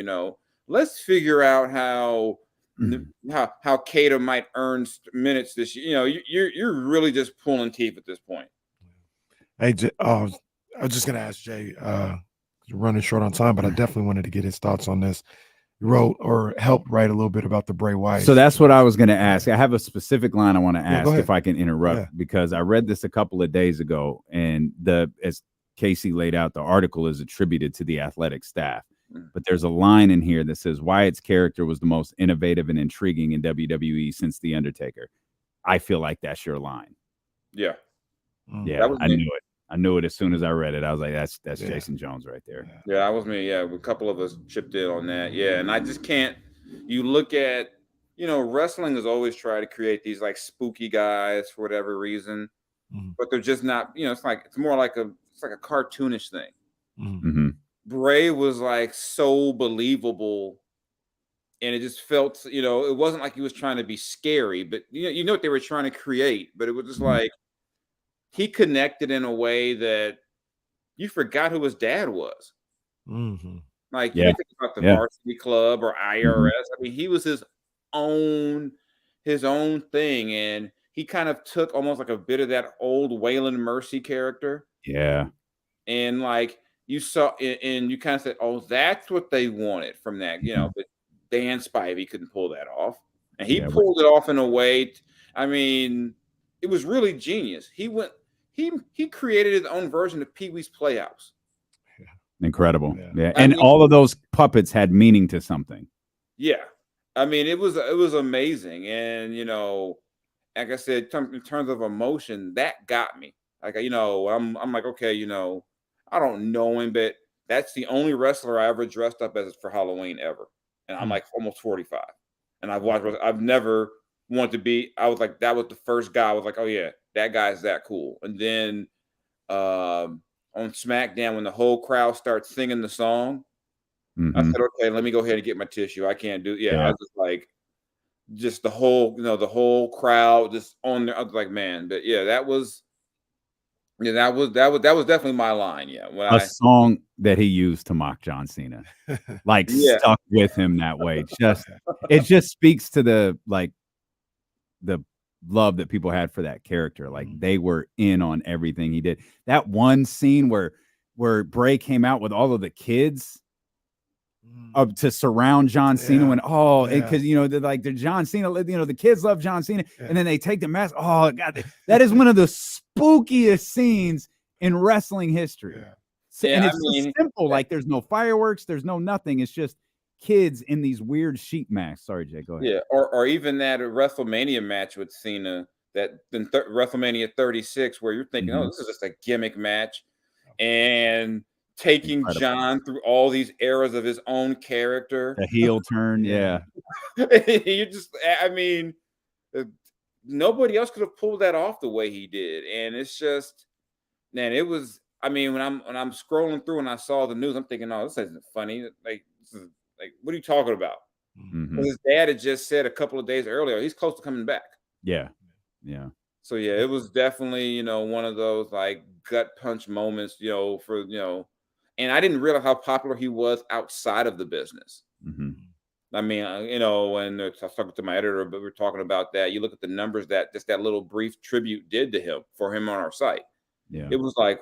It did, like ridiculous, like numbers, like, like my NFL stuff type numbers. Yeah, it's Tremendous. That's crazy. Tremendous call for Bray Wyatt and tremendous call for Jason Jones. Jason, we appreciate you being with us. We appreciate all of you for being with us. If you want more D'Lo and KC, we'll run it back next year on Sacramento Sports Leader, ESPN 1320. I got one of these for you. I actually, not the Lakers version. I like those hats. I thought about getting the Pistons one. I wanted the Bulls one. Your first. love for the Pistons. I wanted the Bulls one first because they got the 91. But they got the old school finals logo on that. And I like that. I wanted to get the Bulls 91-92 joint. I don't want no part of that because they beat the Lakers in 91. They had to do what they had to do. How could you wear that as a Laker fan? Yeah, that's a good point. Stop it. I mean, this is a fair question. I'm gonna buy you like a Ravens championship, Super Bowl championship shirt too, since you like wearing. We don't need that. Yeah, we don't need that to happen. Yeah, I'm gonna go ahead and find one of those, for you, like a Seahawks Super Bowl shirt. I'm burning it all. Rams Super Bowl shirt, Larry Fitzgerald jersey, a Dak Prescott jersey. Just go ahead and get every team you really like. Hell, he's already got a Trey Lance jersey, so he's got a cowboy. You got a cowboy. You have a Trey Lance. You got a Trey Lance jersey. Boy, do I feel like an asshole for that Christmas present. It worked for a while. Yeah. It worked for a while. No. The most bizarre thing about Trey Lance for me was how the media was so all in on him out there, like documenting every good practice throw while simultaneously telling us how terrible Jimmy was. Yeah. Like, Jimmy threw 2 picks today. He sucks. Oh, but Trey Lance, he's ready. And then, Trey loses to the Bears, gets hurt, and now no one cares about Trey anymore. It's all or nothing here with the Bay Area media. But you know what, though? If it would have been all or nothing with the Bay Area's front office in that case, they would have took Jamar Chase or someone like that. You don't take a developmental quarterback with that team. No, but I mean, they weren't going to keep Jimmy around, so you're going to need a quarterback in a year. That was cheap. That's the other thing. No, whatever. Keep defending that. Keep defending the fact they could have had Micah Parsons. I'm not defending it. I'm just saying that was. It made no sense the day they did. I'm like, why are you doing that for a quarterback? Because they needed somebody the other sneaky thing about all this. We got to go do another radio show. Still got a cheap quarterback. That's the whole point. Yeah. All right. We all have fun. Even cheaper. Yeah. Y'all have fun with that. I'm gonna go ahead and I guess I'm gonna go to the gym now. So. All right, Jay. Y'all take it easy. Thanks as always. Appreciate you. All right. Jason Jones. We appreciate you guys, man. Thanks for hanging out with us. That's where we're going right now. 102.5. And we'll see you guys tomorrow, man. We're gonna talk to Malik Monk tomorrow. Yes.